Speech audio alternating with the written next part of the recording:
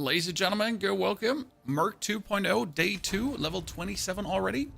For the people that haven't been here yet, this is a ranger. That is going to be a merc, because we're looking to get maximum projectiles with the endless munitions. And that should be very special for this character. And I can't wait to see how it turns out. So far, absolutely blasting through. Have been having some troubles with the passive skill tree to go, as you can see, all the way over to the merc. But I think we got this under control and we should be able to pull this through relatively good. Let's put that away. My charms are not working anymore because I have too many charms, to be honest. That Berea we don't need.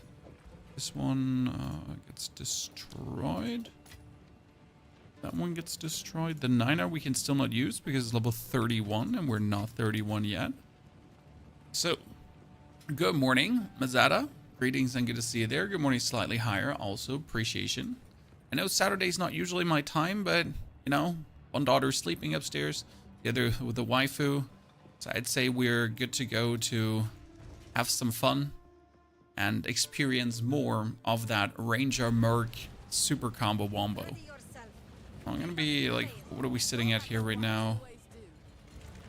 Let's like check our DPS.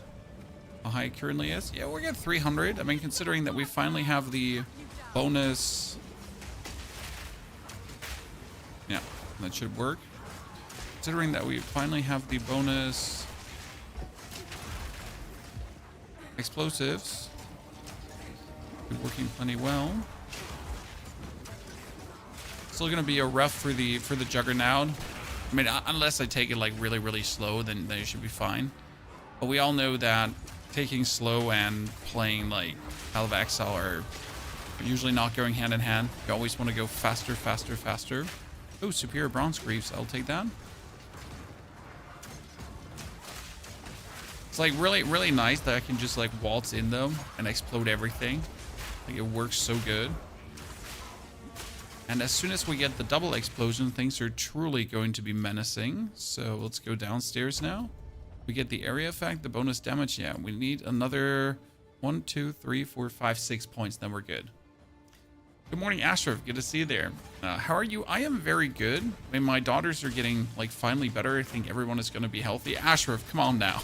You can't be giving 20 subs every day. It's getting out of control, brother. Thank you very much for the early stream start gift. That's very generous of you. To celebrate the furthermore of the merc. I mean, I still have a plan to maybe make the grenades fork, but I'm not sure if they can actually physically fork. That's something I am absolutely unsure about. If they can even do that. You know? Do grenades even have a fork animation? That's the bigger question. Wait, do I have Colossal? No, I have Ground. And I need level 30 to wield it. Shit, I need 2 more levels. I don't think I'm going to get 2 more levels anytime soon. You know? Oh, that is a boss who just jumped me. Who's always bleeding too. That's going to be a rough one to fight. Let's be fair.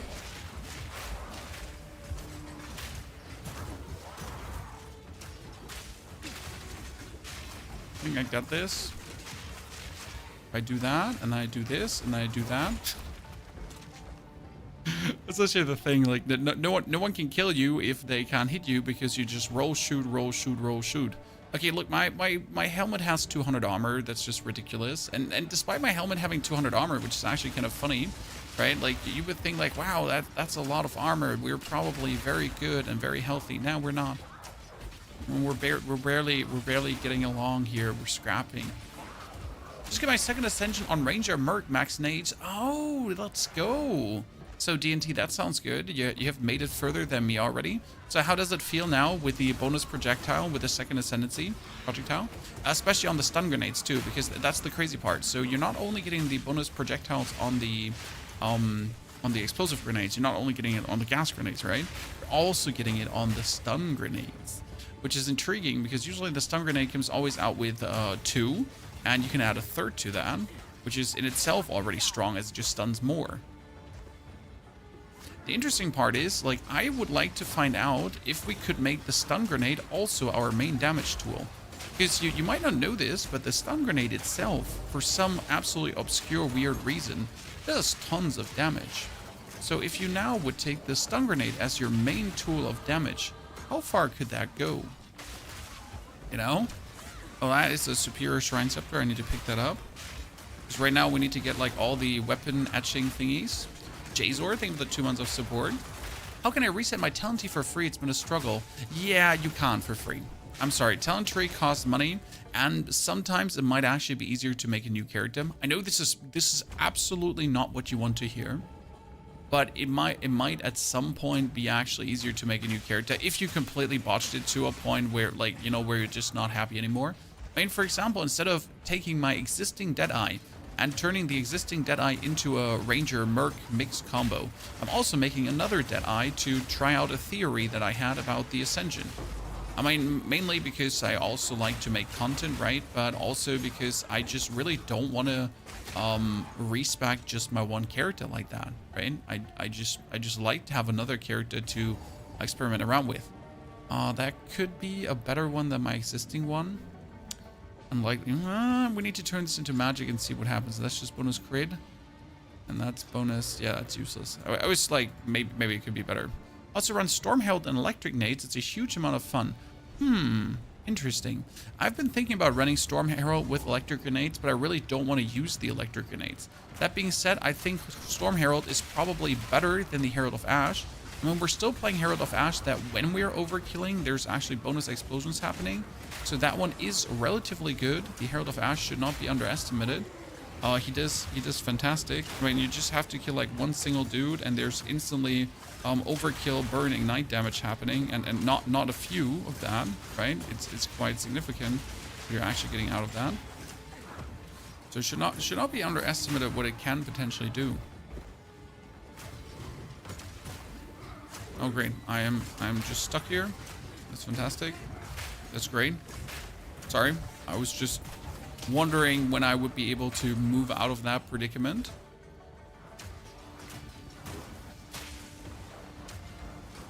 Wonder if we would give the stun grenade a bigger knockback, if it would be even more deadly to use. I mean, it's already deadly enough, right? This hardcore, no. I'm playing softcore solo self-found. I have no interest in hardcore. Main reason is that I just don't pay enough attention to the game. If I'm honest with you, I probably like just die looking at the chat. Like, and no one would be happy about this, right? People would be like, can you focus more on the game? And the answer is no. Can't. Like, you know, in between throwing ice on the chat, not paying attention to what's actually happening, randomly dying because of that.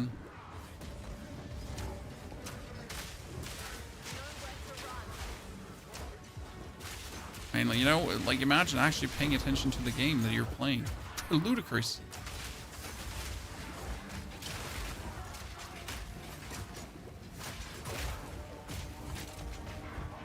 He's forcing me to roll around, Chan.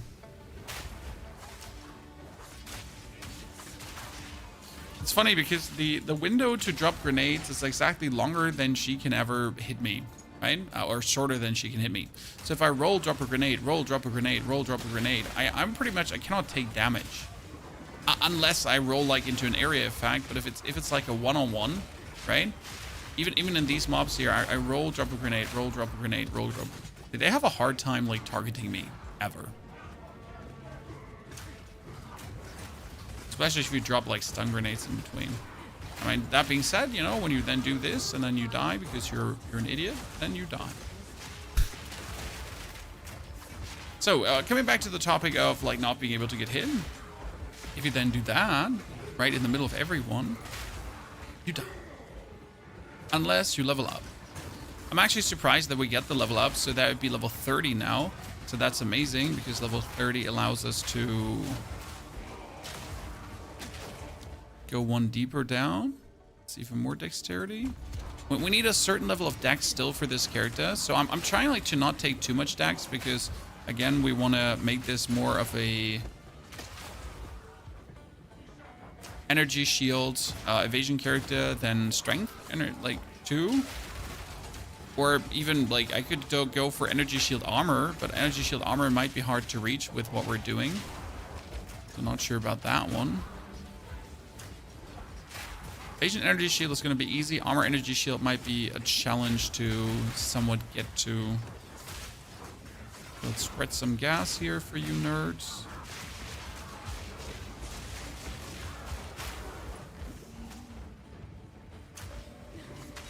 Okay, we should be there, right?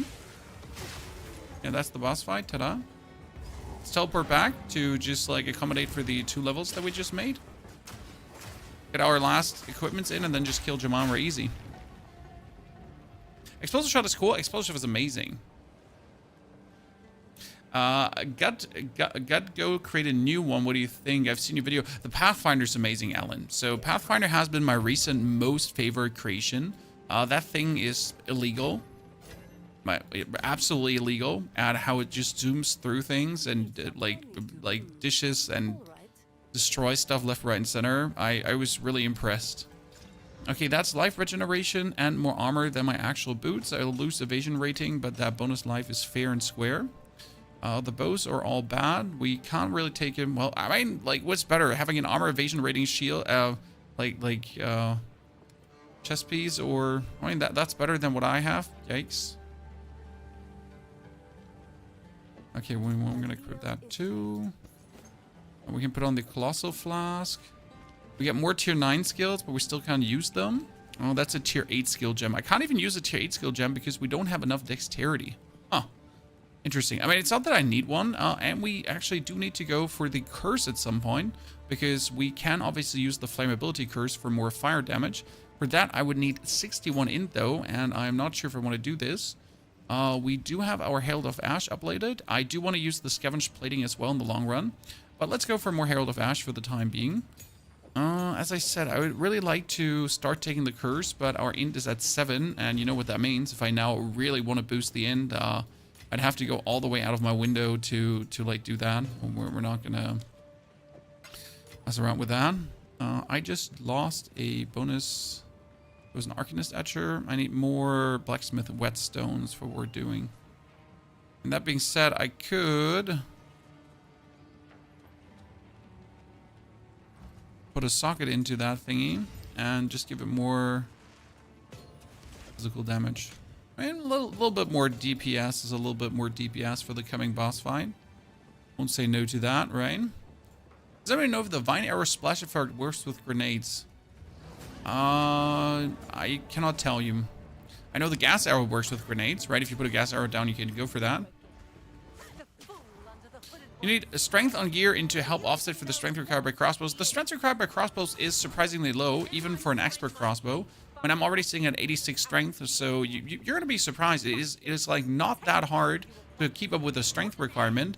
The dex requirement is also not that high. The more problem is probably the spirit skills. The spirit skills are very hungry.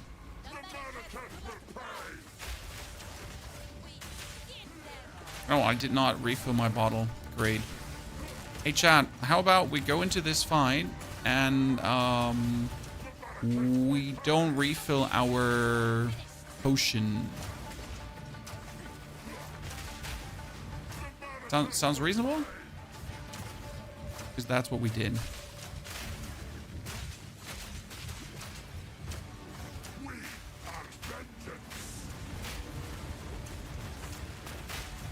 So unless we end this here relatively quick.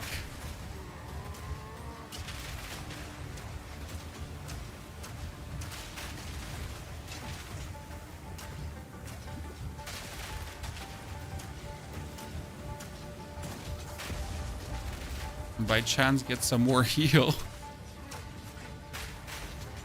Ah, we did it, chat. We did it. Oh no, don't get hit by his moving stupid thingy there. Stun him, stun him, stun him. We need him stunned. Thank you.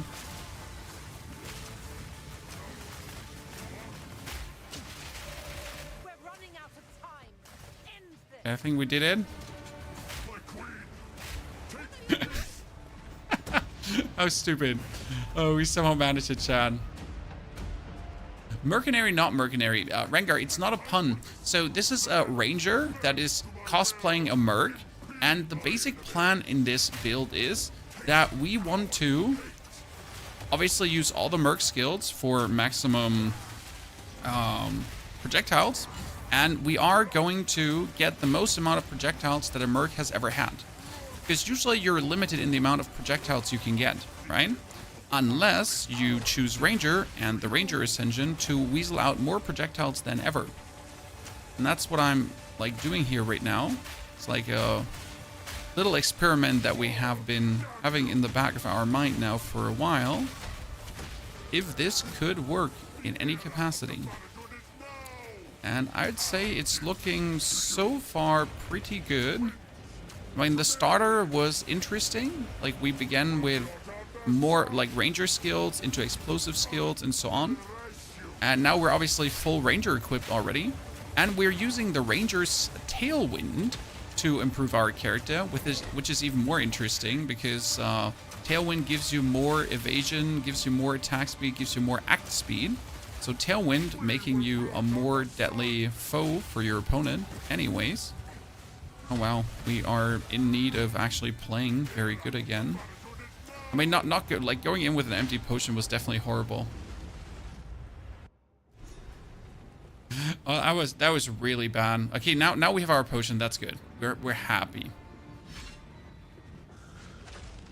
So going in with more is a blessing. I mean, I wish I had the bigger mana potion. That would help certainly. Okay, let's do this.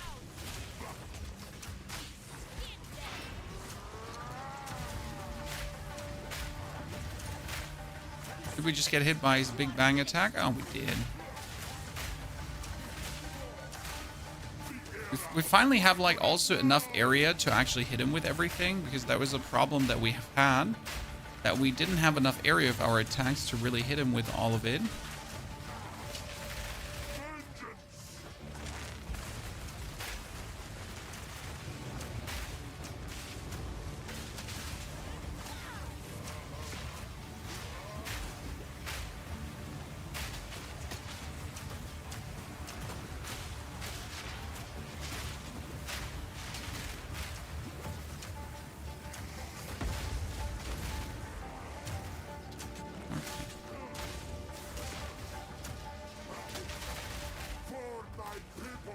You're not dead yet?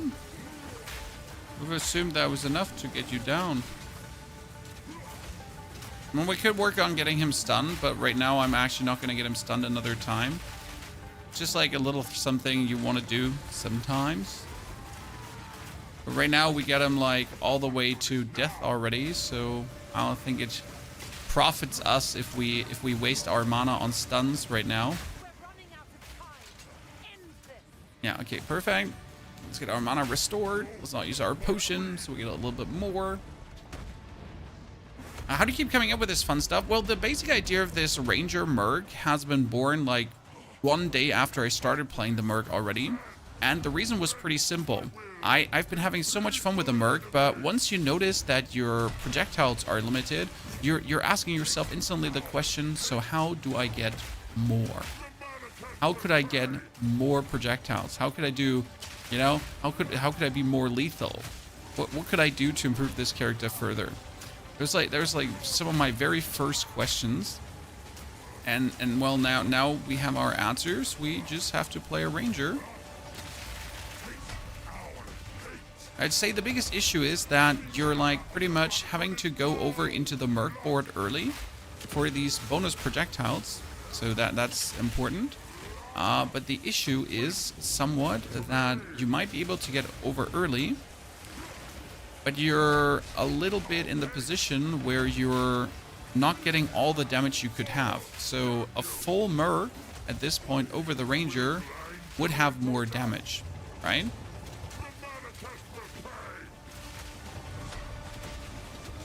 Unquestionable. So right now I gotta like use less damage for still good outcome. Not really an issue.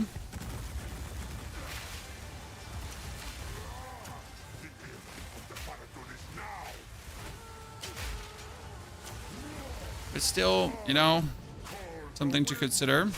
Like, it makes everything a bit lengthier. Ow, get hit there.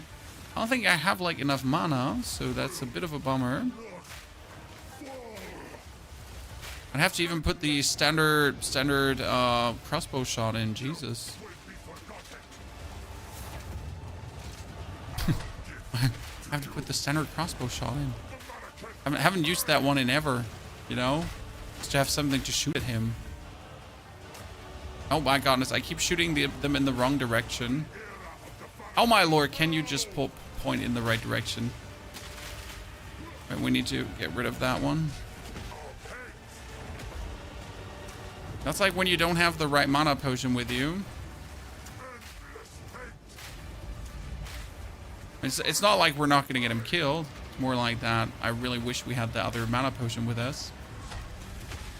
Oh no. We're going to stick to explosive grenades, I think, because using the other grenades would be too expensive. Oh my god, can you just shoot in the right direction? This is where WASD, by the way, is vastly superior to what I'm doing. So I'm playing with mouse and keyboard. The WASD has a bit of the advantage of going more around. Well, that took you 25 minutes. Yeah, it comes down to, like, if you don't have a good weapon, he's like so much longer. We're focusing on grenades. We're going to focus on bonus projectiles. So that's bonus projectiles, then projectiles to explode twice, then even more projectiles. Then the idea is going to be to maybe make projectiles fork, but I'm actually not sure if grenades can fork. We'll also go up here to focus on energy shield and evasion rating mix because I want to do both. Then we're going to play Ghost Dance and also Grim Feast. That's going to be interesting. We're going to add the curse, as I talked about earlier, with the intelligence. Balance everything out, like from the strength, intelligence, everything perspective. And that hopefully will turn out to be very nasty. It is done. The war. So that's a little bit the plan. Throughout. Ah, there's the Colossal Mana Flask. Yeah, that one I would have needed earlier. And we appreciate that you gave it to me now, but it would have been better. What class do you start with? This is a Ranger class. Because you need the Deadeye Ascendancy to play this. Oh, look at this one, guys. Charges per second. Are you kidding me? The best possible outcome I could have gotten. Okay, that's 137 armor and rarity of items found. Don't mind if I put that on, right? I mean, that's pretty much better than anything I conceivably have in any way. Why don't you test fork with a gem? You can't put a fork gem on them, Dragon Shown. So a fork support does not work in grenades. That doesn't mean that with a certain unique item and passive skill points, you might be able to still make it fork. It's just like you can't just make it fork over the support. When you're playing Bazaar again, well, when we were kind of out of PoE content, because PoE content just has priority right now. People are excited and hot for it. The Bazaar, I'm probably going to wait until it hits open beta, because then it's going to get bonus hype, my friend. So that's currently somewhat the plan. Yeah, he was just holding the best mana flask. So our big goal is right now, I want to blast through Act 3. Okay, chat, really quick. And then Act 3, 1, 2, 3, Cruel 2.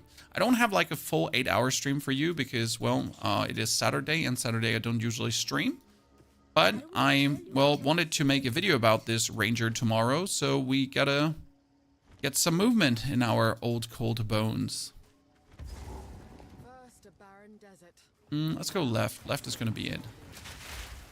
No, you know what? Let's go right. Left is not going to be it.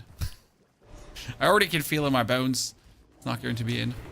So another big problem, just for you, like, to keep you in the loop of what has been happening. Another issue, quotation mark, was we need to keep up the range of our grenades. Because in the beginning of the Ranger tree, there's not much area of effect. But you need area of effect, because your grenade explosions need to overlap, right? Because if they're not overlapping, like if I do this, they need to potentially like be all in the range of each other, that a boss is also going to take damage from all four at the same time. Because if the boss is not taking damage from all four at the same time, that's kind of like a big, stupid shit.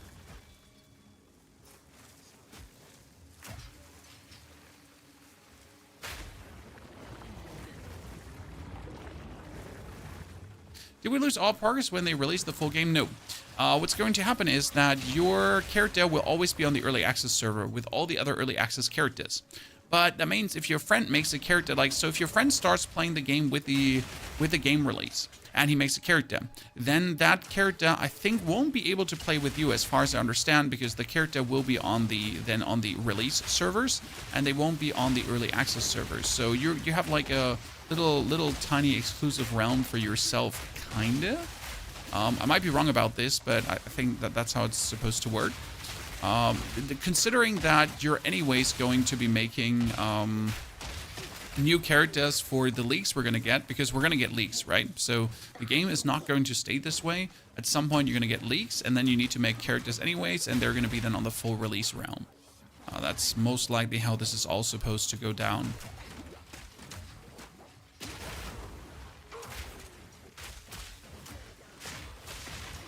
But the closer we get to actual release, the more they're going to talk about it, right?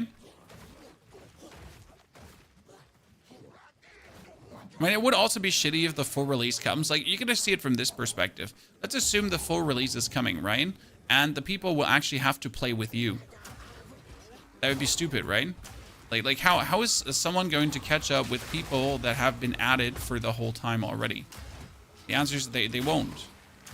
They won't do any catching up. There's no way you're gonna catch up there, right? So that's the main intention behind that, to give people like a fresh start chance, and it's also for you a fresh start chance, because if you start with if you start from the beginning, everyone starts from the beginning there, right? Wow, Lesser Jeweler's Orb, that's nice. That's really lucky. I feel like that area always gets a Lesser Jeweler's Orb. Anyone else like with me? Because I have gotten in this area, oh my goodness, and a bombardment crossbow. In this area so often, like really so often, one of those.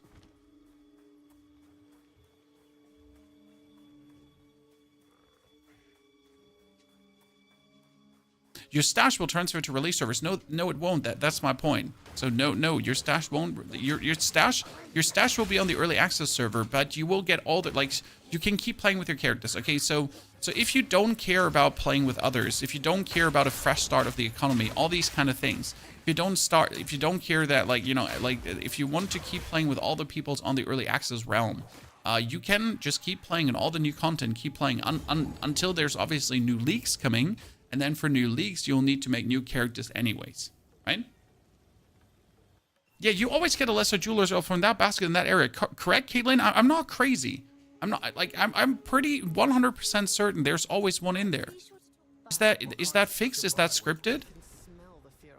Because I've been I've been doing this, and I'm always like, oh, wow, 1 to 40 lightning damage. That's useless. Oh shit. It's actually useless. That's kind of sad. Okay, let's make this one magic. Stun threshold and maximum. Wow, you're useless too. Wow. I mean, seriously. Let me just sell you. Sell you. You're gonna get turned, and you're sadly useless as well. I mean, it's my first bombardment crossbow, and I'm like really happy that we get a bombardment crossbow. But if it's useless, it's useless. What can I do?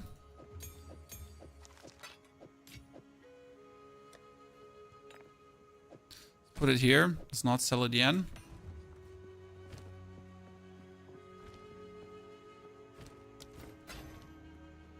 How goes it? Okay, he got cold damage. That's nothing. That's 14 to 55. I mean, that's worse than what I have. It's the bonus projectile, which is amazing. At this point, by the way, we can also get rid of these two weapons. We've been hogging them, but we don't need them anymore. We're going to get the one that has nothing on it. Critical damage bonus and 20 lightning damage bonus, also useless.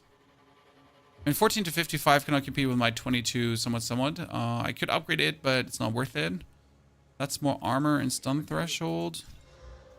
Max life. Slightly better in that what we're doing here.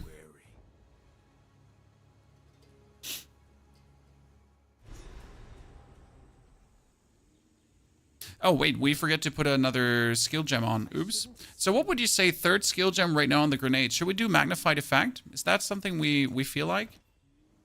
Well, with magnified effect, we can really make sure that we hit everything. Kind of feels like it should probably be that way. But for magnified effect, I would have to go over to other things. I mean, I'm going to get tier 2 support gems, so that's important as well. Magnified effect or a... Do I have another level 1 support? What else could I do? Explosive grenade could have second wind. Second wind is useless. Break endurance, eternal flame, ignition, inspiration. I mean, inspiration for lesser thingy. Technically, you could lacerate, but lacerate is not worth it. Actually, it would be interesting to use lacerate for... A shift in my training can't hurt. You would use lacerate on the flash grenade, because the flash grenade is only physical damage, in case you didn't know that.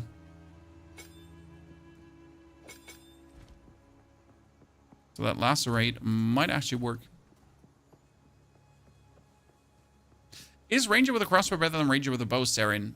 They're like, so you, the basic idea behind this is that we're going to play bonus projectiles from the endless munitions, okay, with the second ascendancy, and then we're going to get +1 on the explosive grenade. So the question is not, is ranger better with a bow than with a crossbow? It's like, what's possible? What can you do? What are the options? What is things that you can pull through? And this is something that I have been wanting to try for hot damn while. And it's definitely working so far pretty well. That's a jewel slot. We need to fill this out very soon. We could also get another crossbow now because we just leveled up, and you know what that means. Shop refresh. Oh wow, that chaos damage is brutal. I've always hated that chaos damage from these dudes. Like in this act, on the merc, like no matter what skill I go for, it's always brutal. Slicing quarterstaff. Just take that. The mask we don't need. It's a rare Saturday stream, yep. The rare Saturday stream has a purpose because I wanted to make a video on this ranger tomorrow. But in order to make that video, I need a little bit more content as we haven't like played far enough to put this in a position of worthiness. So we need to push this a little bit further to like at least get the bonus projectile that I've been looking for together with the bombardment crossbow. That's going to be good. Mana recovery. Yeah, mana recovery. That's, I don't need life recovery. I need mana recovery. Okay, max life, max mana, fire resistance, lightning. Wow, that's great. I mean, look at that thingy, just giving me actual resistances and everything. Damn. What time is the GGG stream? Tomorrow evening, 9 p.m. And yes, we will have a live stream for it. Well, it depends on if my daughters are going to be healthy, because if my daughters are not healthy, no live stream. Sadly. But I'll have to make that live stream because, well, the info is going to be hot and we're all looking forward to it. I wonder just how much they're going to actually show of the patch notes, because like the stream is meant as kind of like a teaser stream, right? As far as I understood, to what's to come.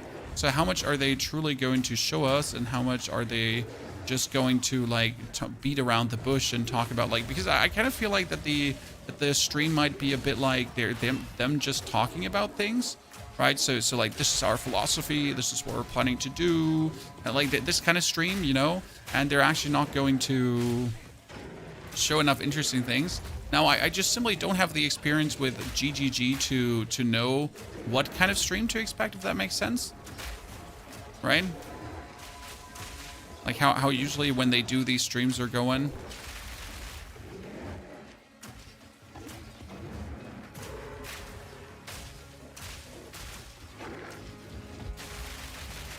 Dude, there was a lot of explosive grenades there stacked on top of him, right? I mean, I like that we're here in this tiny area, because right now in this tiny area, like I cannot miss, right? I can only stack more of these grenades on top of each other. Like there's no world where I am not just going to have everything going on.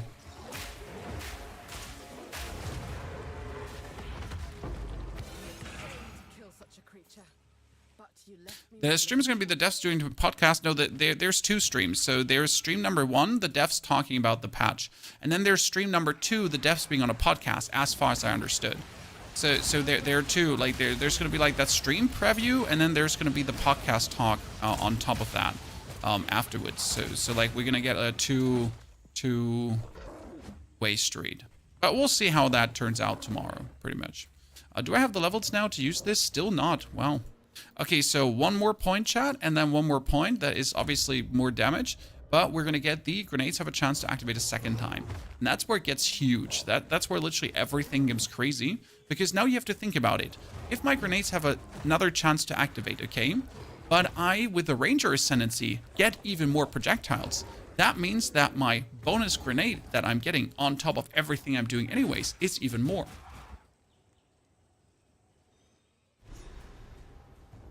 Correct? So more in this case is even more.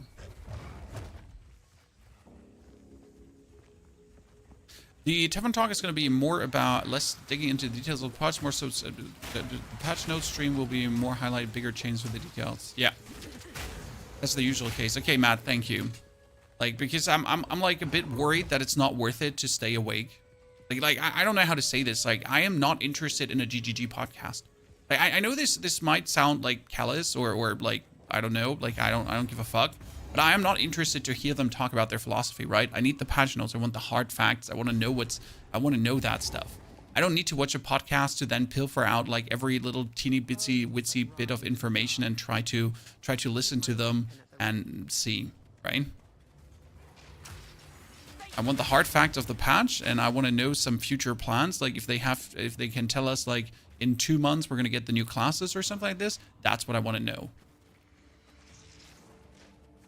They don't respect our time enough to give us future plans. Well, they can only give us what they have. I mean, like right now, it would be worse for them to promise us something they can't keep up. So I can understand why we don't know anything about future plans, because they like simply, it would most likely be an overpromise and underdeliver then. And I'd rather have them like keep a lid on it instead of saying in 2 months or 3 months time we get something, because then that's what you're gonna expect. Right, I know people have been lenient with delays to the point of PoE 2 releasing, but now that PoE is released, people are going to be surprisingly less lenient with delays. And that has a simple reason, because they can already play and they already have a state of the game, but they might get bored, right? I mean, before you had like this FOMO hype up phase before, where you're just looking forward to it finally being released. Now that it is released, people want the change. People want the new stuff. People want to play. And they're going to be way less forgiving when there's future delays coming. You know how people are. Terrible.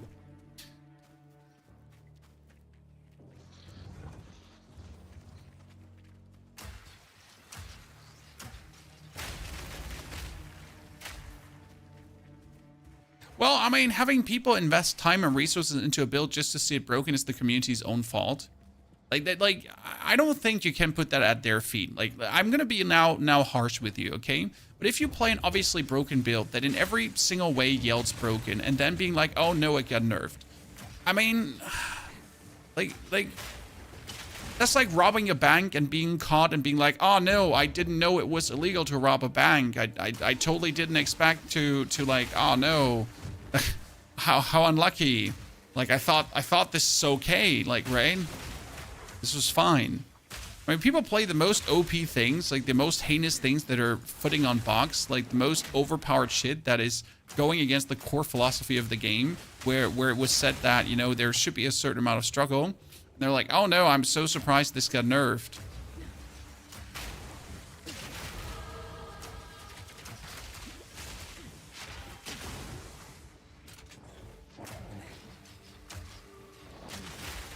I mean, I do understand the frustration, right? Don't get me wrong. Totally do understand the frustration, but you also got to understand that you're playing a real early access. Like this is one thing that people just completely misunderstand. You're playing an actual early access. You're not playing a fake early access by a company that just tries to pilfer your money for 3 days early access. This is a real development early access, where you actually get to play the game early and you're heavily subject to change. Now, I know the term early access has been watered down by companies trying to pilfer your money, right? By companies trying to get the most out of you, like for 3 days early play, and then there's no development anymore. But this is an actual early access. You know, like this, like I think a lot of people have actually never touched an early access because they don't understand like the concept of an actual development early access. Like you probably get 3 days early for playing Elden Ring, or like 3 days early for playing Lords of the Fallen, or Diablo access 2 days early for buying the Super Premium Max Edition, right? I mean, these are not early accesses. That's just early playtime, right? Has nothing to do with development. They never plan to do anything with your money, but make themselves richer.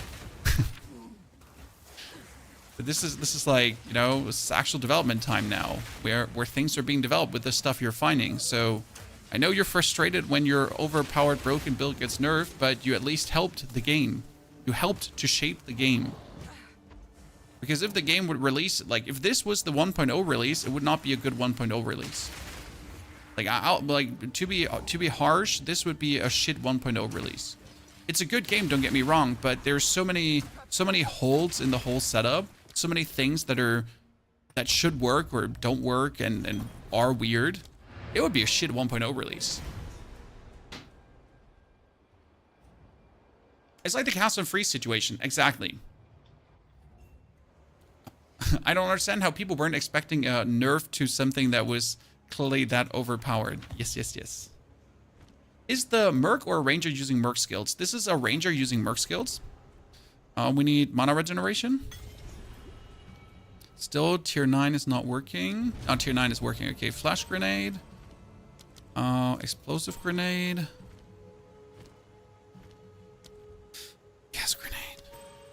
Good. Explosive shot too. Shit. Explosive shot. Then we get a tier 2 support gem, which is amazing. We could do primal armament for 25% more damage. What do you think is better right now? The more effect, the biggie, or more damage? I mean, 25% more damage is nice if it then would all like land where it's supposed to land. You could do devastate here. This is interesting too. Supported skills fully break armor when inflicting a heavy stun. And we all know that the flash grenade does actually inflict a heavy stun. So you could break armor like this very nicely.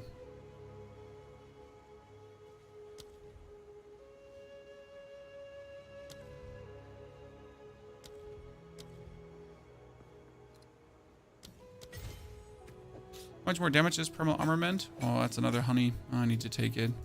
And just say screw the bigger explosions and make good use of the other stuff. Right? Devastate is nice, but we already have the armor break on our corrosion. That being said, I'm probably going to take the armor break off the corrosion and put the devastate in the long run on the other skill as it works better. Okay, this one is not better. This one is +3 to all projectile skills.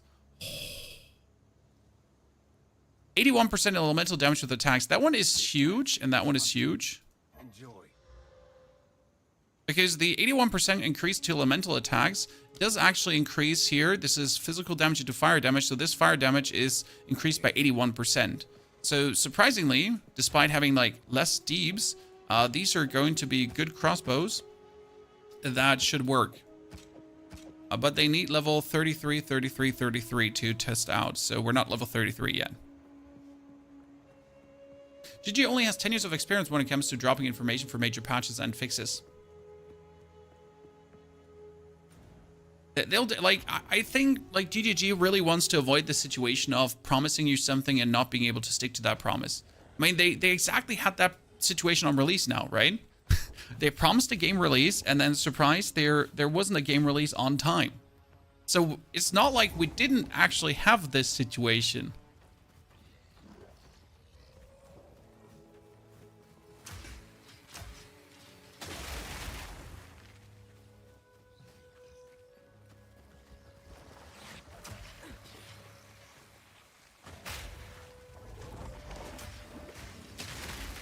Also, Nurse Joyce, I again, we get your frustration, but what does hiding behind early access mean? That's not hiding behind early access. That's literally early access for you.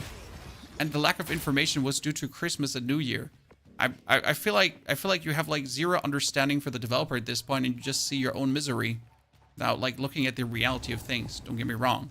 I mean, you know, there's been New Year, there's been Christmas. Like, well, what do you want from them? No one has been in the office, so who do you want information from? You know? You do know these people don't work 24/7 only to please you, right? And they have lives and wives, and children, New Year.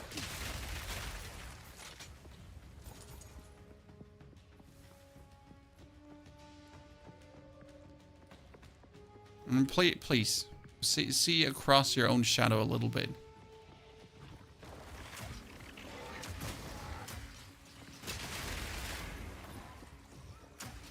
I was so stuck there.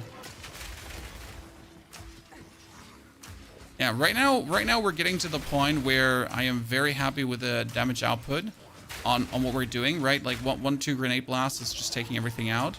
It's funny though, because when I arrived with my totem warrior at this point, I would put down 1 totem or double totems really quick, and they would do the same amount of damage. So it's kind of like nice to see that totem warrior, surprisingly, was not really behind the grenade merc. I don't have time to waste with an idiot. Oh, peace. I'm like, I wouldn't call Nurse Joy an idiot. He's definitely not. I mean, like, sometimes, like, frustration is frustration. Your feelings are valid. Like, everyone's feelings are valid. Don't get me wrong. Your frustrations are valid, too. Now, like, you know, sometimes you might want to have someone look past their personal frustration and just see what the reality of things is right now. And if it doesn't get to that point, then, you know, you move on. You can at least try to talk to people at first. I just started a bone occult merc, so bleed bone. Huh. I wish there was more bleed stuff. And I'm really sad how few bleed stuff there truly is. As, like... It feels like bleeding got a little bit forgotten. Maybe that's because the Marauder is meant to be the bleed character. Maybe that's because the Dagger character is meant to be a bleed character too. But it feels like bleed get completely left on the road. I would really like to do more with bleed and kind of like do a full bleed setup with more different skills too. I mean, as I said, like if my stun grenade does mainly physical damage, could I have my stun grenade maybe do bleeding? Could I super heavy stun grenade people break their armor, have aggravated bleeding, and then like keep stun grenading things?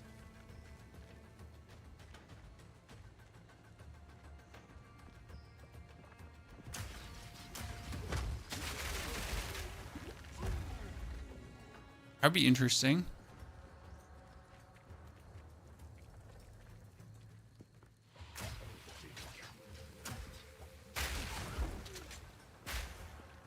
Kabiri, thank you for the 68 months of support. Holy. Kabiri, thank you, appreciate that. Playing Totem Warbringer, and it's the most fun I've had in entire EA. Like, you should try, Odin, if you feel like it, to make another warrior, and try a Totem Titan, because I did the Totem Titan over the Totem Warbringer, and then do like a comparison how you feel about them. Okay, we got the repeating explosives now, chat. This is where it gets nasty, because 4 grenades currently, going into 5 grenades, and each of the grenades has a 15% chance to erupt another time. Doesn't sound like a lot, but it is a lot.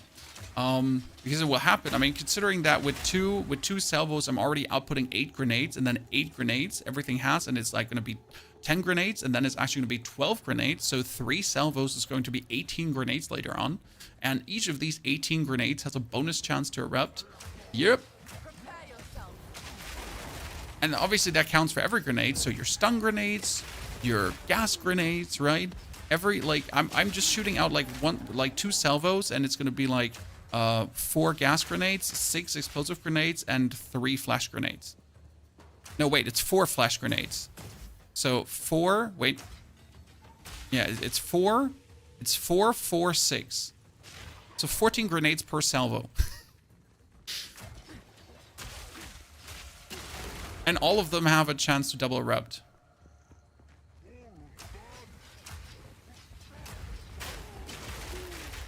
It's going to be menacing. I didn't actually consider like how many more grenades it's going to be, because it's like +1 on every skill. right? And that for every salvo you're outputting.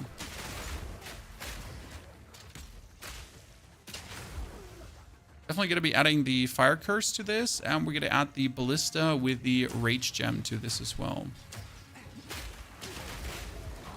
Usually I'm just speed running this area, but I guess right now I'm taking the levels, because why not? But I would really like to find the witch, because she's always in a weird position. I mean, if it's bottom right, she should be top left, so I would assume that she's somewhere around here.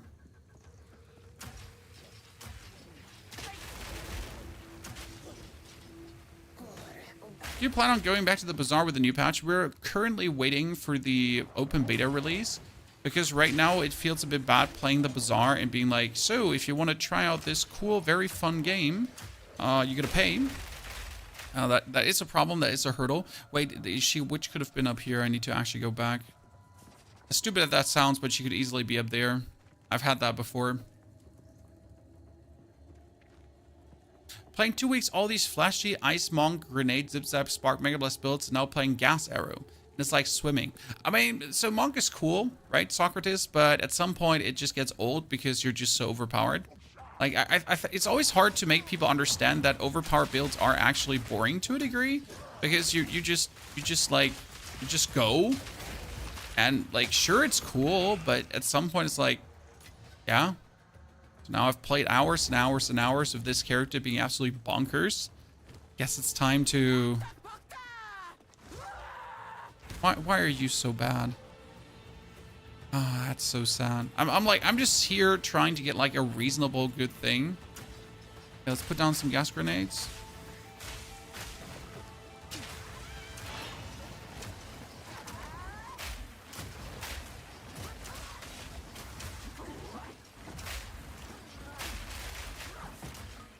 Okay, you're gonna get stunned. Oh, I was expecting her to actually get stunned. Huh. Let's put down some more gas. Break her armor when she goes through the middle. That's right. She gets like, see, instant armor break.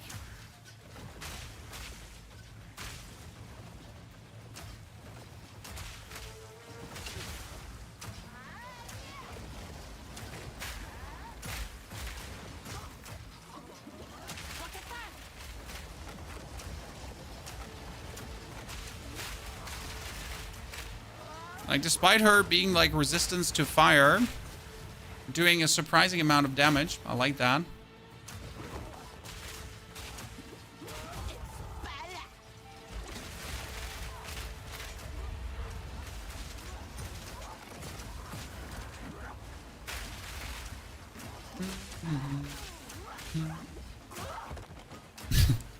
Oh no, the witch fell, chat. What are we gonna do? Just kill her. Lady, that's like so uncool when you roll out of that. Like, we're trying here to run a serious business of mass explosions, and you just like run out of these explosions. It's like really not cool. Let's just stun her. Oh wow, Jesus. I did not see that hitting me. I know you stand behind her, but like I was super out, right? What's the level gear gets better rolls? I mean, technically, Fanny, like level 52 is more than enough to get like the perfect gear. It's like the interesting part. Like some of my best weapons are not even expert weapons. You can get absolute insane weapons in the advanced gear stage. So pretty much like if I'm looking for a crossbow, sure, I would like to have a I'd like to have an expert bombard crossbow. But if I'm honest with you, there are like if you get an advanced bombard crossbow, for example, and that one has like plus 100% fizz damage, well then you just hit the jackpot and you get that item that has everything you've been looking for. So I think level 52 is where everything goes insane. Correct me if I'm wrong. I think that was the level where things get like really nasty. Might be wrong here, but I try to not.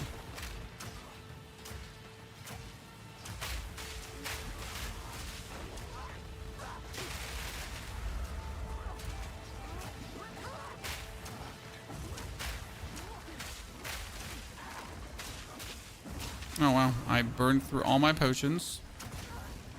I need to stop spamming the potion button. Tend to do that.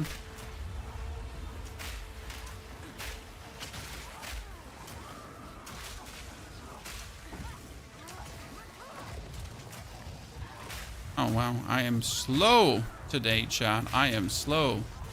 Oh, wow. That would have killed me. Yeah, but we clearly spammed that button a little bit too many times. Oh.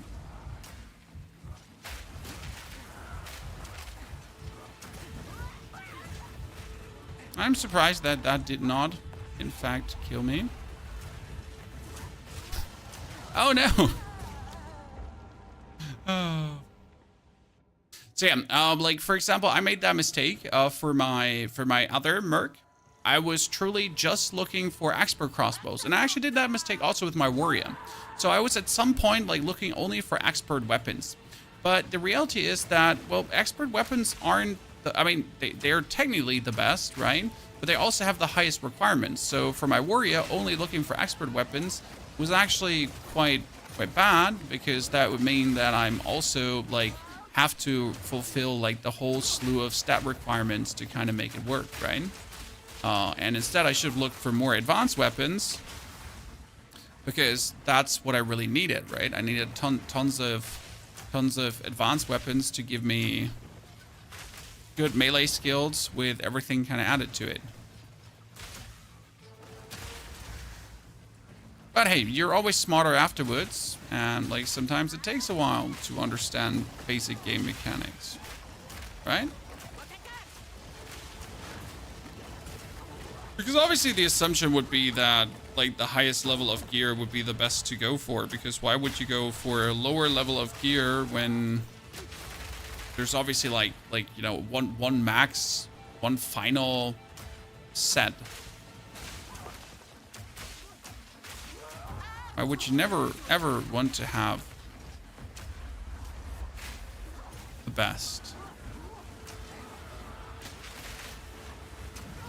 You know, sometimes game mechanics are not apparent. I think it's a bit convoluting with the level of items. So you saw that on Elon Musk's stream, guys, right? So like it was really funny.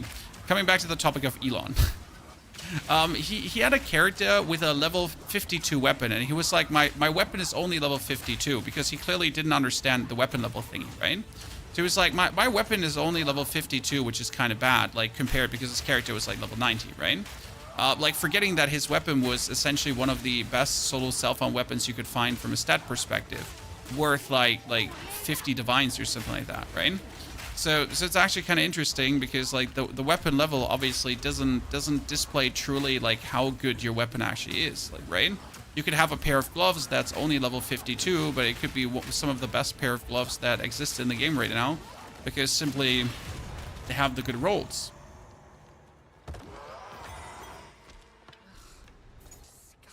It's so funny to me.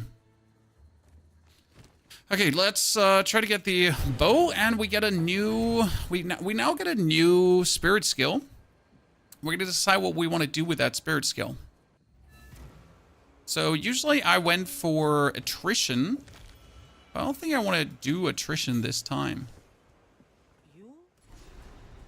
Poison charm. So the bow gets away.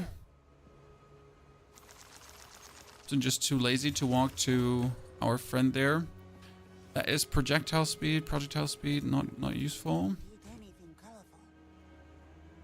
Yeah, I had a bow that was level 48 and was better. Like I have a, like, you know, some weapons are just so good on the low levels. It's crazy. I mean, if you get a good roll, you get a good roll, and that's it. Projectile damage, attack with increased damage hits with rare and unique, duration of ailments. Evasion rating, attack speed, projectile damage. Yeah, sure. So, like, if you're going now for an upgrade, right? So we need level 36 anyways for this one, but we have, like, space for another skill. So what we could do is Herald of Ash. We have Herald of Ash already. We could do Wind Dancer just to simply get more evasion and boost enemies back. That's what I was thinking about. But what I truly was interested in, and I really wanted to see how well this would work out on a merc. Because if I now get like a level 8 spirit gem, correct? And I would go for scavenged plating. So scavenged plating is this interesting one where if you break armor, you get scavenged plating. Okay? And scavenged plating gives you more armor. Now, in order to get scavenged plating, you need to break armor. So how are we going to break armor now?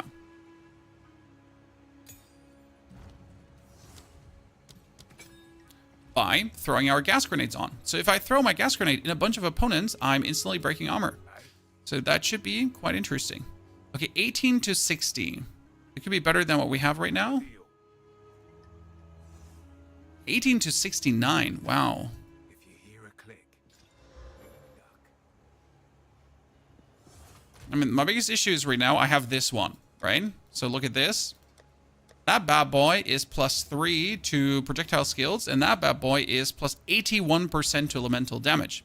Now, what I would like to know is, if I put that on, how much is my damage going up? We have 48, so the +3 is going up to... That would be less right now. Because obviously the +3 does not have the amount of physical damage yet. Then you could go for the +81% increase, which is getting even less. But what I don't know is if the 81% increase is actually factored in here, because I've never seen that like being correctly added to the calculation, if that makes sense. Now we get this one with a physical damage increase, which would be slightly less, but it would be more shots. And that one is 18 to 60 with a more physical damage. I mean, the best thing I could do right now is probably try to get the projectile one. I'm gonna check this out.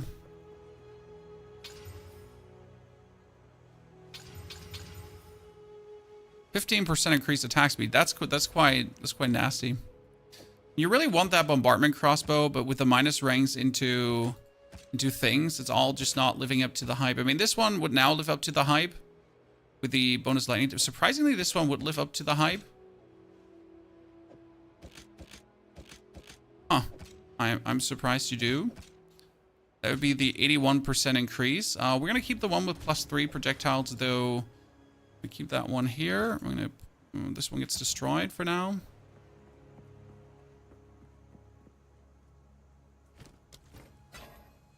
Because we can take the... You're going to get destroyed, both of you, for now. Okay, what do we have? We have 109, 109, which is obviously weak. That would be armor and evasion rating as well. That'd be more armor evasion rating. Just straight away better. Congratulations. No helmet will be better than what I have. There's gonna be a hard time to like find an actual better helmet. Boots also fantastic. Okay, so now we need to go back to the Bach. No, actually to the Bach in the Wastelands.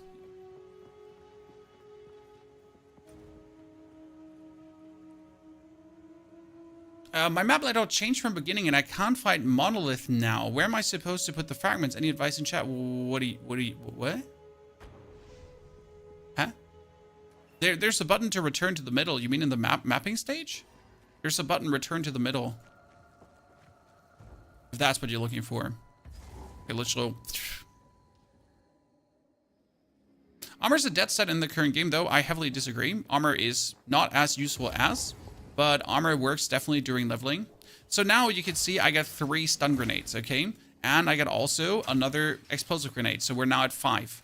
That's due to the bombardment crossbow, and that's good, right? We just have like more now. Because the little increase in DPS, or the little decrease in DPS would have been fine, considering that we get 1 more grenade. Because even if you get less deebs, you get more grenades, which is inevitably then...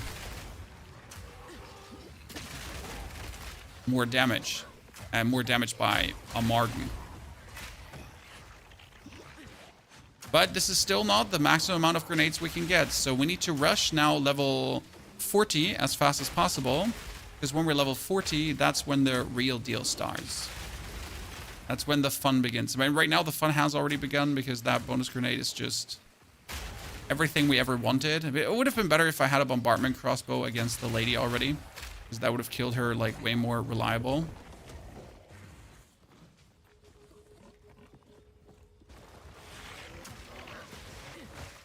Okay, so if I hurl a gas grenade in right now, see, like, that's instantly 2 scavenge plating. That's what I was talking about. See, like, I do gas grenades in, and boom, 8 scavenge plating. Maximum scavenge plating, and my armor is just higher. Now, it's not yet useful because I don't have much armor, and I'm not sure if I want to focus on armor with this character. But it was just like a interesting shower thought I had if this could do something reasonable for my character. Okay, that's the Chimeral Wetlands. That's where we want to go. Currently trying Frost Concoction in Hardcore Soul Self-Found. Oh, that should be so easy. Everything here. Where are you struggling with, No Fool?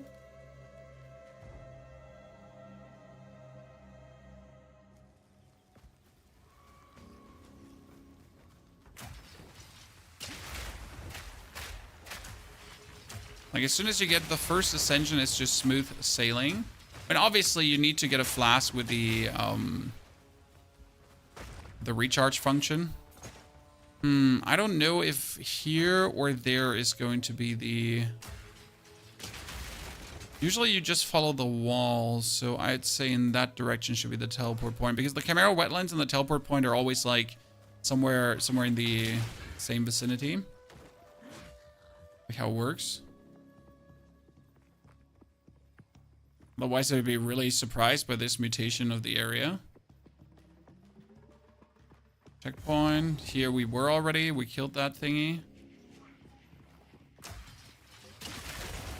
Huh. I mean, then the checkpoint should probably be up here, but that would be weird. The Dreadnought caught you off guard last. Yeah, so Dreadnought, take your time because you can literally kill everything in the Dreadnought. Like with the poison concoction, with the frozen concoction, like that like you can absolutely obliterate every single itty bitty titty, right? Because everything just dies to your concoctions. But you do need to take your time.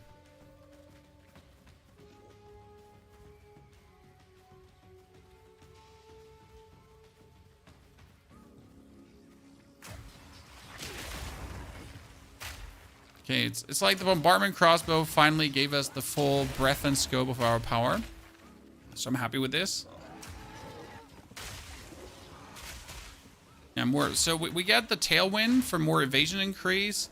We get the scavenge plating for more armor increase. This is working good. It's funny, like all my other prior characters have not been playing that many spirit abilities. But since I've played my warrior and I've had it so like my warrior and my monk and I've added like so many spirit abilities to him, like I am just looking forward to always play an amulet with spirit on it. I don't know how you feel, guys, right? But I want always an amulet with like plus 30 spirit because that's kind of like that's where we're rolling. That's how we're cooking. Here. Okay, what level are we? We need to be level 38 at least to ascend. We are 33. Should we straight away try on 38? We might get Bird Boss, and that would be bad. I mean, I'm happy that we have 700 HP, which is a surprise to me, but we also have tons of strength. Brings Amulet in the chest all with... Yeah, but you're a witch. You're a witch, Bernhard. Neil's a witch, guys, in case you didn't know. But he's not like that nice kind of witch that heals ailments, right? She's the one in pact with the devil. Gonna steal your soul. Make you some undead minions.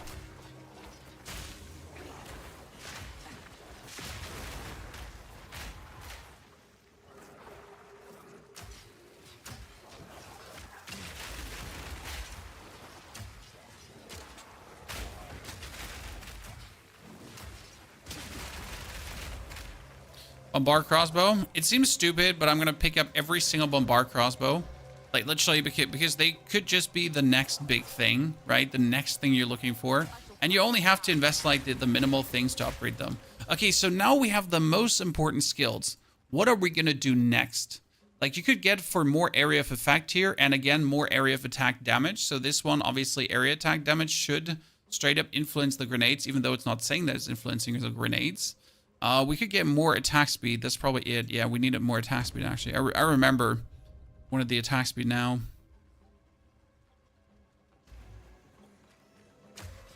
Because the attack speed is responsible on how fast grenades are being shot out and how fast the explosive shot is being reloaded.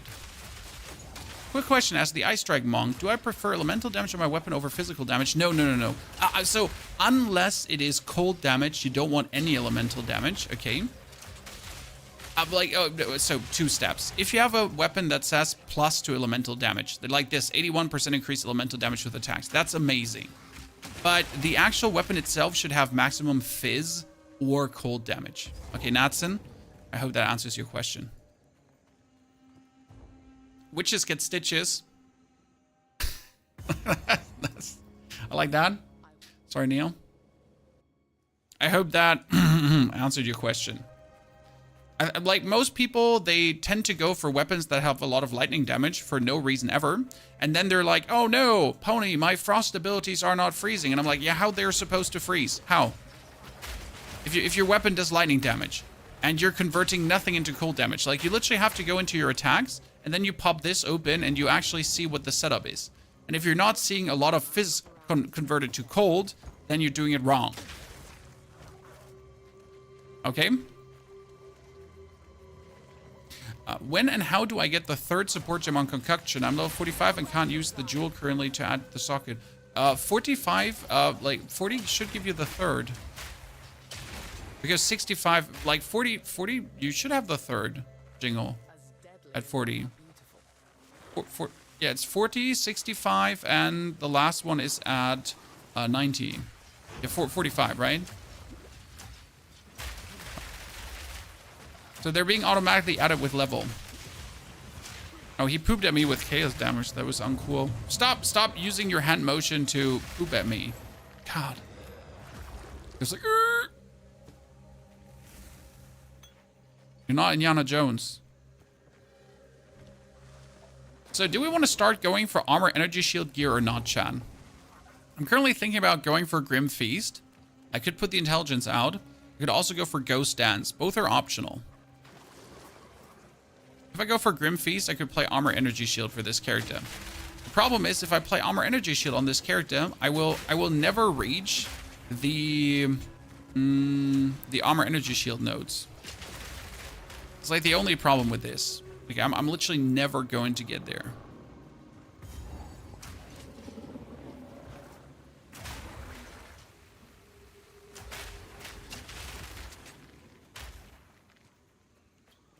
Let's put down some gas. Okay, lady, not cool.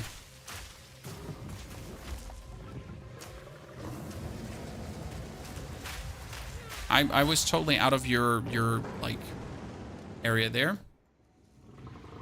Yeah, don't add fire infusion effects when you want cold focus on cold and physical. Yeah, that anyways.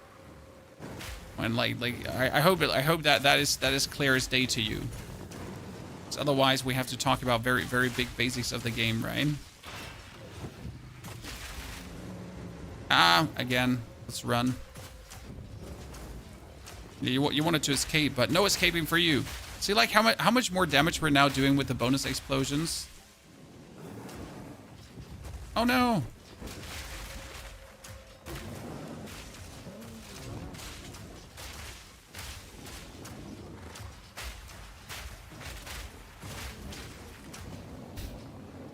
Bullied. Oh, you're staying?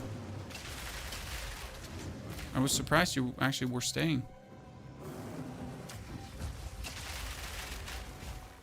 Okay, more gas, more gas, more gas.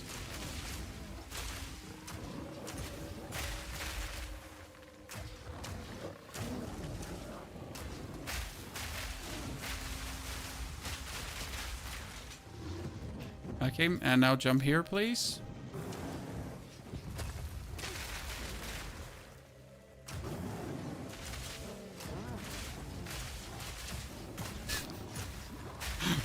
Feels like bullying because the poor Chimera just wants to stay alive, and you're just like bum bum bum bum bum bum bum bum bum bum bum bum bum. Like, no, please, I'm innocent. It's like don't. Hello, shit. Can't believe they haven't nerfed fixed Grim Feast yet. Well, what I assume they're going to do about Grim Feast, because I like the Grim Feast overcapping, but that it does double overcap is too much, right? I think we all agree on that, right? So for the people that don't know what Grim Feast does, it drops the Grim Remembrance on enemies, blow up enemy kills, and they refill your energy shield. But your energy shield can overcap to double. Like, obviously now we don't have to talk about this, but overcap to double seems like maybe a little bit too strong. So, that we're gonna probably see backpedal Andy in the future. Because I cannot see that staying that way. Okay, we need...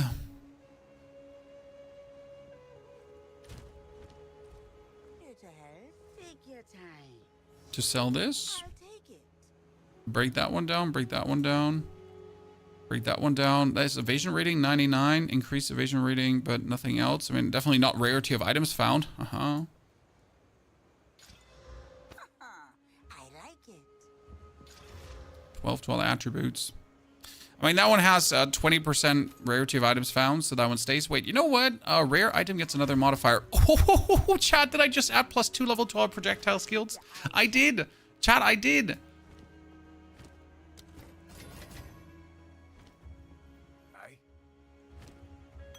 Take me, officer. Take me. I've committed a cardinal sin. It's fine. Just bring me in. Just bring me in. I commit to your sentence.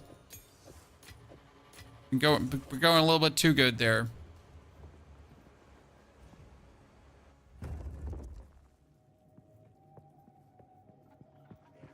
I have a wild grenade crossbow I found in stash for my merc. Gonna level him to run it. 3 sockets, 147 physical damage plus lightning damage. Yeah, the plus lightning damage is sad because the plus lightning damage does not get converted. That's like the biggest downside, right? It's like annoying. You have like this plus lightning damage right here too. The 1 to 23. The 1 to 23 is completely useless. Doesn't do anything for me. I mean, like, sure, it's going to get added to your weapon, and since we have Primal Armament, and Primal Armament is pushing up elemental damage, it's actually working. So in this case, it is working due to the more elemental damage, right? Elemental damage with attacks, so all the elemental damage is getting multiplied up. So it's okay. Why no sockets on the weapon? I don't have the sockets. This is solo self-found or these are solo self-found characters. I really only use what I find, and I have not found, like, enough artificers. This is also why I keep these things in my inventory here right now, as I play these characters with what we get. Otherwise, it would be a bit disingenuous to make guides, because then I could just promise you that all characters are working. You only need to have, like, tons of things.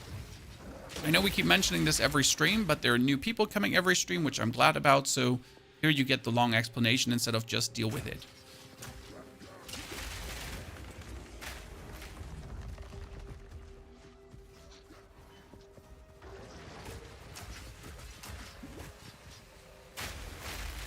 And otherwise, I could just give this merc also my crossbow for my other merc, and we're done with it, right?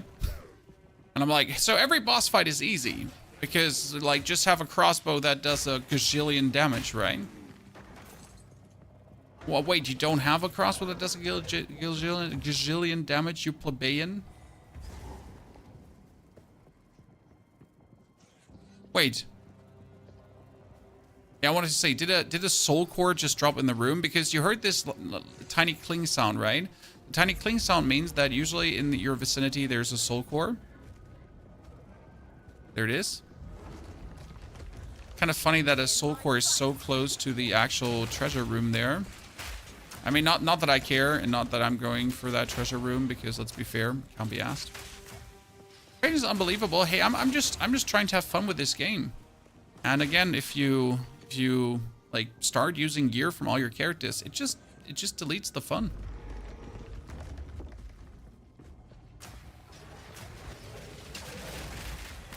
At least for me.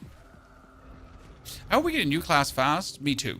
Is Poison Concoction better than Shattered? A Poison might get nerfed because there's some bugged interaction happening, and the Widow Hail might also get nerfed. So Poison is good. I wouldn't necessarily say better. The problem with Poison is that it only poisons. Why is Poison bad? Because it only poisons, right? So the Shuddering Concoction has the advantage that it actually freezes. So what can enemies do when they're frozen? Exactly nothing. That's why I enjoy the Shattering Concoction so much, because you run around and you instant freeze, instant freeze, instant freeze, instant freeze. No matter what, you open a breach. So breaches are brutal because all the enemies are pushing you. But what are all the enemies going to do when they're, let me check my notes, instant freeze. Right? So that's where I personally prefer the Shattering Concoction over the Poisonous Concoction, as it just is very helpful. Now, I know the poison killed super fast, right? But like, as far as I'm aware, there's a mechanic that's overtuned with the poison right now. That might get nerfed. So that's the only thing to maybe consider.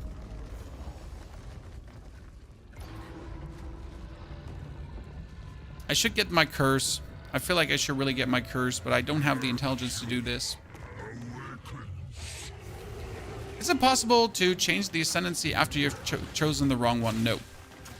That being said, so I'm going to say no here right now, as it's currently not possible. But they said it might not be final, that you can't currently change ascendancies. So in the future, this might be up for change. Okay. So as of right now, no changing the ascendancy. In the future, maybe.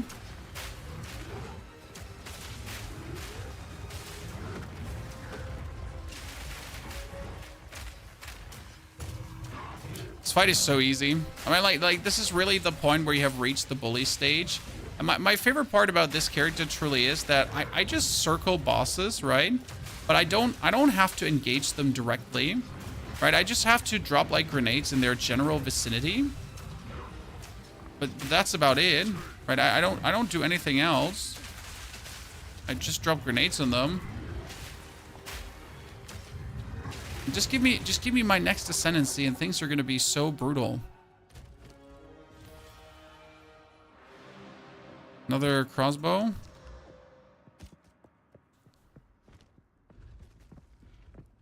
Yep, so, like, I don't know what made them not, like, right now, the only reason I can see why they made us not be able to swap ascendancy is they wanted people to really try out everything, okay?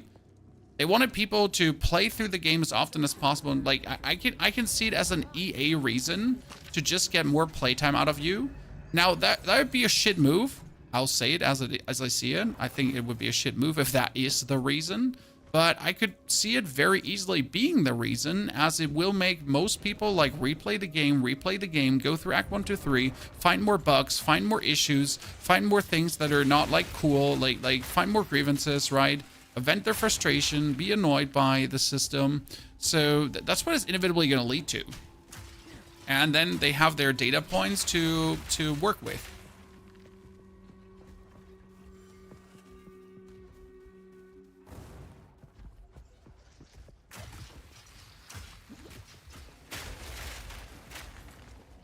My fear with any kind of concoction is right now that GGG is going to say concoction was never meant to be a main damage skill. It was always meant to be a support skill. So like the poison that the poison concoction does is meant to be exploded. The frosted dust is just meant to be CC. So that we're going to go back to the point where they're literally saying this is not meant to be damage. This is just meant to be support because reasons, wibbity wobbity, blah, blah, blah. Deal with it. And if that's the case, if we're going to that point where, well, that would be so cool, right?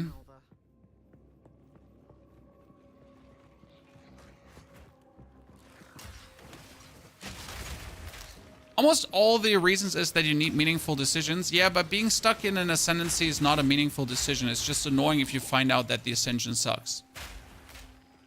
Like you just feel like the meaningful decision is that you're annoyed and you hate yourself. I mean, it's the same argument with why does respecking cost gold? So you have meaningful decisions. You know what the meaningful decision of bad specs are? That you die. That's like the consequences, the hard fucking consequences, right? You die because you suck. So I don't think there needs to be any more meaning behind that. And the same goes for the ascendancy. So if I choose the wrong ascendancy, I potentially just break my character and I don't want to play anymore. So I'm actually fed up with the game. And either I level up a new character or I'm done. Because that's the actual consequence there, right? If you pick up a wrong Ascension and you notice that it's actually not good and it's not fun to play, then you're just done. So it's like the meaningful decision thingy, the consequences. I feel like it's like such a dead argument that people hide behind if they don't have an actual argument. It's like, you know, when things are not real enough and people hide behind the realism argument, right? We've had that often enough. Like, but in real war, there's no one running around in a bunny costume. Sir, this is a video game called Call of Duty. Everyone is running around in a bunny costume. This is not real war. Get your head out of your ass. And the same kind of goes like with the meaningful decisions. That's often like, I don't have a real argument, so I'm gonna say meaningful decision and hope like no one's gonna call me out on it. To be a bit harsh here. Right? It's often that I can't find anyone giving me a real argument. If I tell them I want respecking to be for free, there's not a single argument that speaks for respecking costing money apart from consequences of choice. Meaningful decision. Not a single, I'm sorry. And all the actual arguments are none. They're void because they only affect like the 1% of the player base, and the rest of the player base is not affected by it.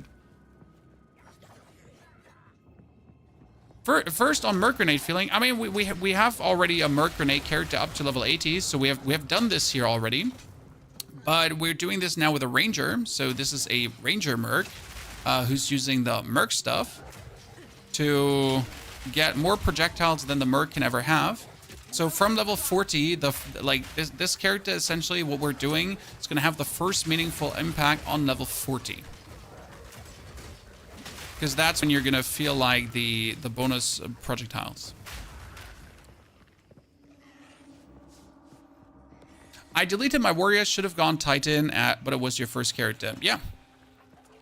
I mean, like, obviously, like, that's a bit down to the Warbringer in itself just being lackluster and, like, the Ascension just not working as it should work. So that's a different box of the Pandora, but yeah. I need to find another soul core. Respecking for gold is a luxury. I mean, that PoE 1 had different respecking at the beginning, well, cost. Best keep moving.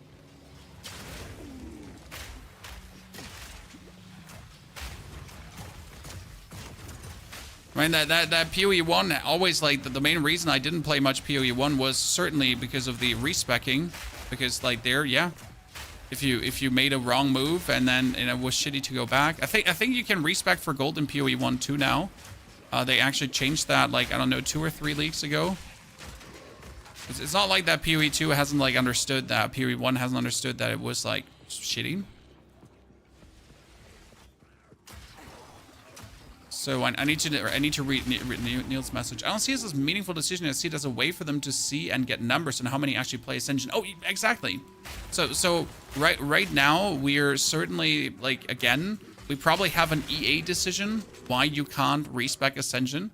As I said, I mean, the decision is literally squeezing more data out of you.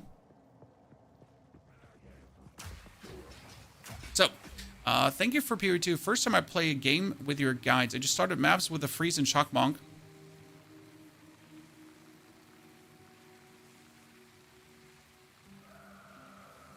Shaman, again, your argument is void. So this is the main argument that you bring up, that people are just going to respec for every piece of content. They're not. They're not. But the 1% of the player base with free respecking is gonna, for every piece of content, change their passives, right? Every piece of content, they're quickly gonna pick it up and maybe change some points. Again, like, yeah, 1% of the player base, maybe. And only because 1% of the player base is doing it, the 99% does not have to suffer that. You know, that no-life people are doing no-life things. Especially the people that could respec for every piece of content can do so anyways because they have all the money anyways. That's a double void on that argument, you know? Because the people that can respec for free they can already respec for free anyways because they are rich enough to do it. They have all the money. So the 1% is double not affected by it.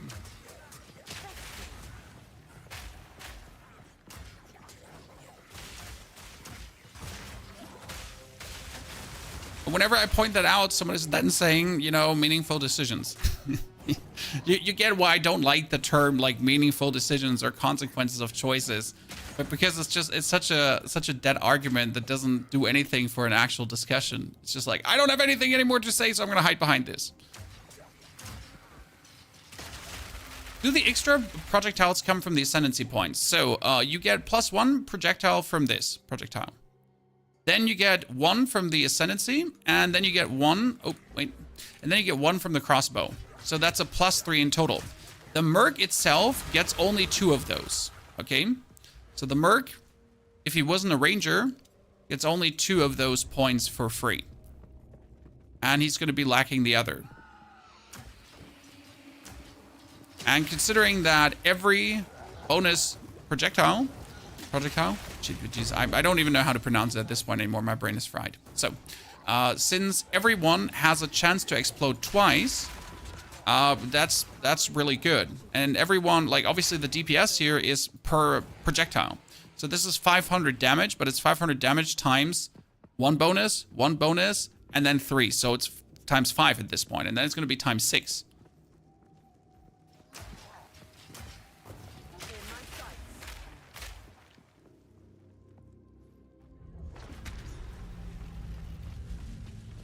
Thanks for helping me in the smithing stones in Elden Ring, a GG partner.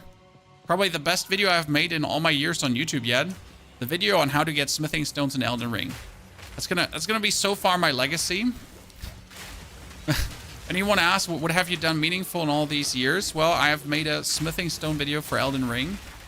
And it like the fun part is we have done 3 of those yet. So we have repeated the video 3 times so far because we made it every single time better. Just funny to me. Like that dude like periodically enrages and hasted. I had no chance. He's better than me, Chan. He's the superior gamer. I never stood a single chance to beat him. Oh, can someone explain me why both soul cores spawn again?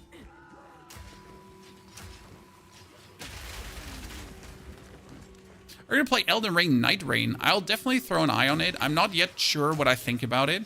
I mean, like, Elden Ring Night Rain seems like a money grab, which I'm not mad about. But, like, I would have preferred, obviously, an Elden Ring DLC, a next Elden Ring. It does seem like a money grab to maybe create an IP where Elden Ring players are going to play more.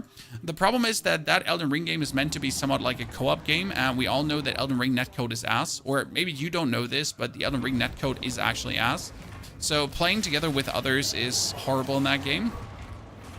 And I'm not sure how that is going to pan out with Elden Ring Night Rain, if I'm honest with you. Hey, maybe it's going to work plenty well, and I'm just being a hater. There's always the world where I'm just a hater, right? I've drank from the hater raid. But I am cautious with the knowledge of like how shoddy the netcode on any Souls game kind of is. Interesting part about our lightning damage right now, Chan. Our lightning damage actually shocks. So there's a little advantage to have at least some lightning damage on your weapon, because by applying shock, what happens? Well, the enemy takes 20% damage multiplier.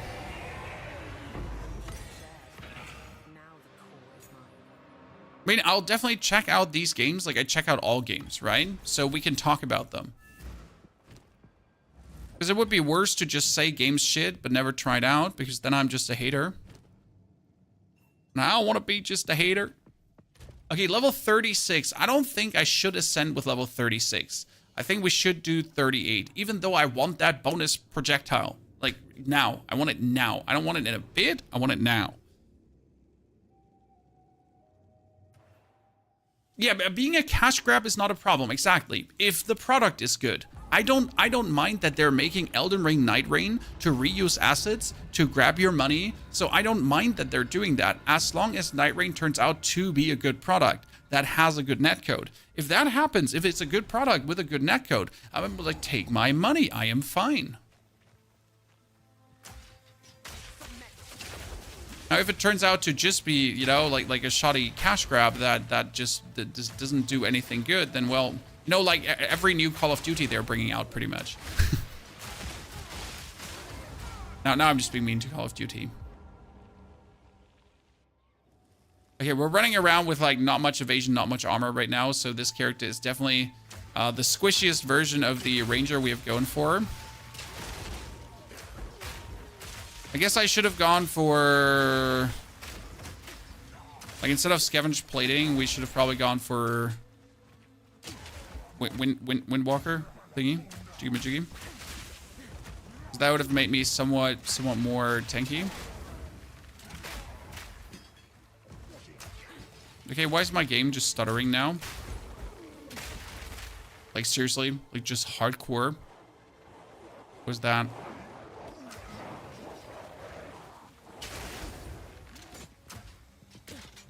You're dead.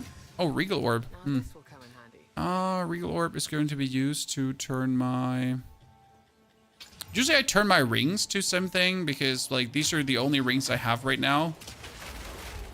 It's not like you're getting many rings in the beginning. And I have 2 physical damage rings, so just take them. If only the Val lasted half as long as their contraptions. Be mean to COD. I mean, like, right now when I check out my COD creators, it seems like Warzone is dead. Like, if I really check out how the overall mood is, like, every single Warzone creator has stopped with the game. So, yikes. I mean, it only cements my decision that I'm really happy I've been moving away from that game very far. I saw it coming a while ago. I've distanced myself thoroughly. If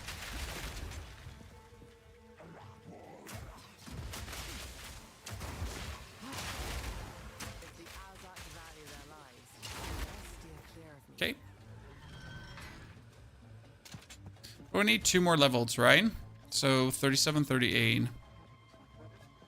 Probably after the Queen of Filth I could ascend. But I kind of want to have the bonus grenade on the Queen of Filth already. That'd be amazing.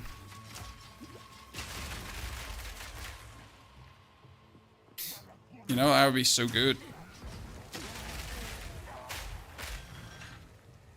So have most of us, good call. I mean, I know a lot of people are still sticking to the COD franchise because they're kind of married into that, you know? Like these one game gamers. If there's probably one soul I pity in gaming, it's one game gamers. Why they're doing it, like, why they're so scared of trying out new things, but really the people that, like, have been just playing that one game. I have one friend, for example, he's playing one soccer manager, okay? But it is the soccer manager from 2018 or something like that. I mean, he's been even looking up like mod packs from the internet. Like he has nothing to do with computers. Okay, like he's not doing anything with computers. And he's also not really gaming much. But that one soccer manager, he's been playing and it's been discontinued, and he's been looking up mod packs in the internet with the new teams and with pictures to upload into the game and all that kind of stuff. And it's okay, but why not try something new, sir?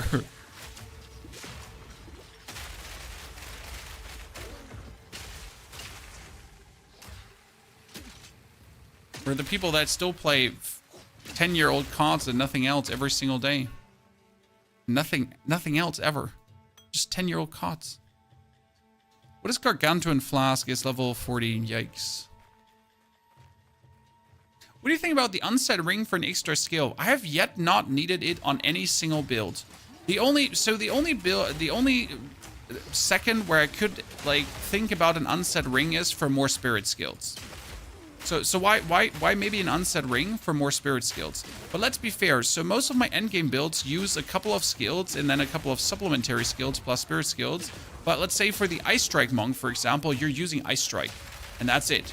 I mean, maybe you're gonna add 2 or 3 skills to it, but it's mainly Ice Strike, and that's it. Like you have so many like skill points left open that you don't need in any capacity. Like it would be weird to play an unset ring. Why don't you do party play? Mainly because I'm testing out builds and how they play through the campaign, and most people are probably playing solo. So if I would play in a party, how could I say if my build is doing good or if the party's doing good, right? How could I say if the survivability of my build is doing good if I play together with a warrior who's just running in front of me? And then I'm like, oh, I don't understand why you're dying with this build the whole time. Wink, wink.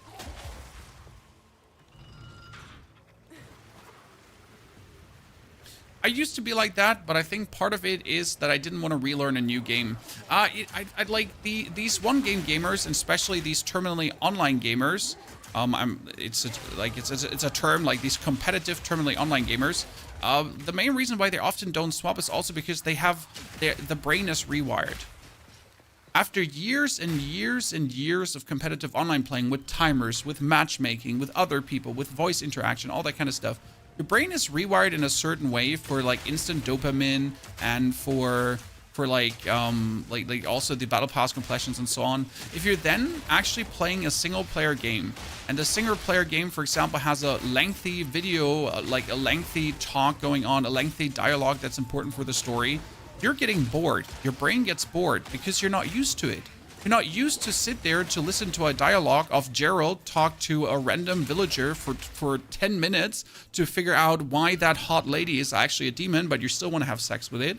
But your brain already shut down a long while ago because you're not used to processing that kind of information anymore.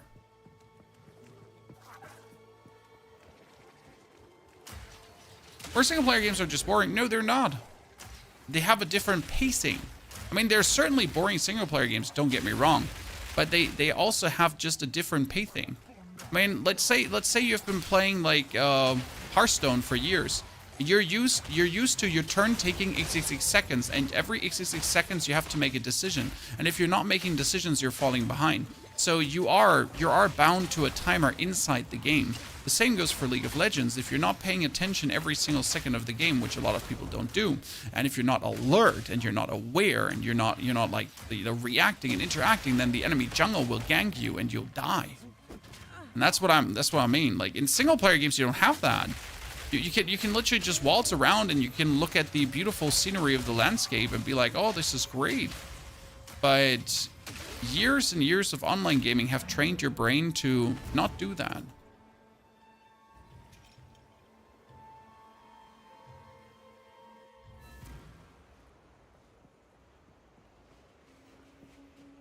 It's an interesting phenomenon because I've gone through the same. I mean, I've played years and years of competitive online gaming. I've never played single player games. I mean, the first time I started playing single player games again was in 2016. Until then, so I'm 35 years old right now, and until 2016, I've only played more or less competitive online games. Like, it started with Warcraft 3 and the first Dotas, and then I've never stopped from that point on.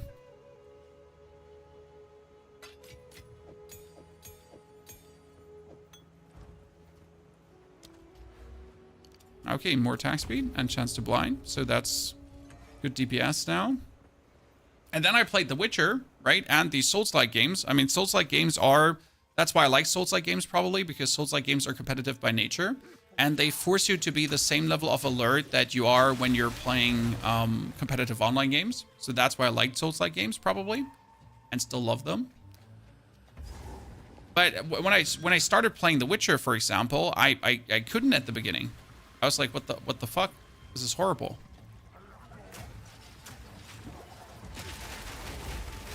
Until I really like sat back and gave my whole like mindset, attitude, time to adjust, and like, you know, and then it worked.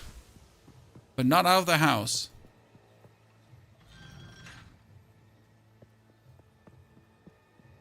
Different mindset, yeah, but you have to like force yourself partially to go in with a different mindset, right? And a lot of people, they're gone, brother. They're gone. They've been conditioned to buy every new Call of Duty for the past 20 years, and they'll just keep doing that. And they'll be happy.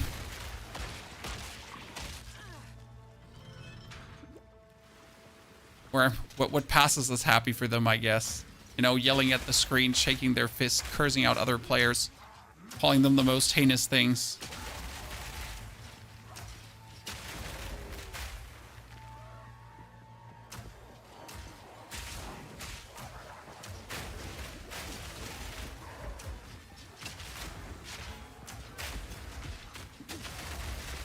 That's why I'm showing my daughters a different kind of frustration, guys. We just started to play Super Mario on the Switch. You know, they're like on the Switch, you can play this Super Mario together, right?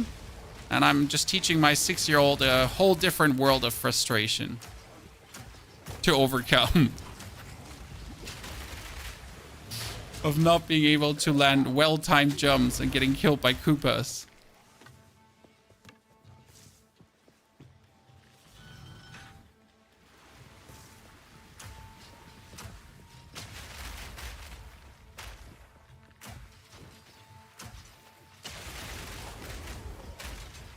And be her first step into madness.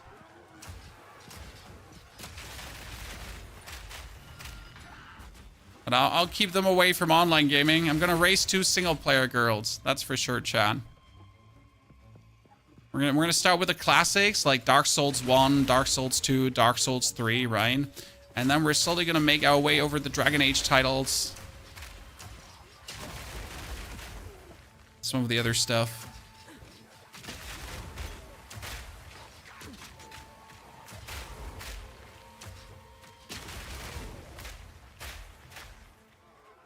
Does anybody know the bug on mission called Ascend to Power Surge Trader Pass Act 2? I can get my Ascends even though I'm in Act 3. So the Ascend to Power in Cruel, you don't do that again. In Act 2 normal, you get your token from... There's no bug. You get your token from... What's she called again? Babala, the trader. And that token, you go to the Trouts of Sekamos and then Ascend in Power.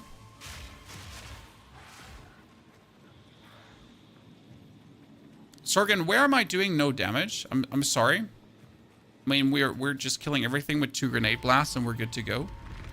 I mean, I'm not sure what you're comparing this to, but this is smooth sailing so far. I mean, that we're taking a lot of damage is partially due to me just not picking up new equipment pieces. Most of my stuff is not meant for defense. I mean, I'm also playing armor, and armor is bad. I can certainly say that I should go here at the beginning for the regeneration, and I should go for the armor evasion rating note. So this is what I should pick up to be more healthy. That's for sure. I mean, I could also go down here to pick these up because that would instantly make me more healthy. But since it's very easy to stay alive, like... I compared to the ice grenade thingy. Oh, you can't compare this to the ice grenade thingy. So there's a simple reason why you can't compare this, because the ice grenade thingy is just bound to projectile ranks.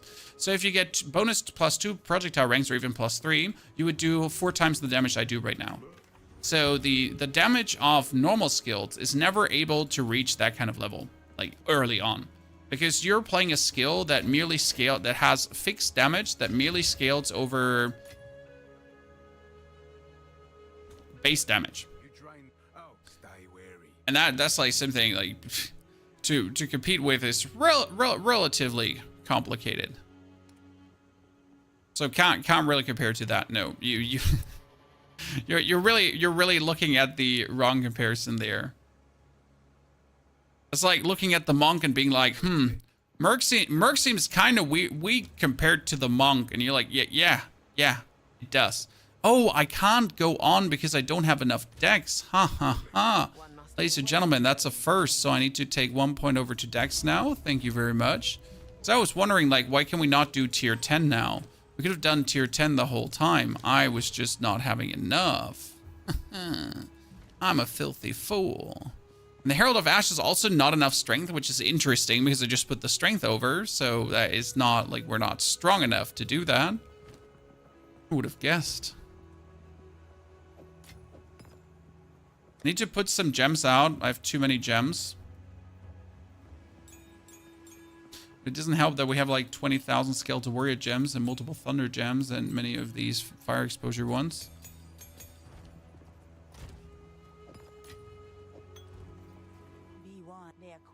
So reasonable. You cannot in even a remote way compare this to. Okay, we're level 37. I'm going to do something risky now because we're going to try to ascend on the 38 because I'm going to level up to 38 and should be fine. But I really want the Ascension. What do you think the Ranger Merc would be like as a concoction build? I have been thinking about using gas concoction or explosive concoction together with gas grenade. So I think it could be possible to use the explosive concoction and then use gas grenades together. That could be funny. Because the explosive concoction... But the problem is that you would still, even though it's unarmed, have to swap over to the bow every single time. So it might have weird delays. Your last victory was not mere chance. Long until next time. Okay, what do we have? Monsters gain skill speed. Yeah, sure. What's the worst thing that happens? I still have fond memories of my youngest being very frustrated with playing Mario Kart.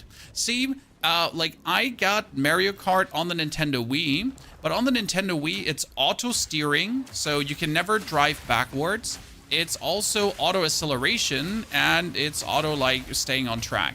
So, like you really have to turn the whole wheel around to go completely off the charts. Which is very nice for younger children that obviously don't have to think about like accelerating at the same time as staying on track, at the same time of not driving backwards. Because I remember playing Mario Kart on my Super Nintendo when I was a child, and you just consistently end up like driving backwards and like not staying on track and that kind of stuff. So that's really cool with the Wii. I even prefer driving like this. Switch, not on the Wii. Yes, on the Switch. So I really like playing like that myself because I don't have to think much, right? I just drive. Very relaxing.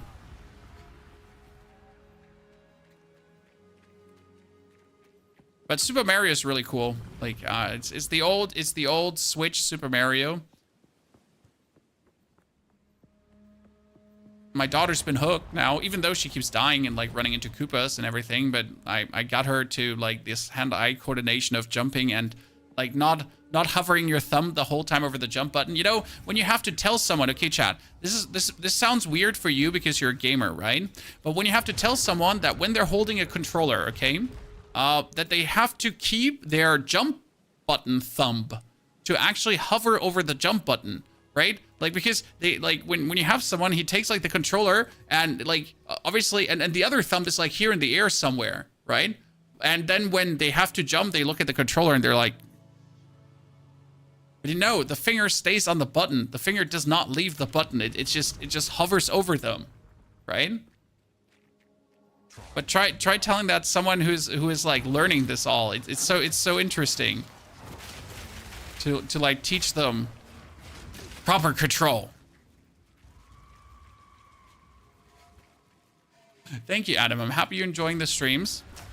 I mean, I'm really loving our project we have going on here right now. So coming, by the way, back, so you are correct. We're doing not enough damage compared to the Frozen Ranger, and we're also less alive than the Frozen Ranger, but that has to do with the Frozen Ranger, again, using the freezing concoctions that also just simply keep you alive, right? Because if you have the freezing concoctions and you're instant freezing exploding everything, like you don't have to worry about survival. Why did I not get a single charge on my thingy here?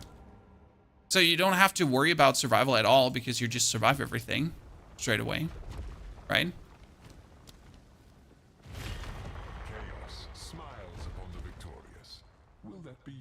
Bleeding Bone Cage looks so cool. I mean, Bone Cage is really good. Catnip, technically. If again, Bleed was better. Okay, monsters get skill speed again.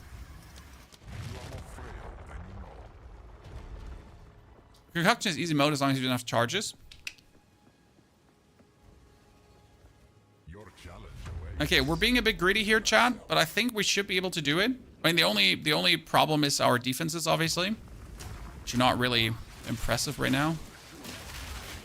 But I still believe we should be able to do it. You know what my biggest problem right now is? That my potion is an instant application potion. And I struggle with these because I tend to jam them. So since my potion applies like instantly and over time, I tend to just hit that button too often and then that's it. Like all my charges are usually gone.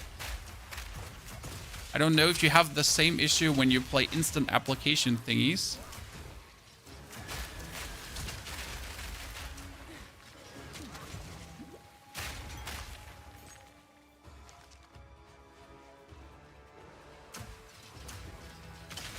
So I tend to like go away from these kind of potions Or at least like need to remind myself that I'm playing some kind of potion there.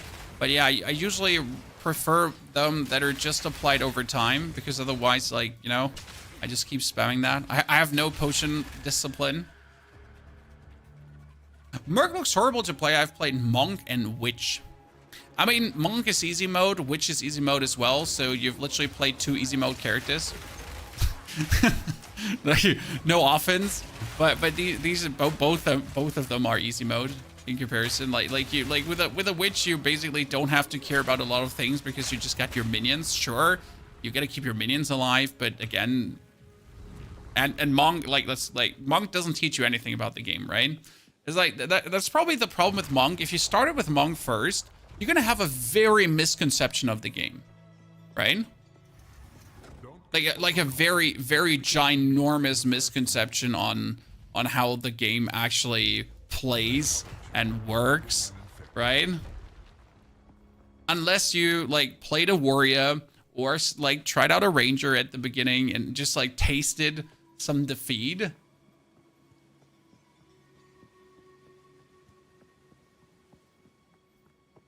Crossbows was better to level. I mean, crossbows are just inherently bad to level due to the nature of crossbows, due to that like reloading just being iffy.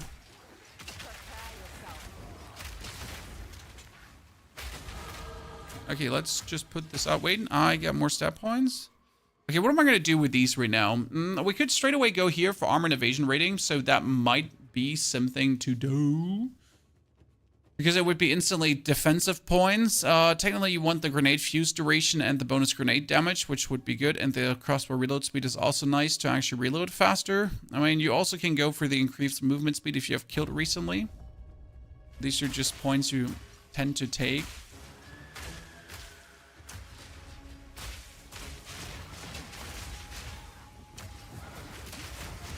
What mods are you using for the crossbow? You mean for the explosive shot? Because I don't use my crossbow. I only use the explosive shot right now.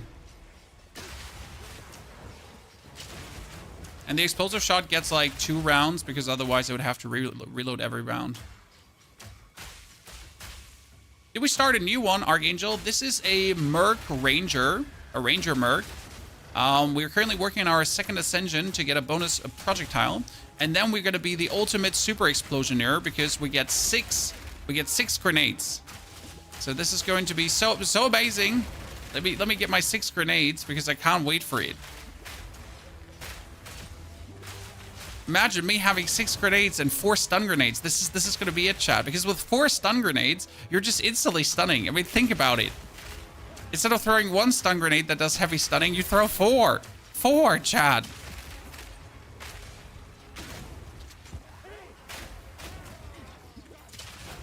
Wait, where's the timer? Chad? Yeah, I want to say, where's the timer? Hey, look, Chad, I got a Bloodstone Amulet level 18 that is corrupted. Does anyone want to shoot me?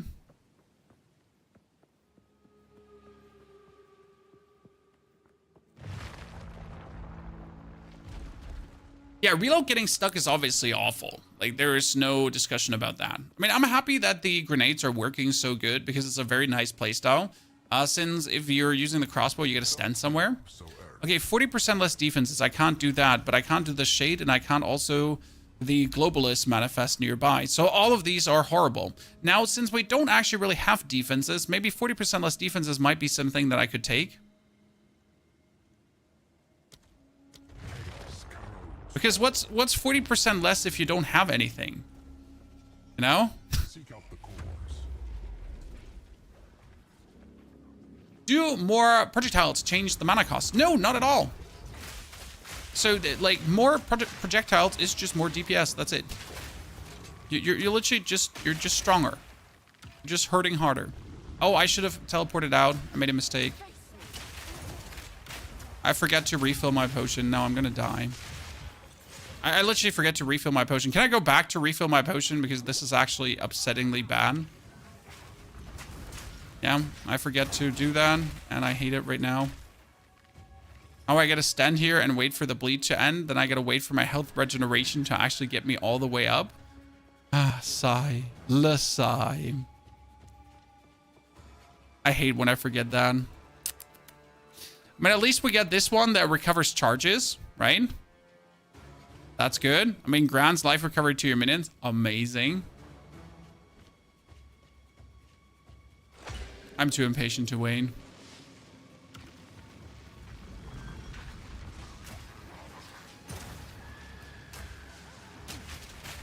Oh, I'm so dead.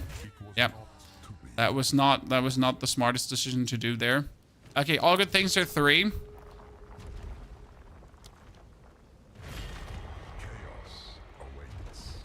All good things are 3.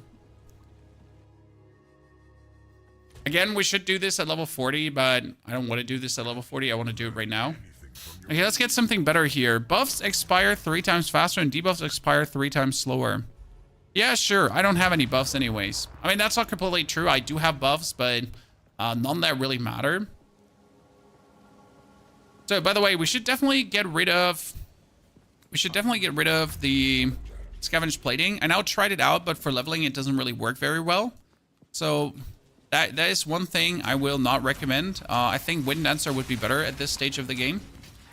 To just get more defenses. I mean, you could obviously play... What is it called again? The presence stuff, because presence wouldn't be bad as well. But I think if I was playing Wind Dancer, things would be a bit more chill. Not because of the more evasion rating, because you're not really getting meaningful evasion rating, but because of the tiny knockback that you're getting.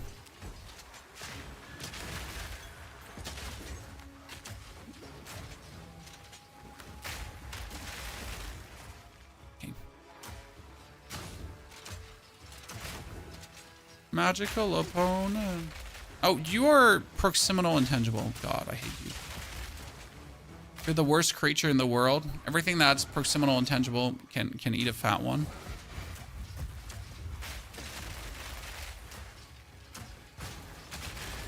You don't like it? Grim Feast? Grim Feast wouldn't work right now because we're not having any ES going on. I mean, the thought was doing an energy shield evasion rating mixed character, so that idea hasn't died yet, as there is some very intriguing energy shield evasion rating stats. The problem is you can only do that later. I've been running Grenade Merc since launch. I mean, this is my 2nd Grenade Merc already. That's how much I've been enjoying Grenade Merc, just as an FYI. I keep running out of higher tier waystones. Any suggestion on how to keep up stock? You need to do boss battles. Yeah. I mean, stop dying and do boss battles. So if you get a tier 12 waystone, you're going to only use it on a boss map. If you because then you get potentially 2 to 3 back. You also need Magic Find, because for some weird reason, Magic Find, that is responsible for better items, also makes you find more maps. So you want at least 100% Magic Find, and then you want your Atlas to also be completely primed towards maps, and you should be good to go. I'm not saying that you're not going to run out anymore, but at some point you reach an equilibrium where you have enough. I have now, after, I don't know, 6 characters spending time in the end game, finally reached the point where I have enough and I don't have to worry anymore. But you truly have to look out for actively only doing your high maps on boss maps, and then obviously not die on boss maps to get more maps. It sucks, but it is the way to go. It's like the solution, and I hate that to call it a solution, because you should just drop more maps. Do you think ES is considered OP because there aren't many other choices? It scales too efficient. I mean, so energy shield, I can get 60% more energy shield, right? I can get another 40% more energy shield. I can get another 40% more energy shield. So the problem with armor and evasion rating, with both actually, is that, compare this to energy shield now for a little second. So with energy shield, you can get 10,000 energy shield easy. How much life can you get easy? I mean, we're literally talking about 10,000 energy shield very easy. There's no struggle in getting that much. But now try to get 10,000 life, even remote anything towards 10,000 life. You won't. You simply won't. It's not possible. It's not easy. It's not happening. It's not feasible. You won't get that much life easy in any capacity. That's 20% movement speed. I like that because it's also chaos resistance. So, that's number one, right? You can't get that. There aren't life notes in gear, so like you can't really get like killer plus life percentage notes and everything. And now let's assume a monster does 5,000 damage, right? But you have 10,000 energy shield, so 5,000 damage, who cares? Now, if I have only 3,000 life or 2,000 life, but I have evasion rating, sure, I could evade that 5,000 damage, but if the 5,000 damage hits, I die. 10k energy shield means no DPS, by the way. That's a lie. That's a lie. This is just the beginning. Getting 10k energy shield is super easy, and you still maintain tons of DPS. Petrifying statues, I hate them. But, you know what? Nah, I need to go for the globalist and then probably lose.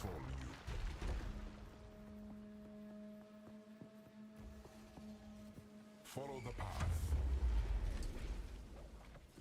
So it's just simply that scaling your energy shield is super easy. Scaling your life and all the other stats is harder. And that's just... Like, I guess so... I guess the biggest upset is that every energy shield multiplier just keeps multiplying the same, okay? So let's say I have another 60% energy shield. That 60% energy shield is the same 60% if I have 1,000 energy shield or if I have 2,000 energy shield. So there's no diminishing returns, right? But armor and evasion rating have diminishing returns. So the more armor I get, the less armor I get. If I have 10,000 armor, it's like 70%. But if I have 12,000 armor, that's not automatically 57%, right? So it's like the hardcore diminishing returns on evasion rating and armor, that sometimes getting 1,000 evasion rating more is like 30% evasion rating, while getting everything over 70% armor feels like almost impossible sometimes to get, right?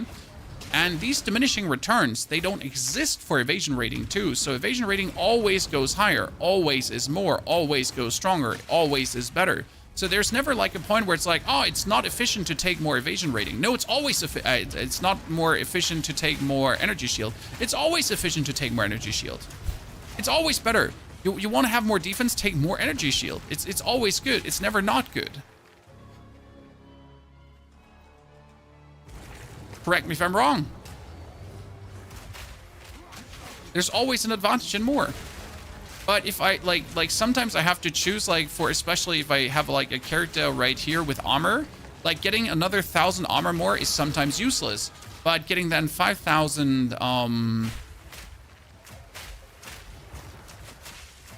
getting another 500 evasion ratings suddenly is another 20% more. So yeah, energy shield is just too easy.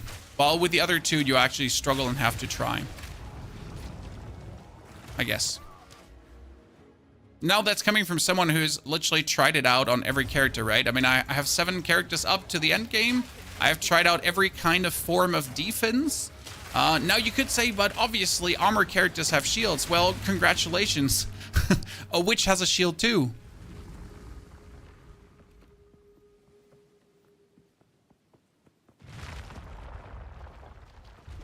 Have you tested any defensive builds on a merc? What do you mean with defensive builds? So I want to do this. This character is supposed to be energy shield evasion rating in the long run. Okay, chat, we're level 39. We're at the end boss. We're going to give the end boss a 20% extra chaos damage, and we're going to hate life if it kills us. But technically, we're able to bob and weave and dance around him. Ooh, bless, ladies and gentlemen. As long as I don't make a super oopsie doopsie big ass mistake, this is easy mode.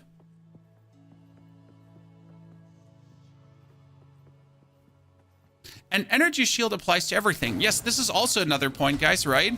Energy shield obviously applies to everything, while your evasion rating actually does not apply to everything, because let me check my notes.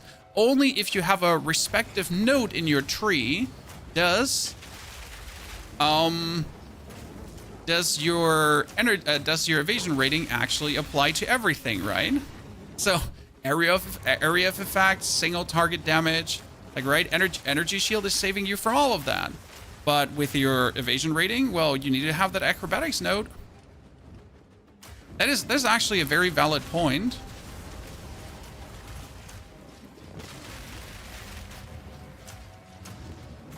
Oh, come on now. I was about to stun you.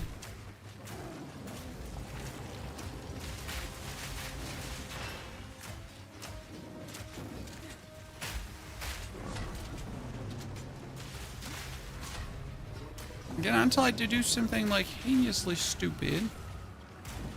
He should be good to go. I think he's flying down here. No? Where did you fly?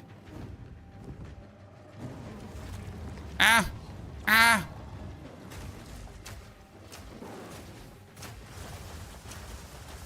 That poison thingy is the most dangerous thing that the Chimera can do. Right? That hits you, you're dead.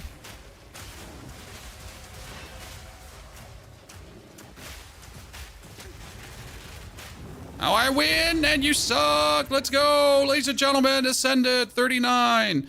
Whoop, whoop, whoop, whoop, whoop, whoop, whoop. It was easy.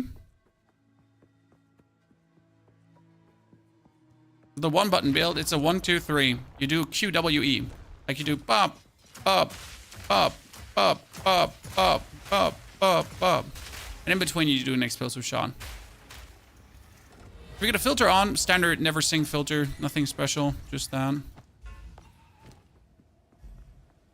Okay, movement speed, but nothing. Rest is shit. Everything else is being sold. Ult resistance and ascended. So what does this Ascension now do for me, ladies and gentlemen? Well, first and foremost, it gives me more projectile speed. And now I have a problem, okay? Because you need to help me here for a second, chat. I have a real existing problem because I'm not sure how to understand the skill. So my existing issue is you see how I shoot my grenades, right? Sometimes I shoot them close, sometimes I shoot them far. And the next skill reads following. It says, projectiles deal 0% more hit damage to targets in the first 3.5 meters of their movement and scaling up with distance traveled to 20%. And this is the same here. It does 20% more damage in the first 3.5 meters, and then it goes down. Now, which one would I profit more from? Can you make a build guide on your current build? We already have a build guide on the merc, because this is the ranger merc. So the merc already has a full build guide, but this is a ranger merc. And that's why we're playing right now, to give you the updated build guide, okay? So we get another hour, roughly, 1.5 today, to push this a little bit further. But since this is like the Ranger Merc, I can then show you what is possible.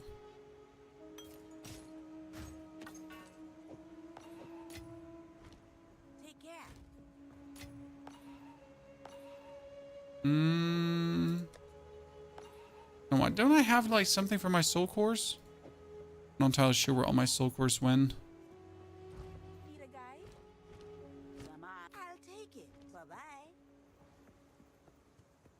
I would pick far, I think. Yeah, I'm more often doing far than not. That's true. That's bad. It's like sad how bad that is. Technically, I need to check these hammers for bonus melee skills from my other character, because I might always get like a better version of what I'm currently running. You never know. Like suddenly, surprise! Like, wow, I did not see that coming.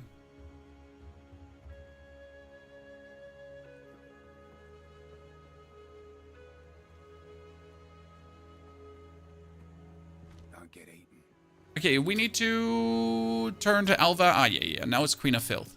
We're good. So this is what the Val were capable of. You are a ranger? Yeah, I'm a merc or I'm a ranger. I'm not sure what we're going to have to find for a word for this one. It's funny, though, because the merc has this very thick frame, right? But my character now has the thin ranger frame together with a merc equipment, though. Which makes, like, I'm kind of playing... I'm playing Alva, chat. Look. I'm playing Alva. It's me. So now with this ascendancy, I would have another projectile if I actually went back. Because the issue is that we're going to lose tailwind now. It's going to cost us movement speed. But, ladies and gentlemen, we are officially getting now the maximum amount. Okay, so we're going to refund these 2 points. I'm going to put this for the more damage to targets further away. And we're going to get more projectile and more projectiles. So now all my grenades are +1. That means I usually shoot 3 stun grenades, but now I shoot 4. I shoot 4 gas grenades, and I shoot 6 explosives.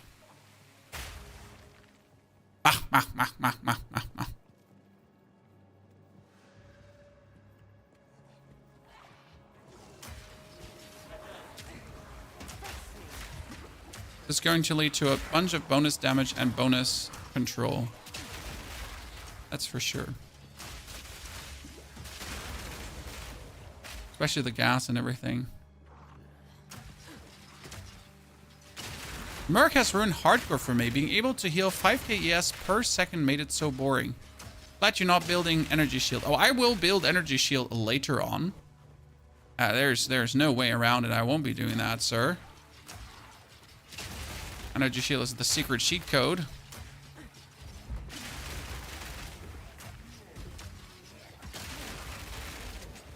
I'm surprised of this mutation of the area right now. This is way bigger than I thought it would be.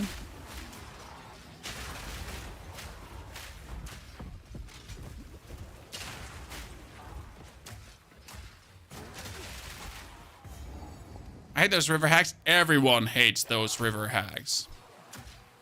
And if someone doesn't hate those river hags, I will have to question their sanity and integrity. Be like, sir, are you okay? Who hurt you in your life? And maybe you were raised by a river hag, who knows? But then, coming back to the question, who hurt you?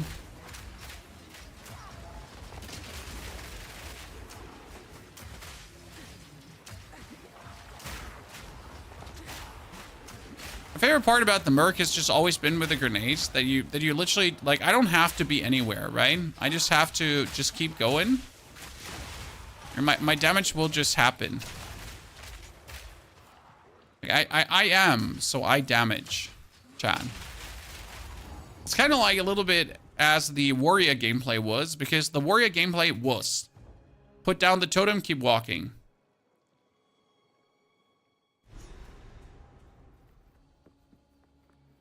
So this is what I could smell. How repulsive. Let's find the queen and see how much the damage our 6 explosives are gonna do, chat. Okay? For the real deal damage, we will need the final ingredient, and that is a level 3 support gem. What does the level 3 support gem do? The final ingredient would be your explosives grenades have a 50% chance to explode another time. That is the real. That's where everything just comes together when you get that one. Because then they have like a 65% chance to erupt another time, and you're just going pop, pop, pop, pop, pop, pop, pop, pop, pop, pop. That's where you pretty much double your DPS. So if one grenade does 4,000 damage, then you have 6 grenades that do each 4,000 damage. And since they potentially erupt twice, you have 6 grenades that do, well, then 24,000 damage, right? But potentially twice. Because why not?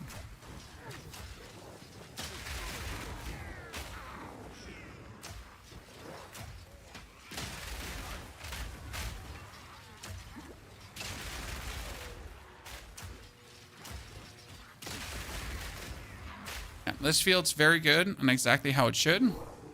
I'm very content now. Now I just need to pick up meaningful nodes to boost the DPS and the survivability further. Again, because we haven't like focusing on survival at all. Because I really don't think you need to. I mean, sure I have died every now and then, but like all my deathies are just down to me not taking more time. Like I don't actually die to like if I don't want to die, right? If I play like a little bit less quick. But where's the fun in that? Correct? Playing less quick.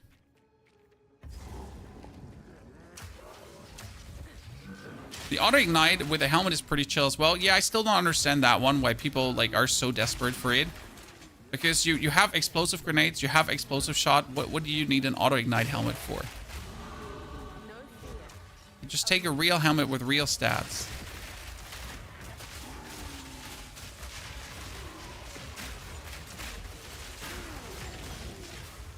Honest, when you're like shooting these 4 gas bombs, that's kind of nice. Wonder if I would be better off taking the concentrated effect off. Is there a better node than the concentrated effect? That's what we gotta check. In tier 2 support gems. Wait a second. Oh no.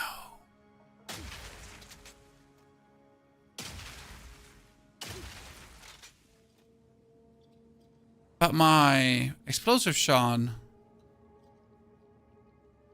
is also 2 explosive shots. When you pick up the loot, oh, there was no interesting loot there. Like, I didn't think about it for a second, but my explosive shot is actually 2 explosive shots too. Huh?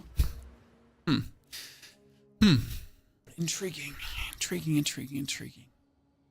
I didn't think about it, what it meant. By the way, we could have gone for this armor evasion rating and then gain 8% of evasion rating as extra armor, or just go like for armor evasion rating and then probably that.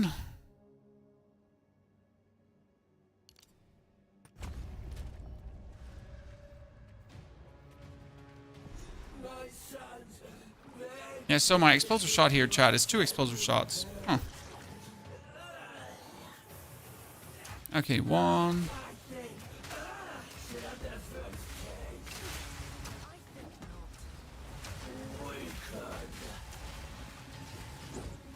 So how much stuns do 4 stun grenades do at the same time? Okay, that 1 hour hurt me. I play 1 hour, get to the town portal, and freeze crash, and you need to hard reboot the PC. Well, I guess memory leak in your case. I don't know if that helps you, but memory leak. She hits hard. Oh, she hits like a train, that's for sure. I mean, my warrior at this point had like 1,100 HP, so we're definitely... Oh, Jesus Christ. Okay, I did not count on that. Ross Boob Lady, my favorite boss. I like her design a lot. Like, I don't know what it is about her. She's certainly weird. I do like her design a lot, too. I don't know if that's a weird kink or not. Wow. Did you see, like, how much HP she just lost out of the house, Chad? That was something. Dude. That was like some...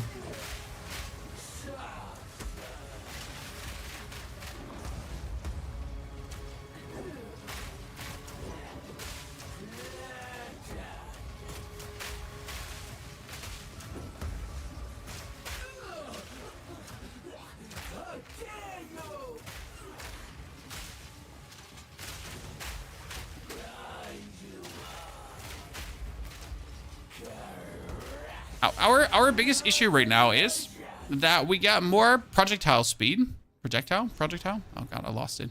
And that means my projectiles are flying faster than ever. So I need to bring them slower, closer. That like when you shoot, you really need to do like this, right?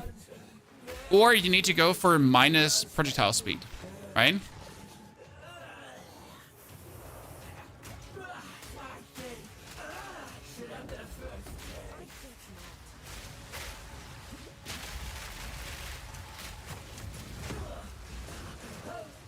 So it's like really you need to keep this mouse like hovering right in front of me to get like the maximum out of my things there.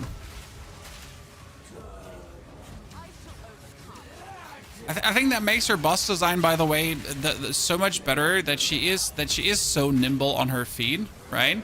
That it adds like to the whole like she's like this mutated blob of flesh, but she's like, yeah. She's way more than she seems she is. Okay, I need to go away from her because I noticed like that's the thing, right? We do way more damage if we're away from her because of the travel time of the grenades. Now I gotta decide how I want to play this though. Like, do I want to always like be a bit further away, or do I want to go closer up, right, and do the closer up damage thingy? Because right now we get like, I mean, it's not part of our big damage, right? It's only 20% more. But 20% more is 20% more. To have or not to have. Here, we need to get more intelligence, though. That's like one disadvantage of this right now. With my merc, I could already have the minus fire damage curse, right? With this character, I could probably get the minus fire damage curse, but I would have to invest too much into that, and I would lose way too much max life to really make this work in a meaningful way. It would be painful, so we can't really do that. Oswaldo, you're not selling anything good ever, Oswaldo. I hate you. A bunch of useless drags you get there. I mean, that helmet is still not better than what I have. My helmet is just superior. A lot of evasion rating. What's that? That's also worse than what I have. I mean, at least I have movement speed, chat. If you hear a click, At least we have movement speed.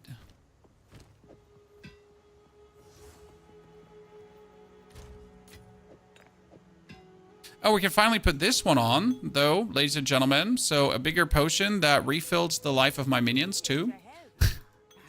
Because, let me check my notes. That's totally what we need. Okay, the next area is probably going to kill me.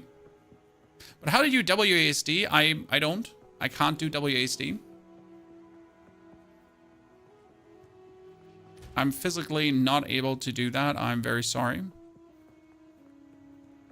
Now, WASD makes this character better because you always face the right direction. Like, keep in mind, WASD is a superpower in this game, especially with these characters that need to face a certain direction when attacking, right?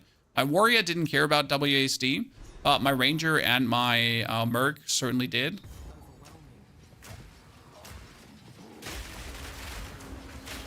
Wall of death. Wall of death. Okay, let's just run around and drop stun grenades on everyone.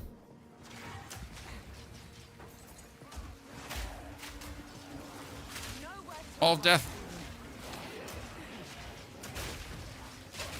Come on, let me be lucky one time and let me have like the next area point down here. It's really not often down here, but it can be down here. So the next area.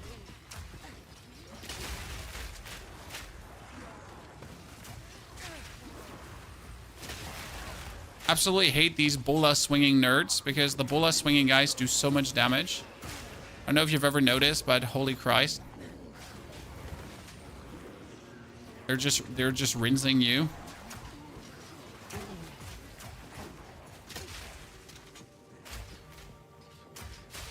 Where's the...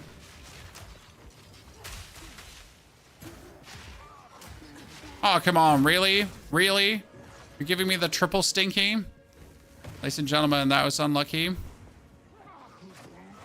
We got the triple stinky.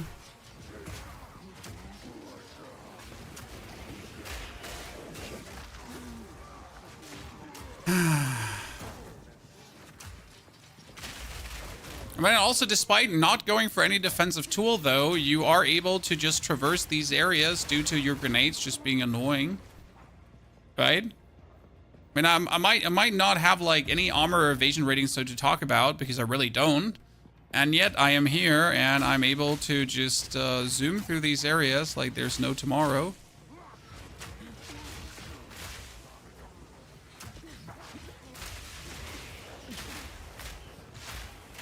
Made a mistake. Made a mistake. I cornered myself.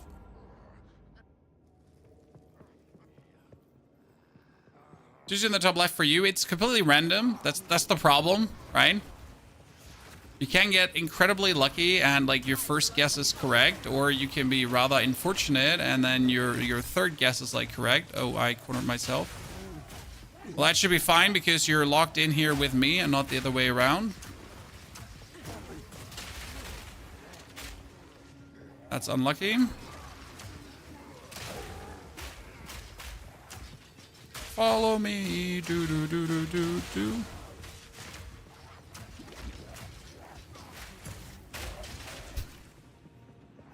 It's always mean when they just walk into your grenades and die. Okay, let's go. See how the boss is gonna feel. Amazes me how people can't do WASD. It's like Alpha Run. It's not about the mental disability. It's about the physical disability. And And unless I'm willing to ruin my arms, I am not doing WASD. And surprisingly or unsurprisingly, I really don't want to ruin my arms.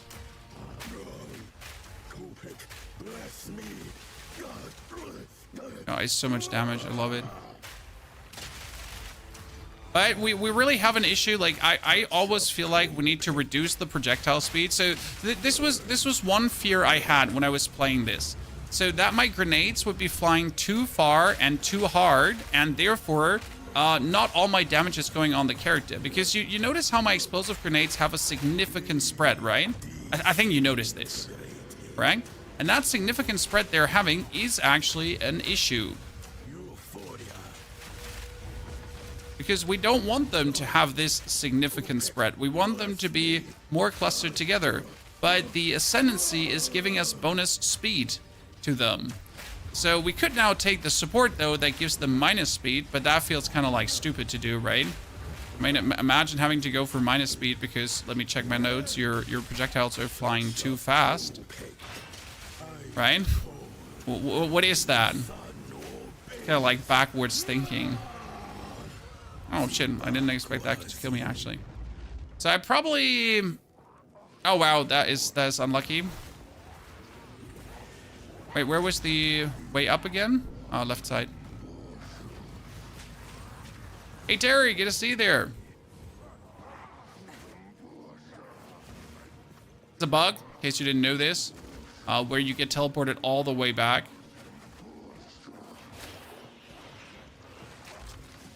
The game's like, hey. Checkpoint bug? Yeah, but it has... I've actually not had this happen to me ever. I just heard that it exists. Right? I just heard there... I know there is a bug. I just never had this happen to me.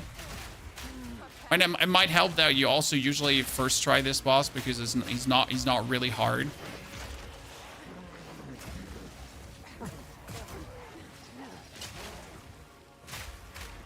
What's PvT? Very good. Very good.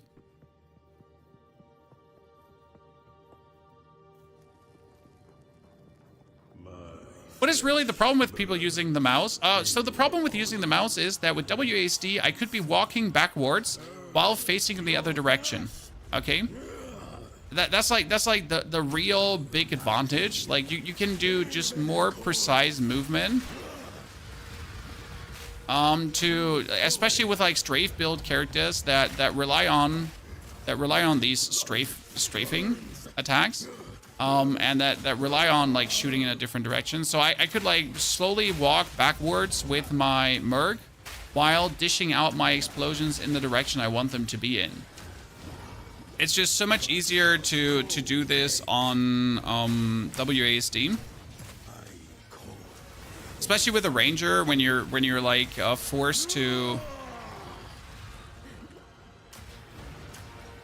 when you like want to pepper an opponent with your arrows, but you don't want to stand in one spot, you can just pepper the opponent with your arrows while you're walking backwards, for example.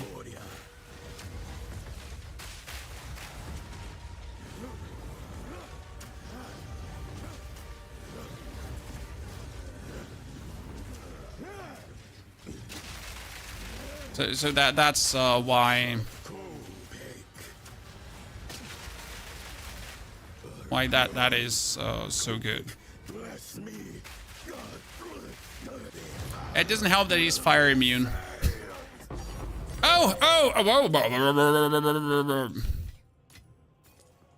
Ladies and gentlemen, the man, the myth, the legend, Hacker Man MacGee. Mr. Ponyhoff, once again, picking up his absolute divine orb. Streamer boosted account. Hacking scoundrel. What the fuck? Okay, good thing is, next orb. And the orb is going to go on the gas grenade because we want more damage on it, obviously. That means the double barrel, the fire infusion is probably going to come on this because the fire infusion boosts the explosion quite significant.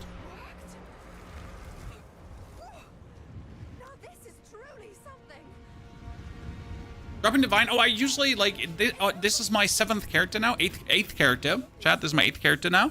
And it's my 4th Divine during campaign.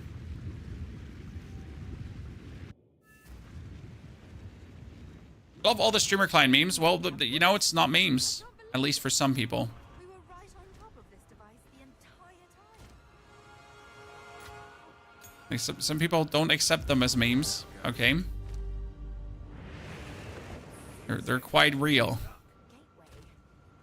Okay, what would you say? What's the 3rd support gem now on our gas grenade, though? Tier 2 supports. Yeah, I mean, you could do armor explosion, that you break armor and then you explode armor, which is actually kind of funny. We could break more armor, but I don't think we need that.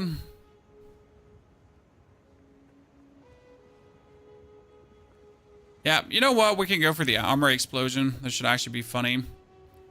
And then I could do the fire explosion back to the explosive shot. That should work really nice. I'm pretty lucky on Divine. I think I've gotten like 5 or 6 so far. You need to pay for such big stashes, Beastie. For the certain specific stashes, you need to pay. That's their monetization scheme, and that's how you're getting bigger stashes, yes.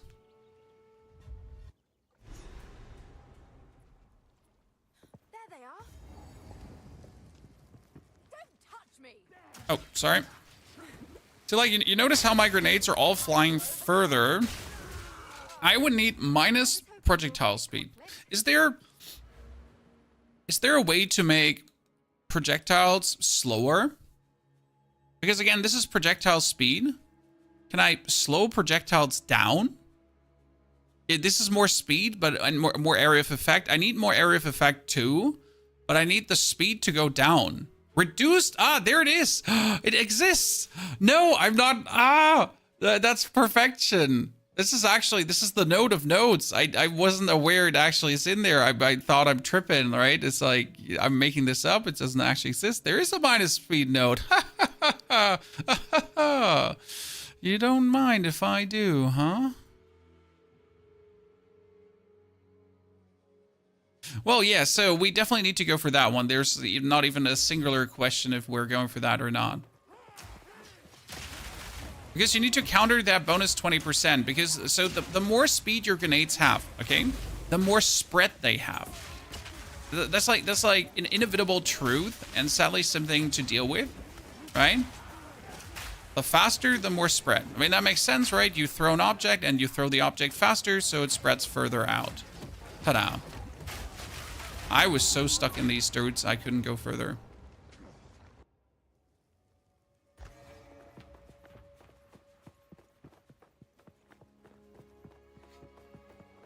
I would need to take this node also on my other merc. By the way, this area is an absolute nightmare for the merc because I do actually have to fight this area. Like, I try to avoid fighting this area because I absolutely hate these enemy types that we have.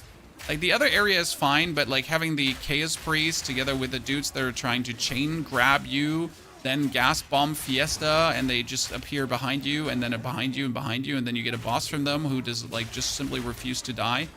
Goodness Christ, it's such an annoying area, especially with like the minus defense we have right now. So like going in here with like 33% armor and 21% evasion is questionable, but it's just one stretch that I need to bully through, so I'm not really worried about this.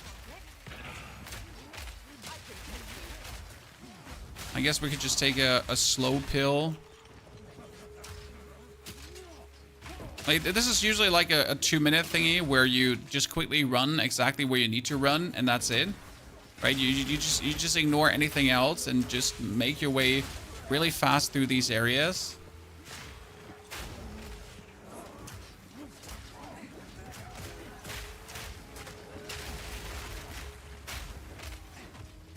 And then you need to look out for these big dudes with their big swords. But we need to also kill the big dudes with their big swords, because the big dudes with their big swords, they also have.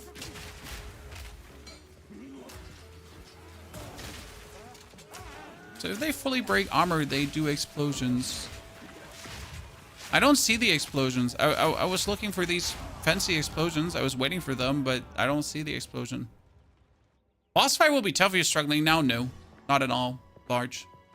The boss fight versus Elva is super easy. Like, comparing this zone to the boss fight of the Viper is like that is day and night. I mean, the lady just gets stunned, and then she gets stunned, and then she gets stunned, and that's it. Like, you're pretty much just perma-stunning her. So that is really nothing to compare, in all honesty. Okay, let me just do the good old thing. You know, stun grenades and roll in. Chat, let me just do the stun grenades and, oh god, unless I get stuck on the big guys. Okay, let me through. I was just gonna do stun grenades and roll in. I don't want to fight. There's the bridge. That's the bridge I'm looking for. Let me through. There's the bridge. See, that's what I was talking about. I'm done. Screw you, nerds. I don't want to fight with you anyways. Yep, I'm out. Boom. Halt! Your rampage ends here. This plays longest. Yeah, that's why you're just running through cubed. Like, if you know where to go, so that's the trick. You always need to go right, down, and right. Okay? Right, down, and right. Sometimes it's left, down, and right, but it's always on the right. So this is always here. This is never anywhere different. The only thing that changes is you need to go over the river, and as soon as you're over the river, all the way to the right. Take her. Bring her to Doriani. So we need the Viper to come here in the corner with us, because then our grenades are kind of like safe to get to her. So, stun grenade, stun grenade.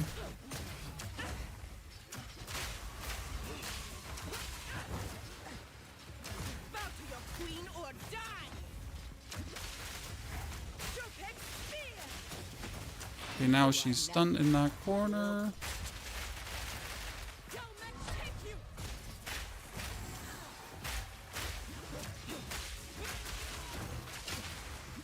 You will fall before us.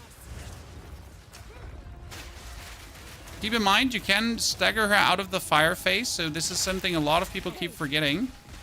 So the fire phase is not set in stone. You can bully her out of that one, okay?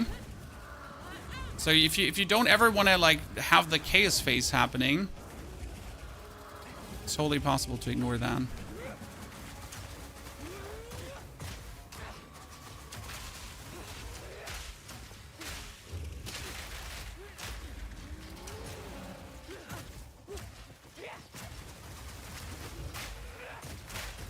You're nothing but a locust.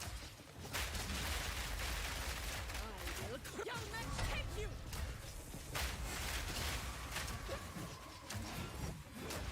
Bow to your queen or die. Grenades, grenades, and a rotation. Oh, let's try to stun her.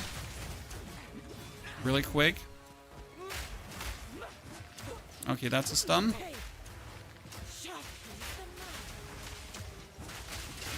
knife. Don't forget to explode your grenades before she goes into the gas phase, because that's like the problem. You might get to the point where, you know, you put down a lot of grenades, but you don't actually explode them, because that's like the iffy when you have her like You will fall. fly up Achilles bed.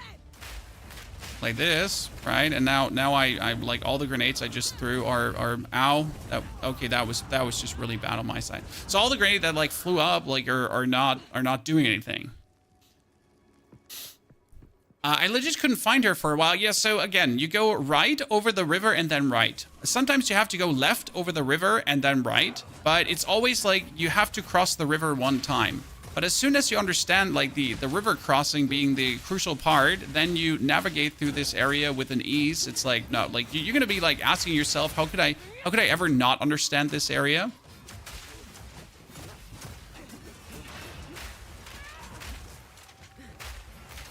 Okay. See, my grenades are flying like a little bit too far for my liking. Like I'm trying to put her down on her feet, right? But my grenades are overshooting consistently. And that's due to the bonus projectile speed that we have going on right now from the Ascendancy. This is the only thing that I really feared about my whole plan, that it couldn't work out. Like this was the wrench that I was hoping to not have like flying into my machinery of death and destruction. And I hope we can overcome this with the skill points that we have looked out now for this, right? Grenades look awful for the boss. Oh, it does, but it's mainly because of the bonus, like, again, because of the bonus projectile speed that we get here, the 10 and the 10. So if we can counter that with a 20, that's going to be fine. Yeah, we really need that node. But it's good that we identified this issue. Like, it was really my main worry. And I think now that we know that my worry was warranted, because it truly is warranted, we should be able to overcome this.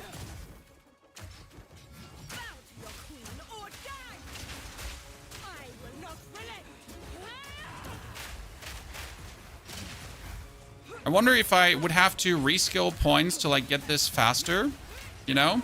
Or if I would just have to go for bigger area of effect, because that's the thing. So is it now that we could counter step this by just more area of effect? Because think about it, guys. What if we just get more area of effect? Could that help?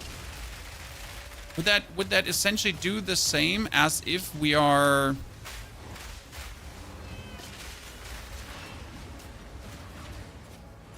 Haha, did you see me? Like, instant evade.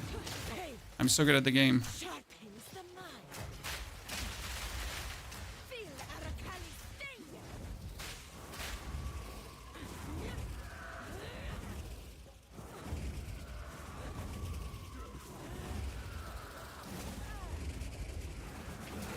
Oh, really? I had myself hit there and then hit on the other side. Wow.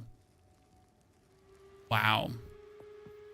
There are tiles that show the way to her too? Really?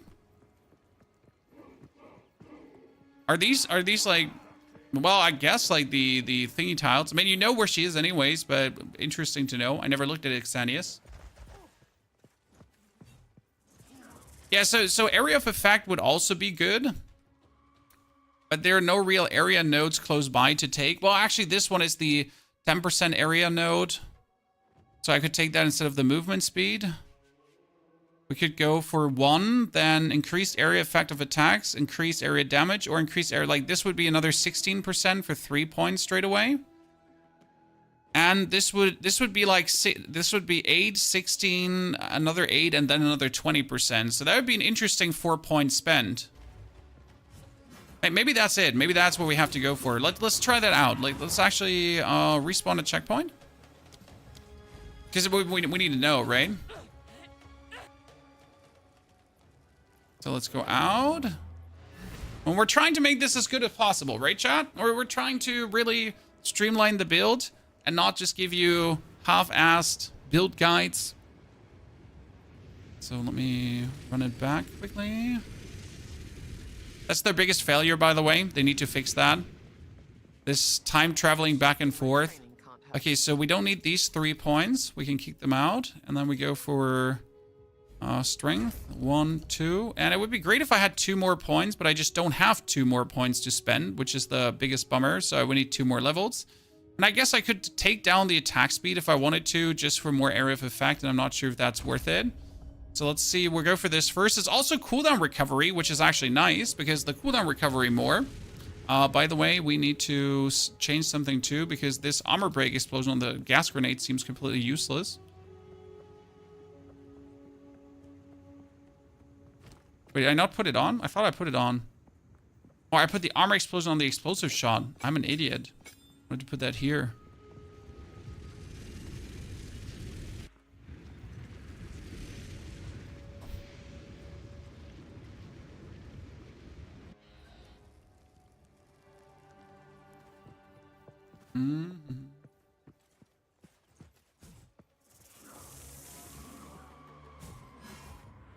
Go magnified effect on nades. We actually have concentrated effect on the gas grenades because the gas grenades... Yeah, see, that's already like bigger effect size on everything. I think this is very important for the stun grenades because look how easy my stun grenades are now stunning her. Before they weren't doing this. Because before the stun grenades were like flying in her direction, but they weren't like doing enough stun overlap to like make this work. I think this is already proof of concept that it was smart to take that node. Yeah, the stun grenades in itself. Oh, come on now. You flew up before we could get that off. That's bullshit. That's bullshit. We had the stun primed there, Chad.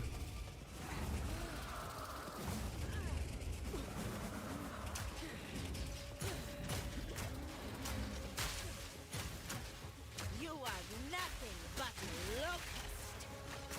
I will crawl to your Okay, I've lost a little bit too much life there in the first phase early, but this is this is a lot. Okay, so that's certainly working.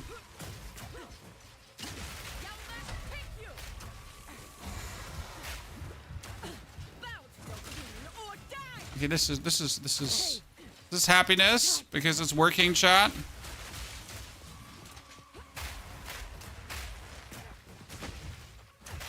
I still need to like take more care of my HP. That's for sure. I mean, not having much defense is definitely something there.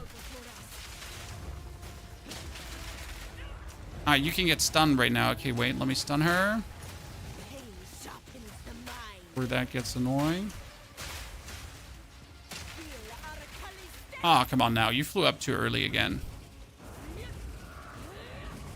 Ow.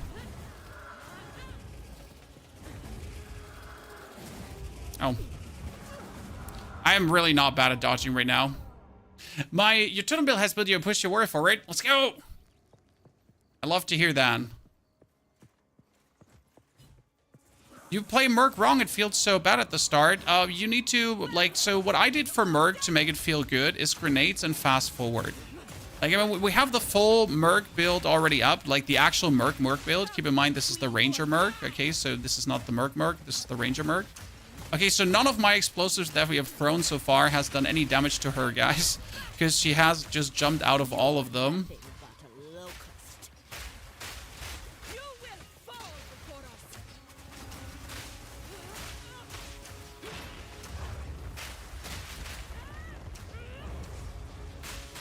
Stun threshold is working. I mean, yeah, if she was stunned recently, then you can't like stun her again straight away.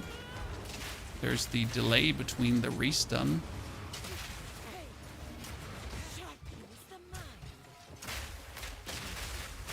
Yeah, that was the damage we wanted to see. I mean, unless she obviously goes bugged because you just damaged her too often in a row and she decides that, nah, you know what? I really want to just go up into the poison phase again straight away, right? We've all had that one, correct? Where she just goes like, she comes out of the poison phase and she was like, nah, you know what? Straight up back into it. Like no in between phase, no waiting, no whatevers. Just going straight back. Oh, we can actually stun her. I completely ignored that one. Oh, that one should have hit her with a stun. Okay, see, like, now we came to this problem where I put down a lot of grenades and I really need to explode them ASAP. Because if things are going unfortunate, then all my efforts are kind of like wasted, right?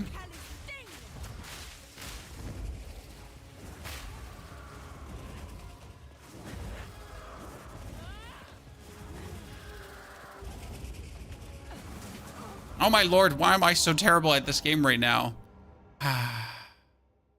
What are the benefits of starting Ranger? Oh, so the benefits of starting Ranger right now are that we are having the Ranger ascendancy. So it's a literal ascendancy question. What do you want to do? Do you want to go for a Witch Hunter? Do you want to go for a Gemling Legionnaire? What is you're planning to do? So I did not want to go for a Witch Hunter. I did not want to go for a Gemling Legionnaire, but I wanted to go for a Deadeye ascendancy. So here we are a actual Deadeye now, so we're not even a, you know, not any of the standard merc thingies. And obviously it's working. Now you're gonna be missing out on the Witch Hunter stuff, which frankly spoken is nothing. Like the Witch Hunter stuff in the beginning is more interesting than useful. It doesn't do anything for you versus bosses or so on. It doesn't give you like a meaningful increase of DPS. It's actually pretty weak.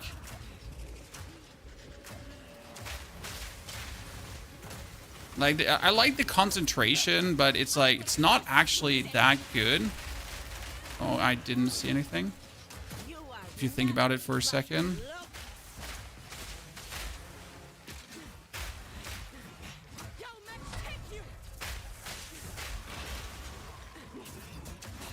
So, like, the Gemling Legionnaire is probably, like, for instant damage gain, but, like, that's the thing with the Ranger. So the Ranger gives us the bonus projectiles, which is great. But we're getting we're getting also bonus projectile speed, which is a problem. And I guess, obviously, she's also, like, the boss that's not really great to showcase this, right? Doriani's going to be different, because Doriani's obviously sitting in one spot, right? I mean, Doriani is sitting like in one goddamn spot, and then he summons like his gigantic crab form, where you just overwhelm him like there's no tomorrow. So, I mean, it's not like Doriani isn't made to just die to this. I mean, she just jumped back out of all your explosives pretty much. Oh my lord, really? I just got myself killed by nothing again? Oh god, I'm so bad at the game right now.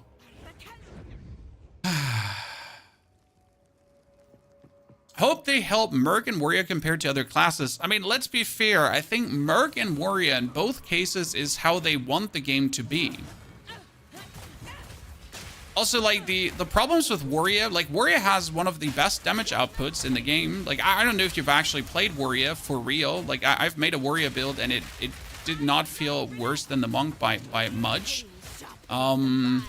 But I think, again, Merc and Warrior are the closest on how they want the game to be. How like from a progression, from how much damage you're dealing. I think it feels the closest to their vision.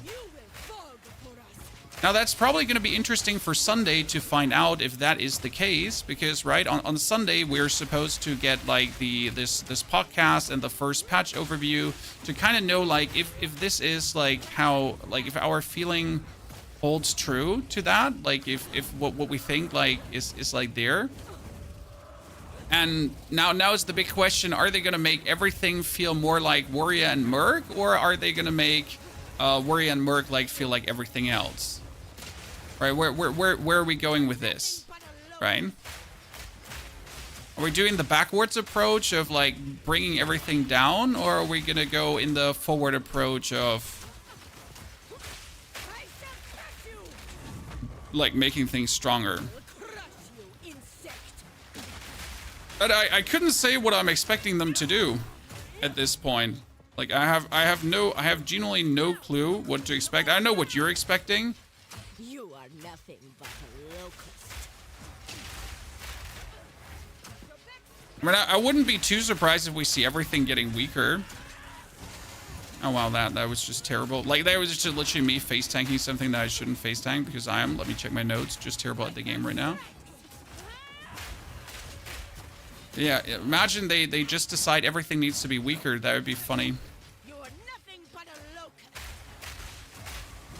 People, like, struggling to beat content they did beat earlier. Because that would be, like, the outcome, right? Okay, so I am now terrible because I just played really bad and I took all the damage that I shouldn't be taking. So I'm just hilariously weak.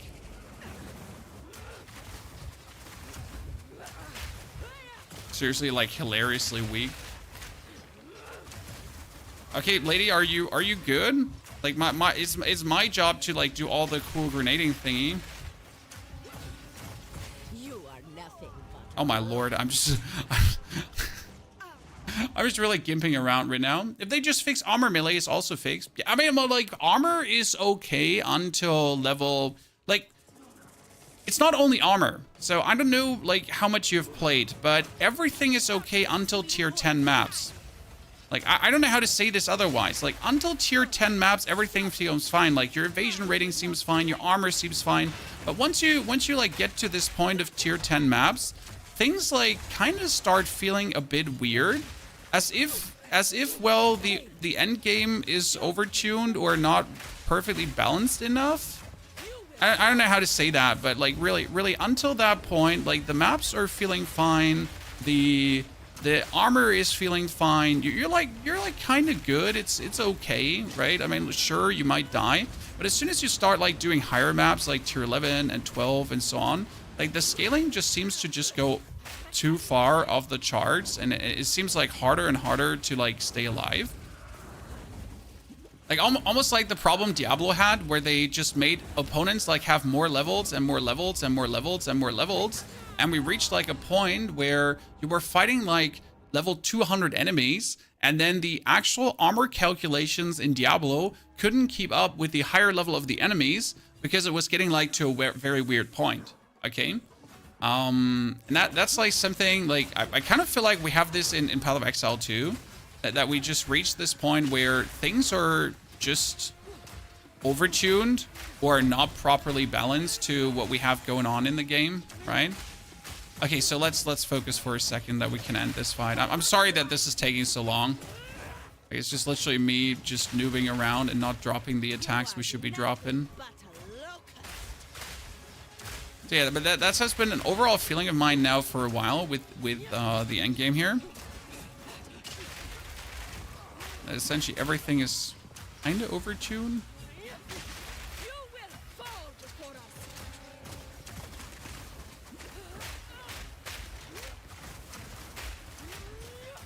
Pain sharpens the mind.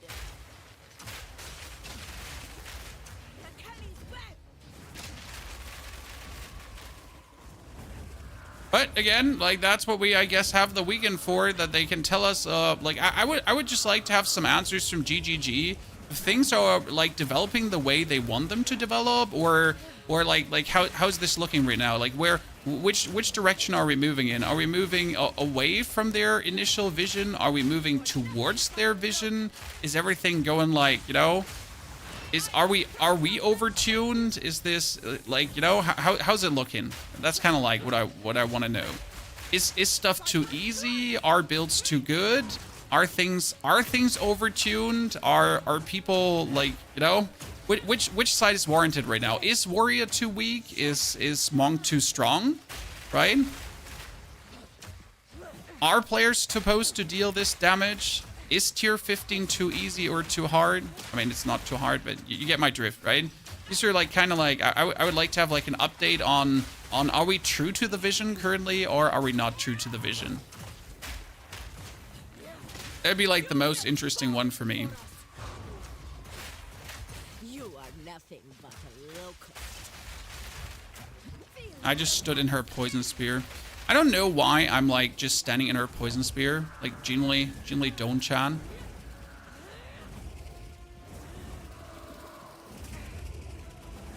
Yeah, for oh my goodness, brain. Stop braining. Nerf will come if they want to slow the game down. Yeah, but like the campaign I think is fine right now. Right? The campaign is fine. Apart from Monk.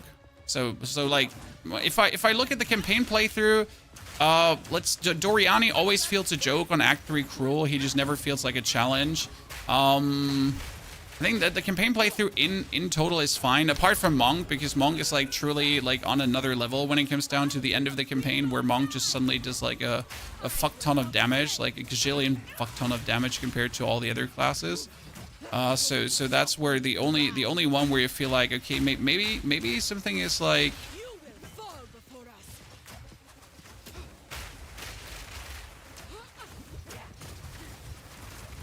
oh, holy Christ. Why do I stand like in her pool of poison there?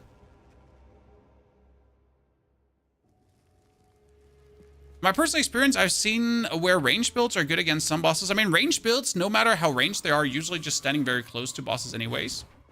Who do you feel like is the best class? I mean, Monk is currently right now the undisputed like best class, but simply just down to how easy it is to get the power of Monk up. I mean, let's be fair. You get Ice Strike, and from that point on, the game is trivial. Like it's not even like that you need more. You just need Ice Strike, and that's it. Done. You have just trivialized the game, right? You just reach the easy mode department. And you don't have to try anymore.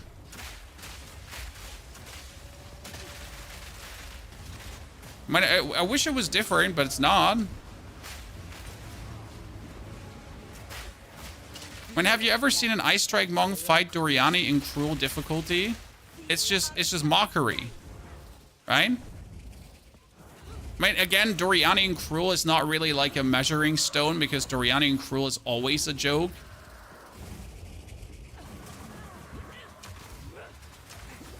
It's not like that Doriani and cruel should be the point to look at when it comes down to how strong or bad a character is.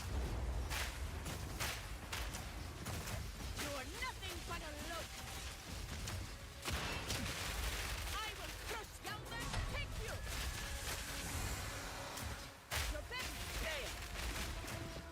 But still, yeah. If your character like just does that, then I mean then again it's like kind of like the end of the act. So I guess when at the end of Act 3 or Act 4, Act 6, then in the future I guess you're supposed to be OP because it's essentially right before you're going into the mapping stage.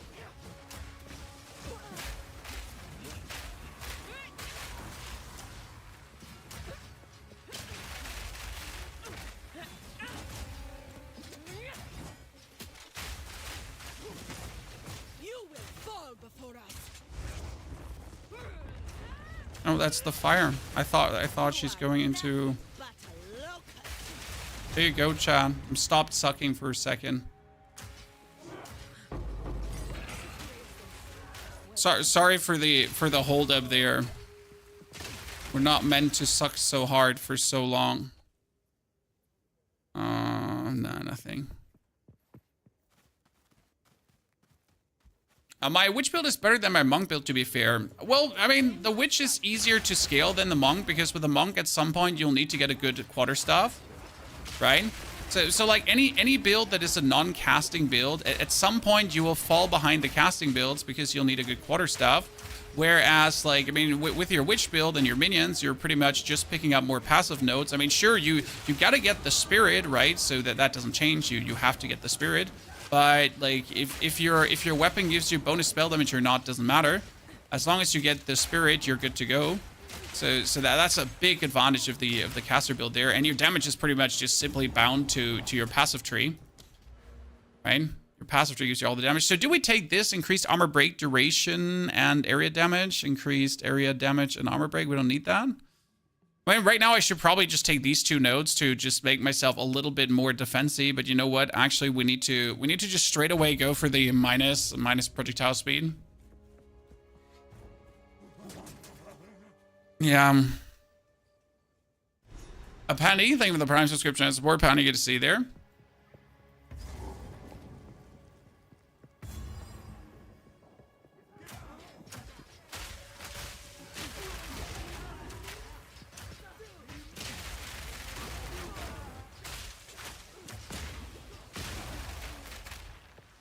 This is more to my liking when the area damage is just like in your favor.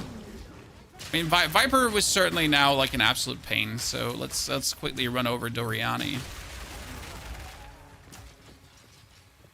to see our build do actually what it's supposed to do.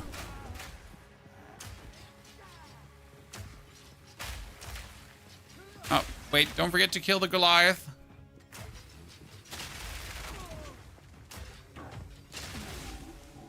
They could drop a hard. Well, actually, no, I don't want them to drop a hard, technically, because they're like, I'm trying to find something out. There's a location on this map where I think the sacrificial heart is more or less on the ground, but I'm not 100% sure.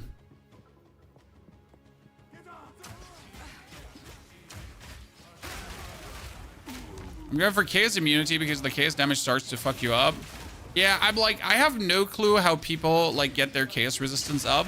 Like I have one character with 50% chaos resistance. That's my only character that has any meaningful chaos resistance. The other ones are sitting at 10 or 20%. And it's only because he has a pair of shoes that have movement speed and 17% chaos resistance. Technically, I need to take these shoes and give them to all my other characters, right? I mean, as a solo self-found character, I found one really, really good pair of shoes. So that means all my characters from this point on should just wear that pair of boots. Okay, so let me just walk through here for a second.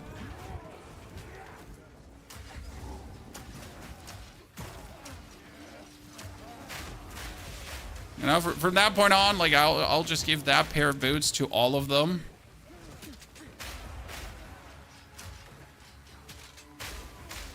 Okay, so let's fast track to the area where the heart needs to be sacrificed. And then let me find out if there's actually the area where the heart is stationary. Because last time I was really confused because I pushed into an area and suddenly a sacrificial heart dropped without me having to kill anything. So it was just there on the ground. And it looked like someone died there, but I killed no one. So what I want to know is if they put that sacrificial heart at a point,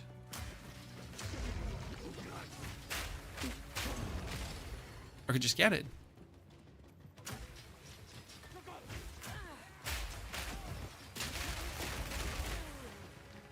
Eventually you'll get some good rolls and gloves. Yeah, eventually, but you know, until then I've died a billion times to KS damage. KS damage just seems like such a weird concept to me, right? Like you can easily resistance everything out. Like it's the same as in Last Epoch. I mean, Last Epoch took the same approach, right?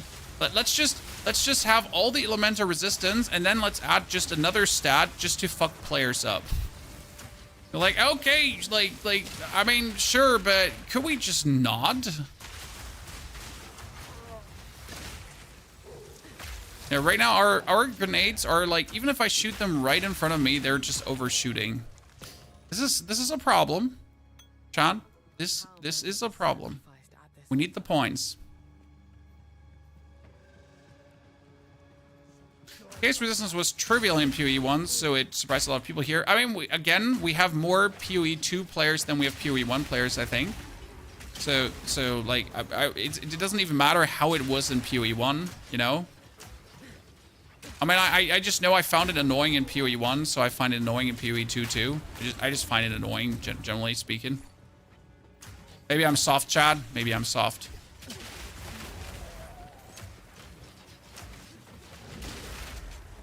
Let me go past everyone. Hello. From the other side. So if I'm not mistaken, and I run down this area here, okay?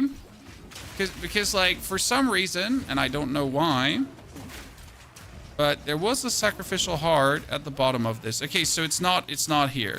Then I really don't know how I killed that guy. Because again, there was like one gargantuan guy who died here without me actually shooting him or anything. He just died for no reason.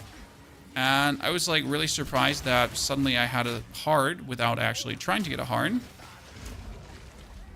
I'm still looking for rhyme and reason there why that happened.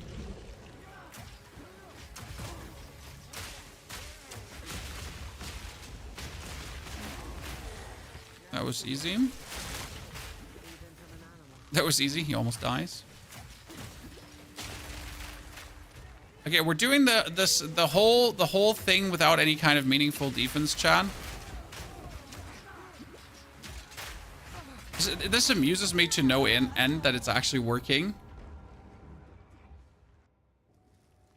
Okay, let me travel to the checkpoint.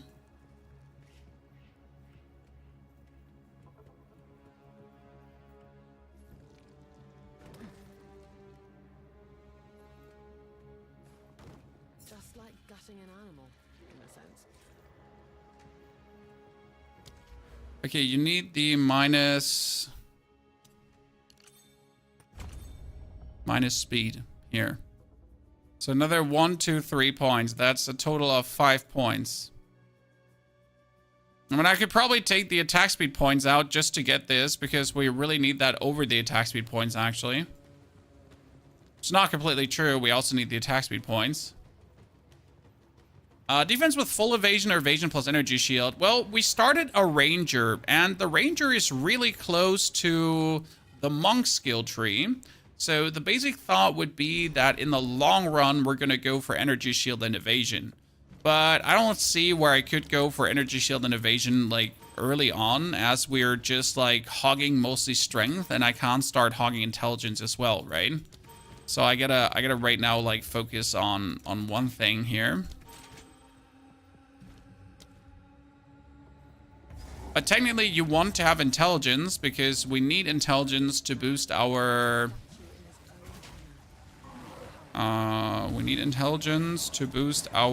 curse. So there is usually played the flammability curse. Oh, you know what? I forgot that there's also the oil grenade. Oh, Chad, have we been playing the whole time without the oil grenade? I completely forget about it. Oops. All these boss fights, I completely forget about our good old friend, the oil grenade. Ah, well, that's a big yikes for me, Chan. Let's just ignore our one source of super easy,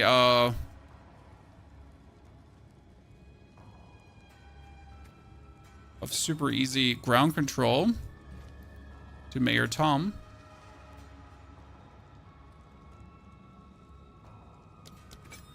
Because this grenade applies fire exposure, so we've just officially made every single boss fight harder for no reason. For a meaningful time already. Because the oil grenade truly is like an equalizer, and now we do 4 oil grenades too, so the area you actually like fire exposure minus is insane. That's fantastic. You also create ignited ground. It's like useful for so many reasons and so much damage, right? Especially the fire exposure is just nasty. Good. I mean, like, I gave up full evasion. Well, if you go full evasion, you will have to go at some point also for acrobatics, and then you need to have like really a lot of evasion. I mean, I get enough chests to really boost evasion like crazy, so I could just go for it if I wanted to. Am I just walking through this area? Yeah. Why not? No.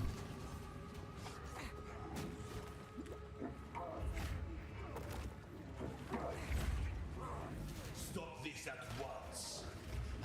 Leave me be. Leave me be. But if you persist, I will do with her what I must.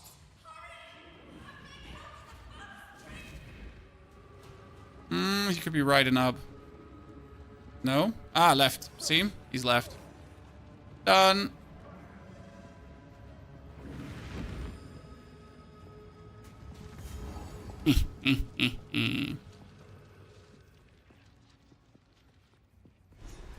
$20k evasion is a good spot to be for acrobatics. Yeah, and 20k evasion, you like install Self-Found is going to be something to reach.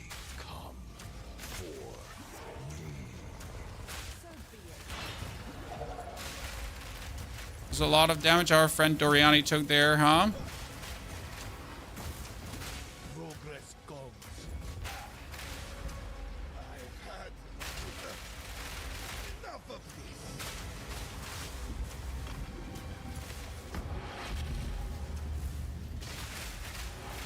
Yeah, see, like as soon as we get like that ground pound grenade, that ground.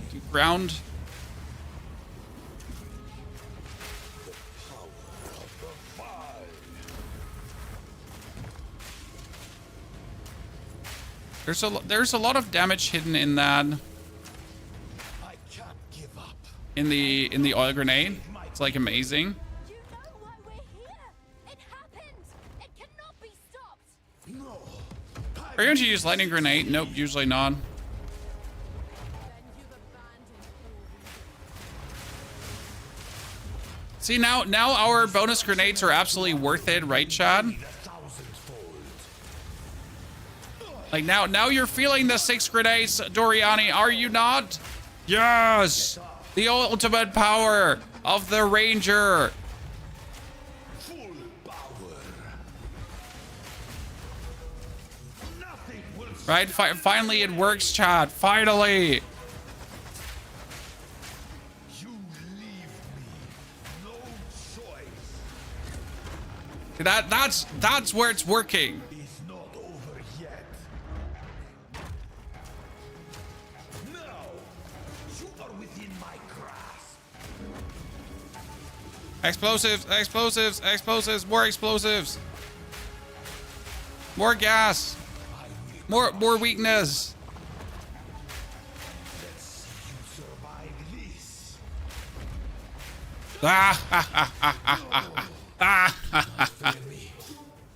this. See, that's where the multi-explosives now work. If all 6 are hitting, and all grenades are doing 6,000 damage, that's quite good. And then they explode twice. All that I sacrificed. Your people cannot be saved.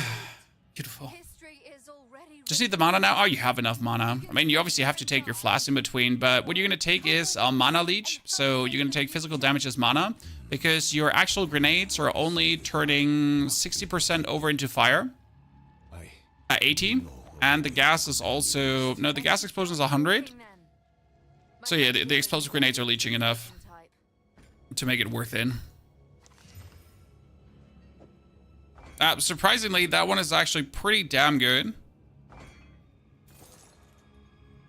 If there is I will It's settled.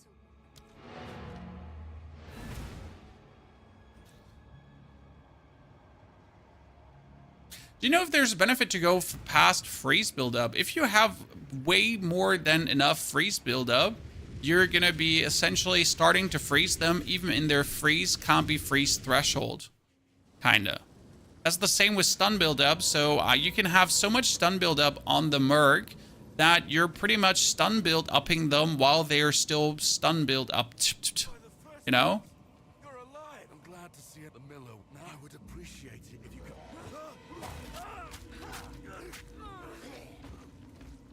I wish the character would use their respective weapon to deal with the zombie in that situation. This is like no sickness I've ever seen. Let's track down this. By the way, we desperately need a new crossbow, guys. We actually need to go back into Act 3 and check if there's a new crossbow. Because right now, we have a bad crossbow. Like it's actually surprising how we went through Act 3 with this. Because the actual crossbow we're having is horrible. Our grenades could be at 1,000 damage right now already with a better crossbow. So this is the first time in Soul Self-Found where I'm sadly not super blessed with my weapon.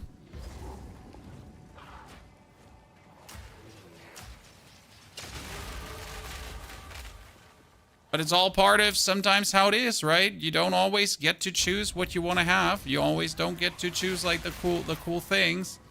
Sometimes you have like shitty weapons.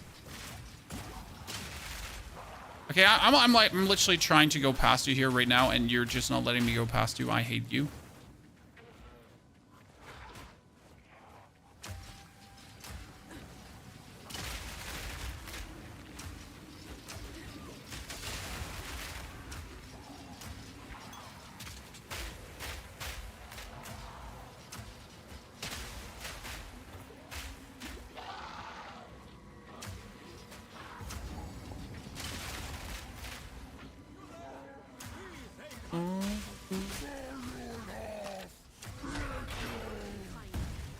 Let's keep him like in this corner of the map, because you can like keep him like confined here in this corner of the map, right? As long as I'm not moving out of the corners, and if I'm staying close.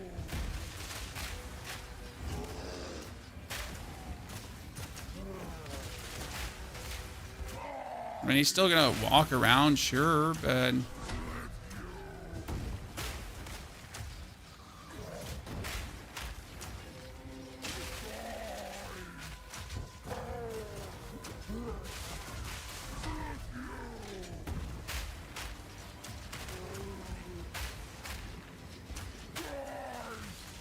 coat the ground with fire. I'm pretty much going for QWER potion. That's what we're doing right now. We're just rotating through these 3, right? Okay, sometimes I'm pressing the explosive grenade more often, especially when we have them stunned, right? But you need to make sure to always have the grenade on the ground, to always have like the oil grenade cooking. Hey, sir, you were not allowed to leave that corner of the map.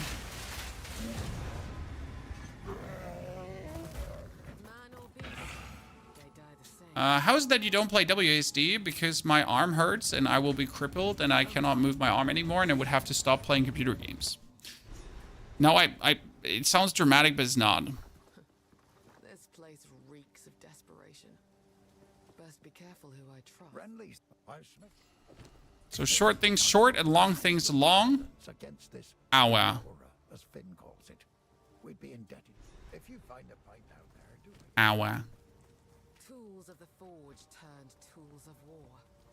These Welcome. Oops, I feel. I like Pony no use that. bits and pieces.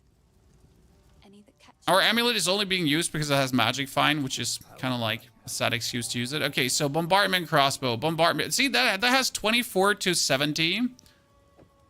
That will do. If you find a pipe out there, do bring it back.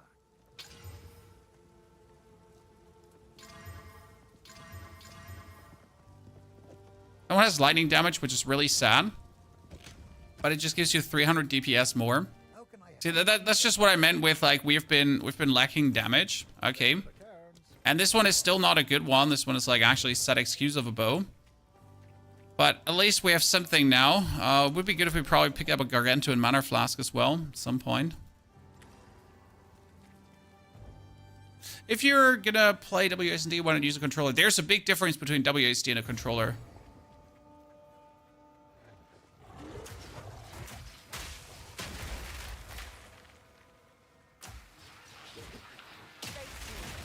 And I generally enjoy playing controller, but mouse and keyboard and mouse clicking is just how ARPGs are being played for me. Call me old-fashioned, chat. Outdated and old-fashioned.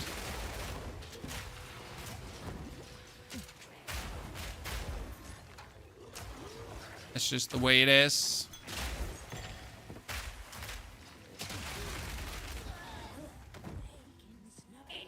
One, 2, 3, 4, 5, 6, 7, 8, 9, 10. See, like how much more damage we're dealing with this new bow? That's like what I was trying to tell you. Like the minus damage on the Viper also, like I have just really ignored that we need a new bow, and we should have gone for one a while ago, because that's just like it. This is the difference, right? Because like my bonus damage right now is also like a simple multiplier for every single bolt. So I just got 300 DPS more, right?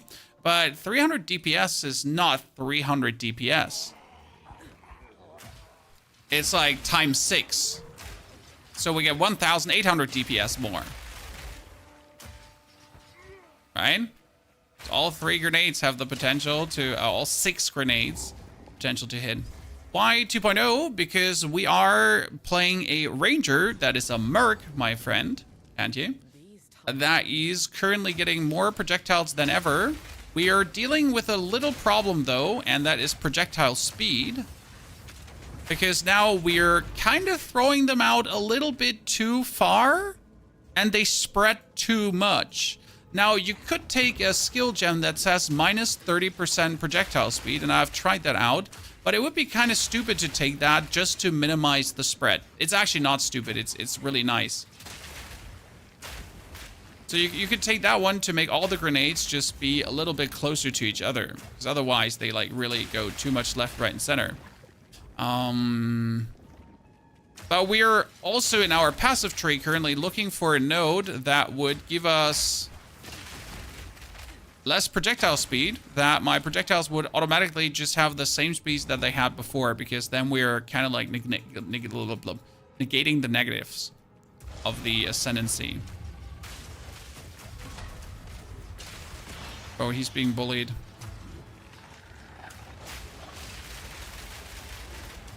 So why is it so important, like, to get this new bow also from a stun perspective? Because more damage is more stun too. So it's like everything, right? So like how quick he's now being stunned in comparison to like the stun sometimes we took before.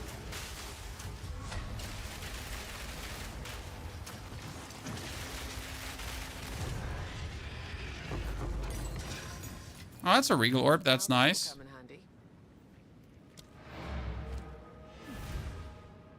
Regal Orb can confirm my... I have nothing to Regal up right now. How does your passive tree work with character? Well, we are starting in the merc tree. We're starting in the... starting on the side of the What have we got? ranger, and we have to aggressively push over to the other side, which is a little bit weird. So we're starting up here with the ranger, and we have to like aggressively push over. And that can be an issue, but we found a way to make it work, and now we're happily just cruising. He's honest about being a liar.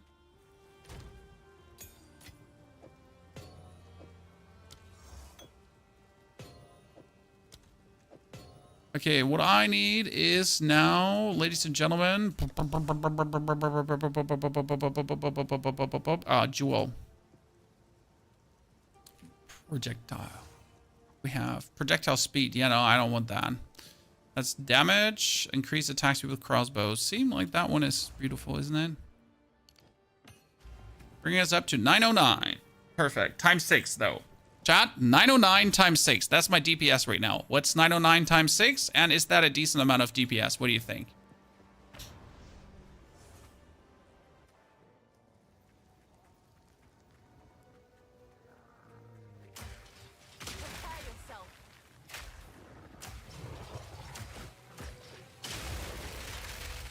Oh, and obviously my grenades can erupt twice, so it's again more like it's not really times 6, it's like times 8 or times 9.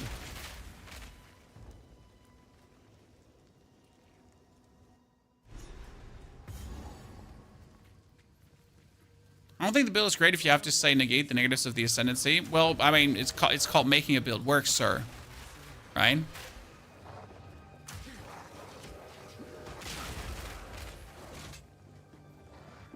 You could also see bonus projectile speed as something good. It just simply isn't. Oh, great! The most annoying early character in the game, and they gave her a time bubble. Fantastic.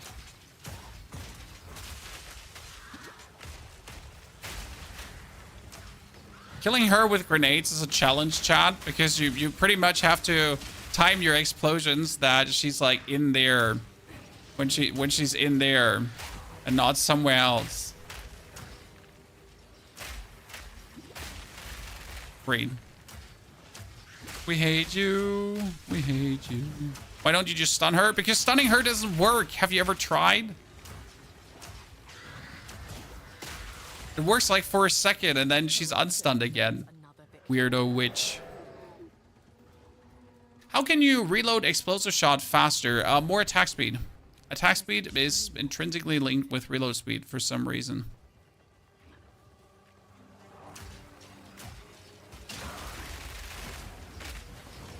But I usually recommend putting a double barrel on it because then you just have 2 shots loaded already. Like I play double barrel and I don't use my explosive shot all the time. But with the double barrel, you truly always have a shot. 1 or 2. And then in between of mobs, you can just reload it handish, right? X6 because of 6 grenades, yeah. Usually you would have 5 grenades, but we have 6 grenades now. Oh, this is going to be mean.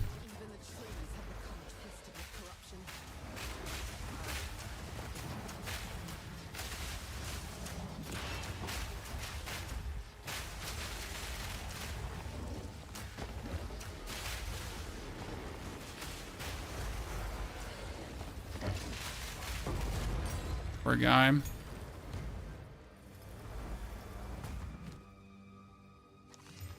Oh, that is a lot of armor and energy shield. See, this would technically be something to take now, right? Level 84, so armor and energy shield item. Or evasion rating energy shield, rather. We have a lot of strength. We don't have any int, so we need to push the int up too. I think Console will get loot filters. I mean, if Console will get loot filters, or if there's any rumors in that direction, you might hear on Sunday on the big stream, but I doubt it. I mean, if it was easy to get Console's loot filters, you would have loot filters already, right? The only way how I can see Consoles getting loot filters is if they make it online somehow. If you can access filters online and bind them to your account. I don't see how that wouldn't be possible.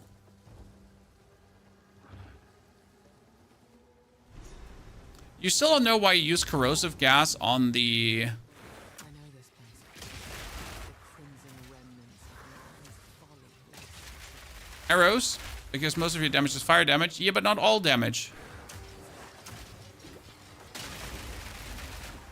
So I do a lot of fire damage, but 20% is still physical, so why not boost that?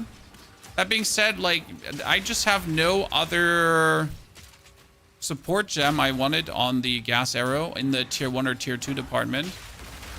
So it's mostly that there's just no support gem that's yelling at me. I mean, if you have any suggestion, please bring it on. But there is just simply no... Oh, wow. Jesus Christ. Ow.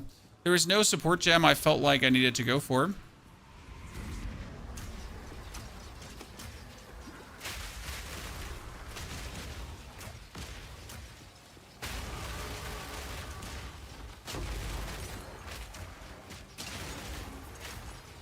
Thank you, build. Oh, the build is made as squishy as they go. But it's down to how the ranger works. I mean, if you're throwing grenades that bump everyone back, and if you're like never really having to engage an enemy, why would I invest anything into defense?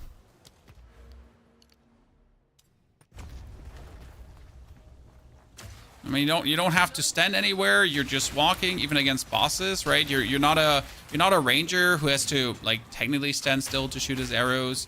You're not a mage who has to like also like strafe cast or whatever. You're pretty much dropping grenades and then you're just running in circles, right? It's not like I'm fighting anything.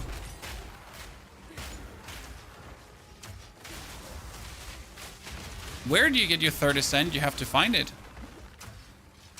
Mostly starts in the end game with dropping the more Boreas, so that's that. And your merc build to cruel stuck right now. Huh.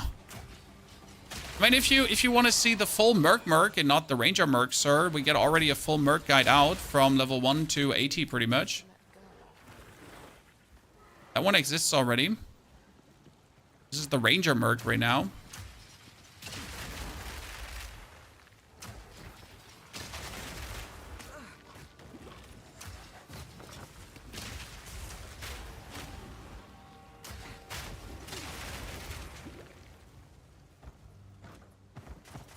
Explorer armor.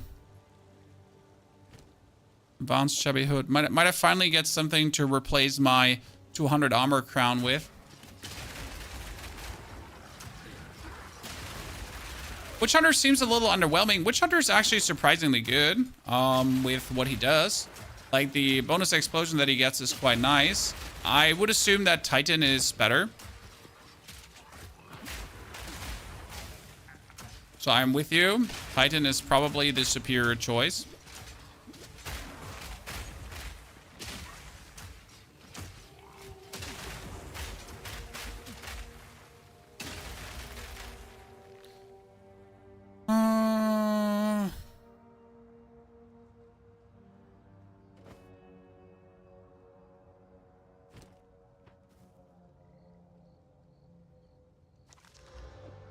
$75 max life. I like 75 max life.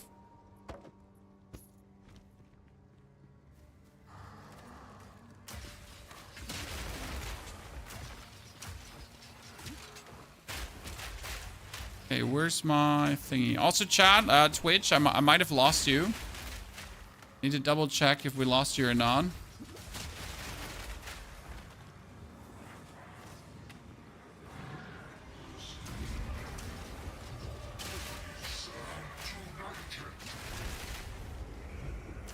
No, it's working. Okay.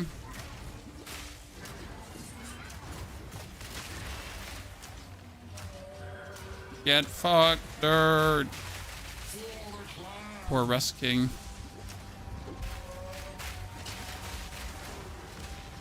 Let's break his precious.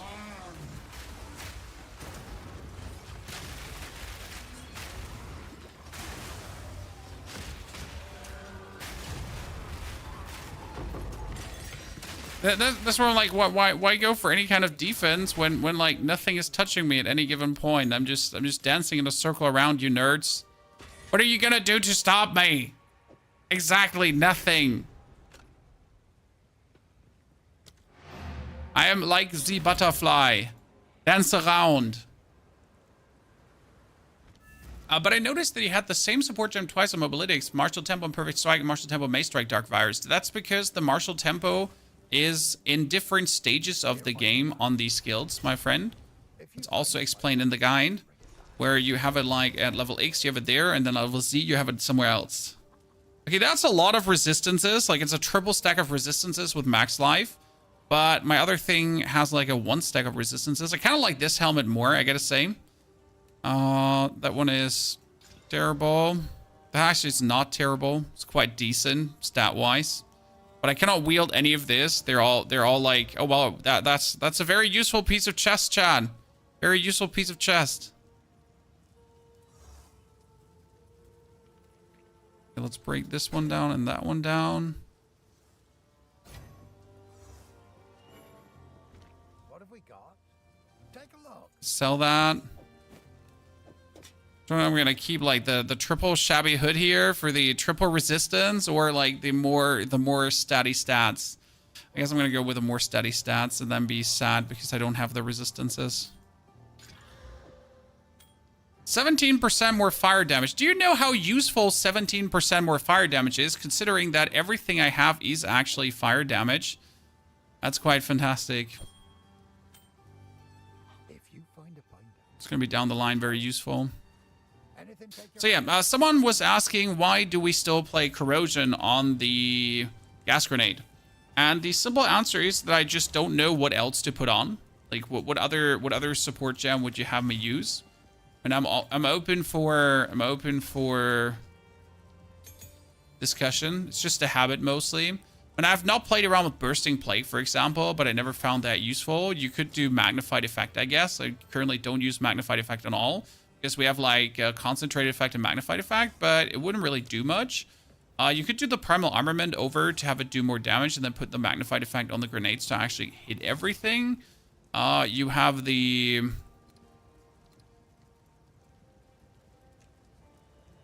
comorbidity for more poison and less poison duration because we're exploding that.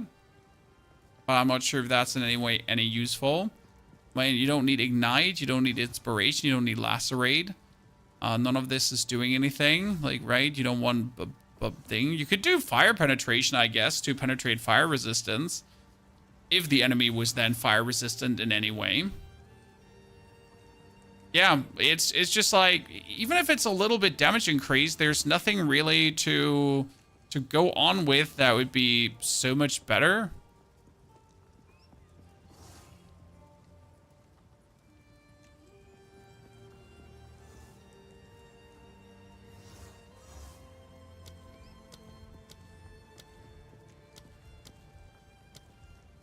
You know what I completely forget? I completely forgot to put on the explosive shot. And I kind of hate myself for that.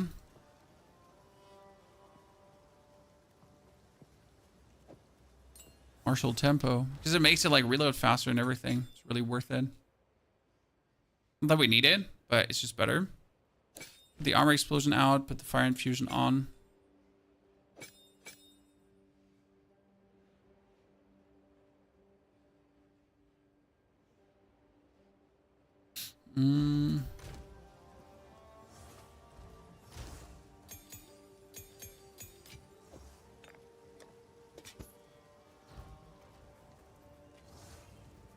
So yeah.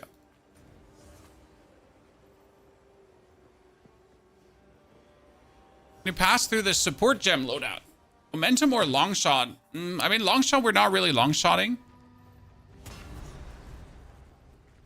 I mean, if we now had tier 3 gems would look different because they're always useful. So what we're currently playing is on the flash grenade, it's overpower and brutality to have it just hurt harder. You got explosive with scatter shot, fast forward, and primal armament. Then you got gas grenade with corrosion, concentrated effect, and fire infusion with the explosive shot and double barrel martial tempo, and this on persistent and strip away. And we're gonna play also, there's like something called blah blah blah ground, where you have like the ground completely drenched in acid. And then it increases the duration even further. The wound only the green. That's really useful. So it's pretty much very similar to my other merc in terms of how it works. And the biggest difference is that we're playing this as a ranger. Which again had us in Act 1 actually use a combination of lightning shots. So we were using our lightning arrows together with the grenades. It was really funny. Yeah, we still need more area of effect. Could close combat work on nades? Isn't close combat for like down to melee? The problem is right now, see if I shoot my grenades, like this is my explosive grenade, look how far they travel. So even if I shoot them right in front of my feet, this is currently how far they go away. I am not sure if close combat actually works properly on them or not. That was quite remarkable. Might not. Can't tell you.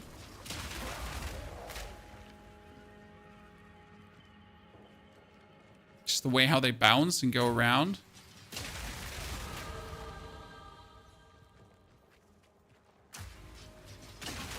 And this small area is perfect for my grenades now, as they just can't spread. Right? I can only have them on the enemy.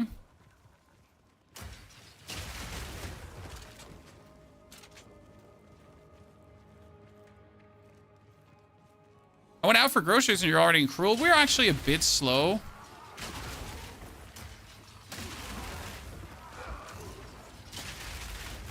Not too slow, but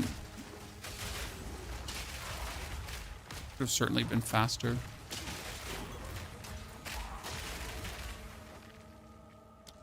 Okay, now here, 2 more points, chat, and we get them minus speed.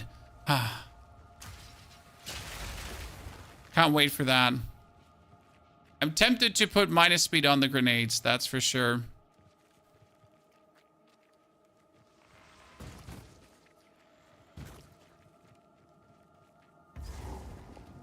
Okay, let's find our friend. Does area of effect for attack work for grenades, if you know? It doesn't show in the tooltip. I haven't tested it perfectly if it actually does.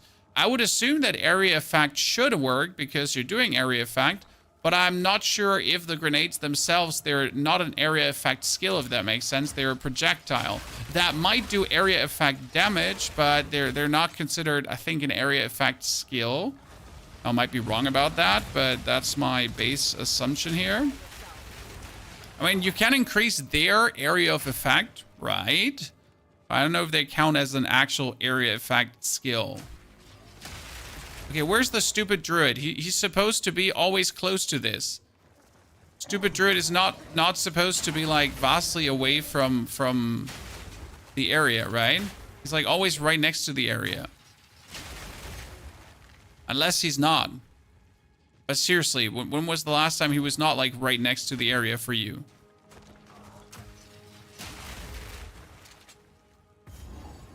Weirdo.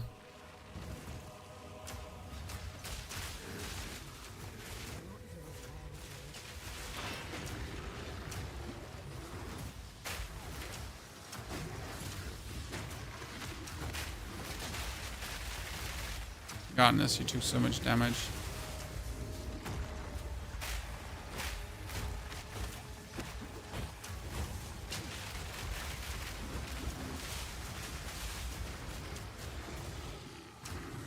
Or dude is just being bullied there.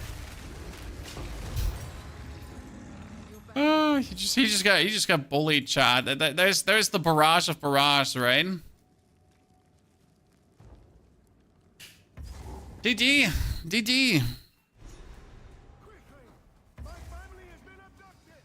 What matters more, dex or strength? I have more strength than dex, so you want to have enough dex to use all the abilities, but you want to have more strength because strength is max life.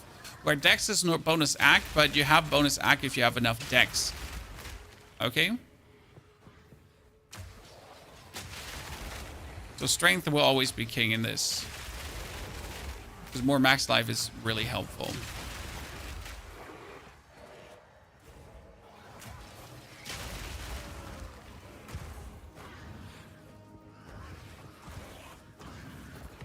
Oh, hello there.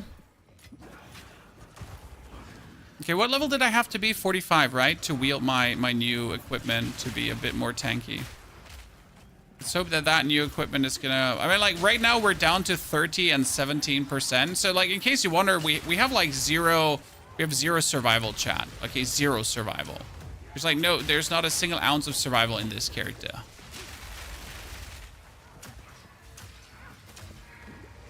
And yet, as you notice, there is not really... that much of a problem. He set and then died. Oh no! Gem Cutter Prism! Punished! So yeah, like we're surviving, Chad, unless we just get hit by an enraged mob, gigantic dude, and die. Just killed the ritual pinnacle boss and it dropped the belt. Which belt? Which belt?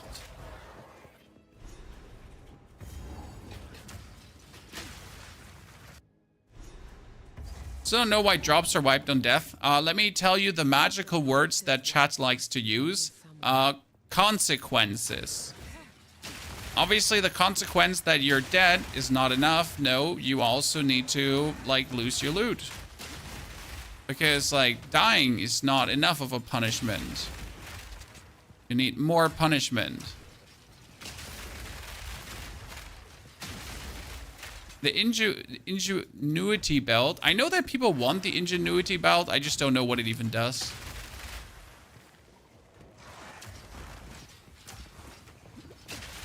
But hey, does that mean now you're a couple of divines richer? That's probably what it means, right?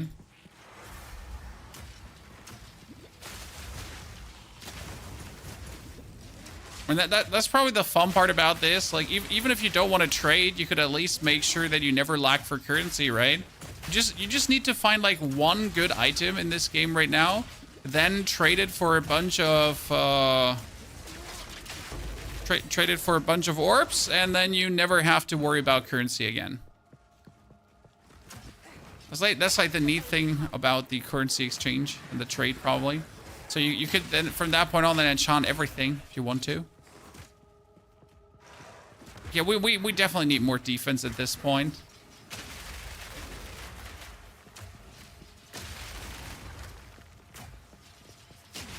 I mean, again, isn't the best defense just more offense? And the answer is yes. A resounding yes, Chad. Isn't the best defense just more offense? Yes.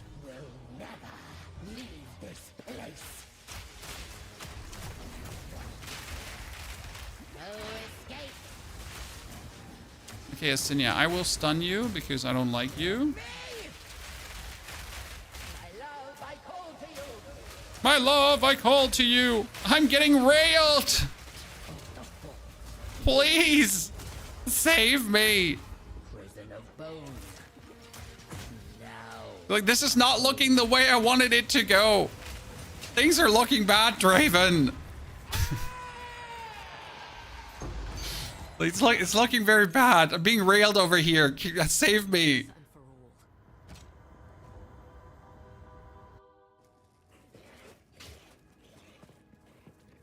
Poor lady. I shall overcome.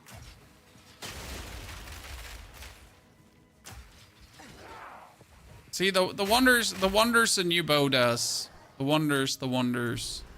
Draven, I'm coming for you. First your wife, then you. You know, doesn't matter. And when it comes down to obliteration, like we're taking on both genders.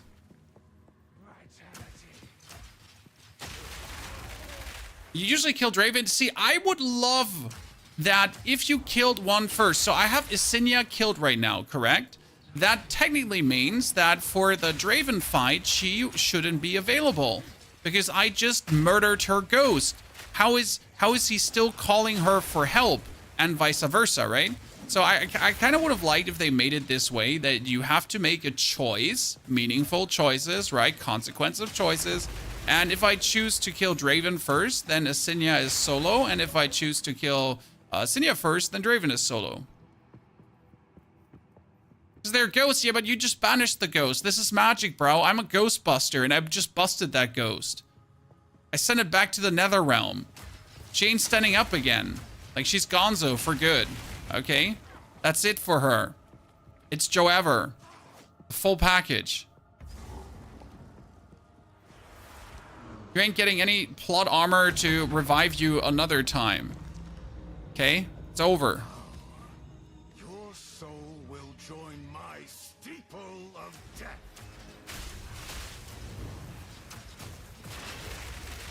I feel like that could have been so much better. The Eternals will never surrender. My beloved Ascension. Ascension, save me, man. He's here now. He's here too.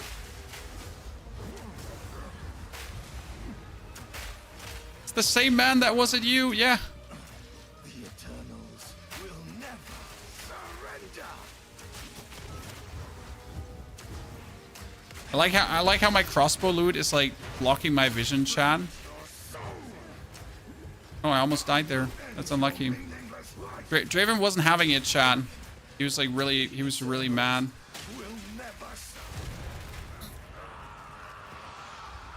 Goodness.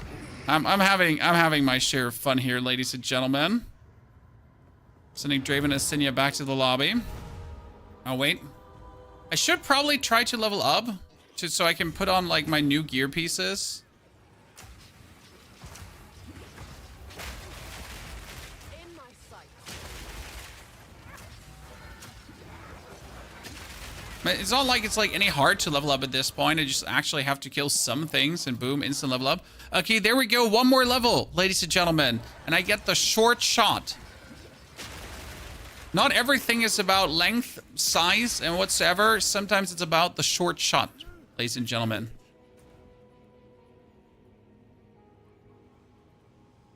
This looks like far more work than Concoction. It is. It is far more work than Concoction. These are just some odds and ends of mine. But not every build can be the same, right? Not every build can just be Concoction. That's 48, but it has chaos resistance, Chad. Finally, can I get chaos resistance? I've been thirsting so long How can I anything take your fancy? for actual chaos resistance. I need 46 for that.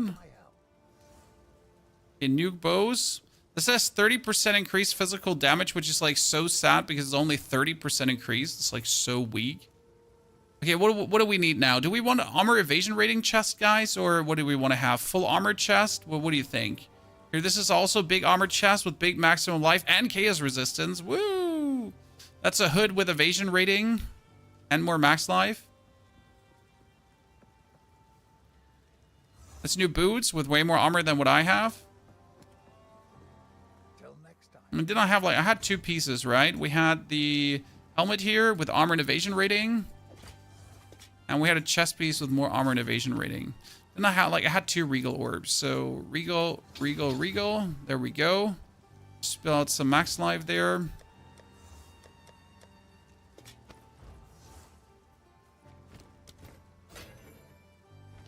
What have we? Take a look. Let's go eat Lackey. I look like a town guard, city guard, Chad. Look at me. I look like a very normal city guard right now. I could be like the absolute peon in every ARPG. Like just standing there, it's like, yes, sir. I'm just guarding the wall. It's fine. Most cookie cutter look. The family of Count Lachlan of Ogham. My family. This doesn't make any sense. They're dead. Those bastard Eternals. I must make them pay. I must make them suffer! Like these are their graves. Lachlan smash. Oh, ow. You know, these are the graves of my beloved ones. Let me just destroy them.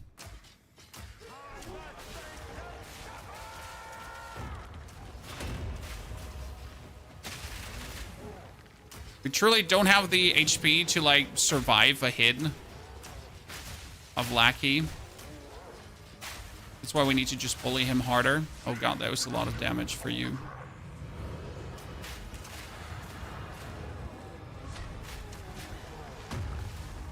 Sorry, brother.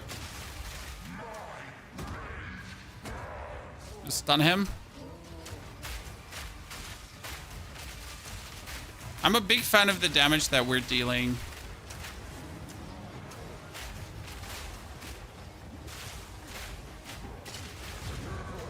I knew something wasn't right with him. Heavy belt. Oh, that's going to be great. And a rusted great helm. And a bombard crossbow. Please be good. Leech damages life is good. The problem is, like, you need leech. You need 100% physical damage, right? You need projectile skills. You kind of need everything. Oh, we can kill bird now? Wait, isn't bird, like, always right side around? I feel like my bird is always right side around, Chan. And after we get bird, we finally have the skills that we're looking for.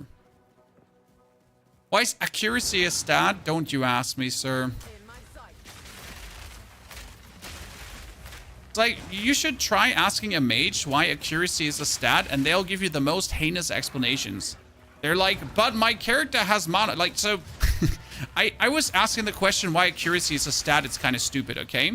Why mages don't have mage accuracy, okay? And someone said, my mage needs mana to cast skills, so it would be unfair if he can't hit his abilities. What am I using? Peanuts to cast my skills? That is unlike any bird I've seen. Farts per minute? It's like, sir, are you okay?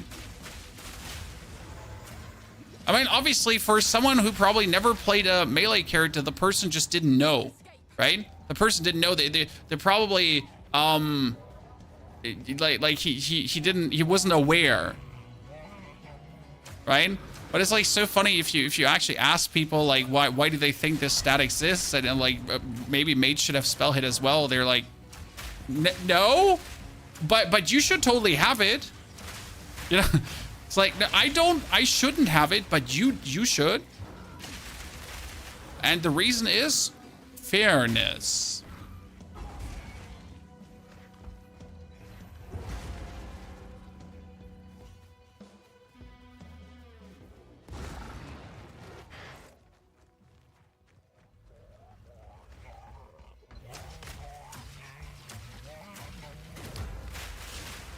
Is AC rating used as an equalizer to crit chat? Dude, I don't know what AC rating is, why it is in the game. Like, no one knows. Probably GGG doesn't even know why it is in the game.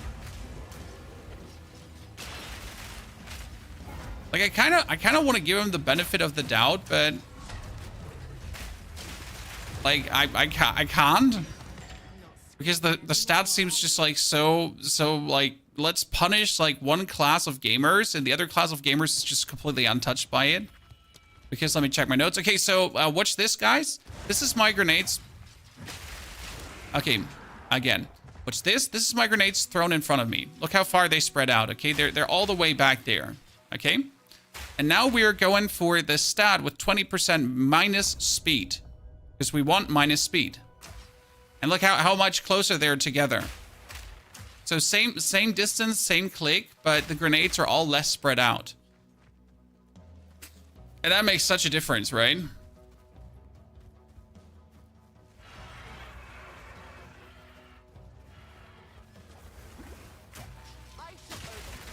And now we can finally, also in fights like the Viper fight, like hit way more, because our attacks are not going to Mars anymore. They're finally like going where they're supposed to go. Okay, by the way, we went up to 28 and 31. Wait a second, I lost armor with my latest chest that gave me more armor? Okay, checks out, I guess. So for this character, I guess in order to stay alive, it's finally time to go for some defensive stats. You know?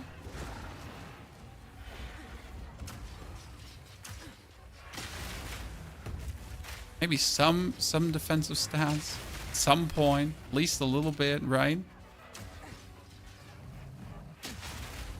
Might not be too silly.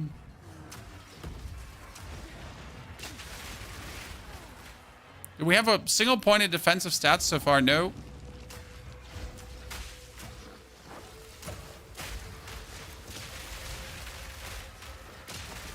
Why defensive stats if you can just do more damage? Listen, Chan. Oh, I don't have this. Increase skill, lose armor, life on kill, lose mana on kill. Why? Why? Even for 36% skill effect duration, why would you want to lose life and mana on kill?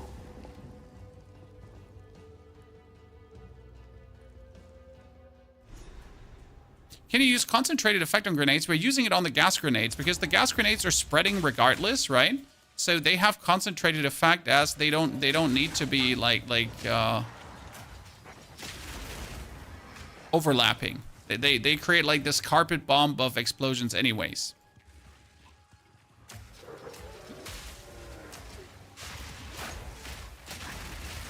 If you let them cook like even for a second, it's like enough, right? But grenades themselves, they need every area they can have for the like overlapping explosions. No. I have the concentrated effect on the gas grenade. It's too useful to not have it. I mean, obviously you really want to have tier 3 gems because tier 3 gems are like half for maximum physical to have like more physical to transform over. You want to have the fire, blah, blah, blah. You want to have the next elemental armament thingy, jiggy-majiggy. So there's a ton of them you really want to have. Okay, why am I getting like a rusted great helm that's completely useless? Apart from like 20% rarity of items found, which I wish I could take, but I can't because, well, obviously I'm weak as fuck. That's armor, strength, fire resistance, and stun threshold. You know what? That double stun threshold, it looks actually kind of really good. Even though I still 100% don't know how stun threshold actually works. I've tried to understand it, but I simply don't. Okay, I want to quickly just kill the... what is he called again? Executioner.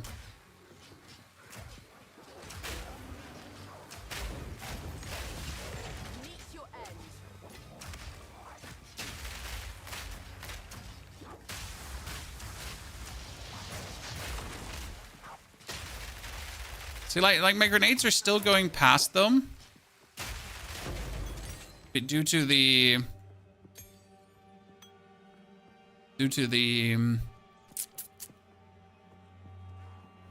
speed, even with a speed minus. So it can be a hassle for people going like really close to you and sticking to you.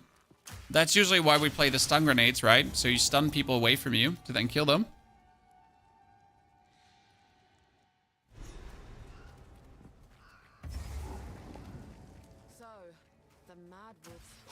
What if Deadeye Ranger Tailwind with Rapid Shot Crossbow build? Sir, we're gonna take Tailwind. But, like, as our second. I mean, Tailwind itself is not, like, you cannot rely on Tailwind being up, pretty much in the mapping stage. Because you're always gonna lose it.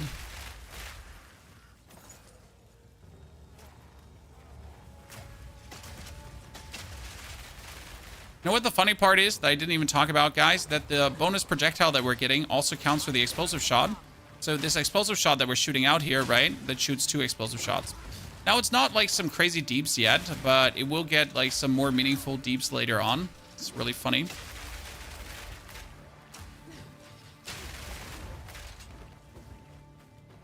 I would have assumed we're there already. Oh. Did I take a wrong turn? Usually this one is very straightforward, and you cannot miss it.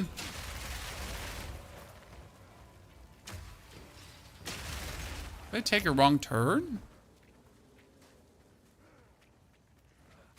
I did. Oh, I went way too deep. I would try a Fireball Comet Sword build. No. I haven't messed around with any like cast on very much builds, to be honest. They're not that interesting to me.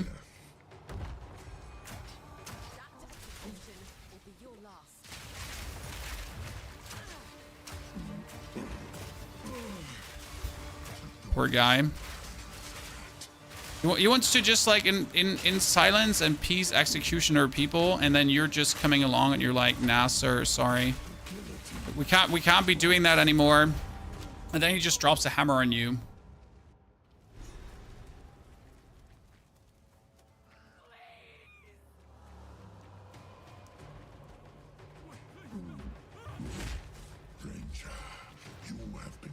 It'd be nice if you could shoot grenades at your feet to bounce to do extra damage. I mean, I feel like the grenade interaction could be a bit better as you're like, you know, you're kind of neutering yourself. I mean, it's sad that one of the best support gems is technically minus 30% projectile speed because you're getting the projectiles closer together. I almost got hit by that hammer again because I can't see what I'm doing right now, right? He's the dude that's about to kill you in the character screen. I know, it's so cool, isn't it? It took me a while to understand that on my first playthrough. I was like, oh my god, it's him. You have been sentenced to death.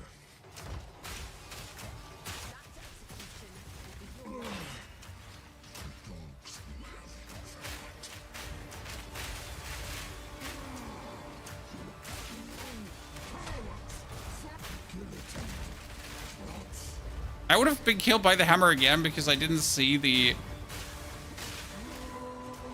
It's a real issue with this build. Like, you're well, I mean, you know, you're like putting like some things on the ground, like a little bit.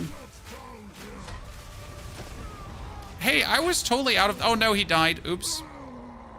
Fast, leave before he dies.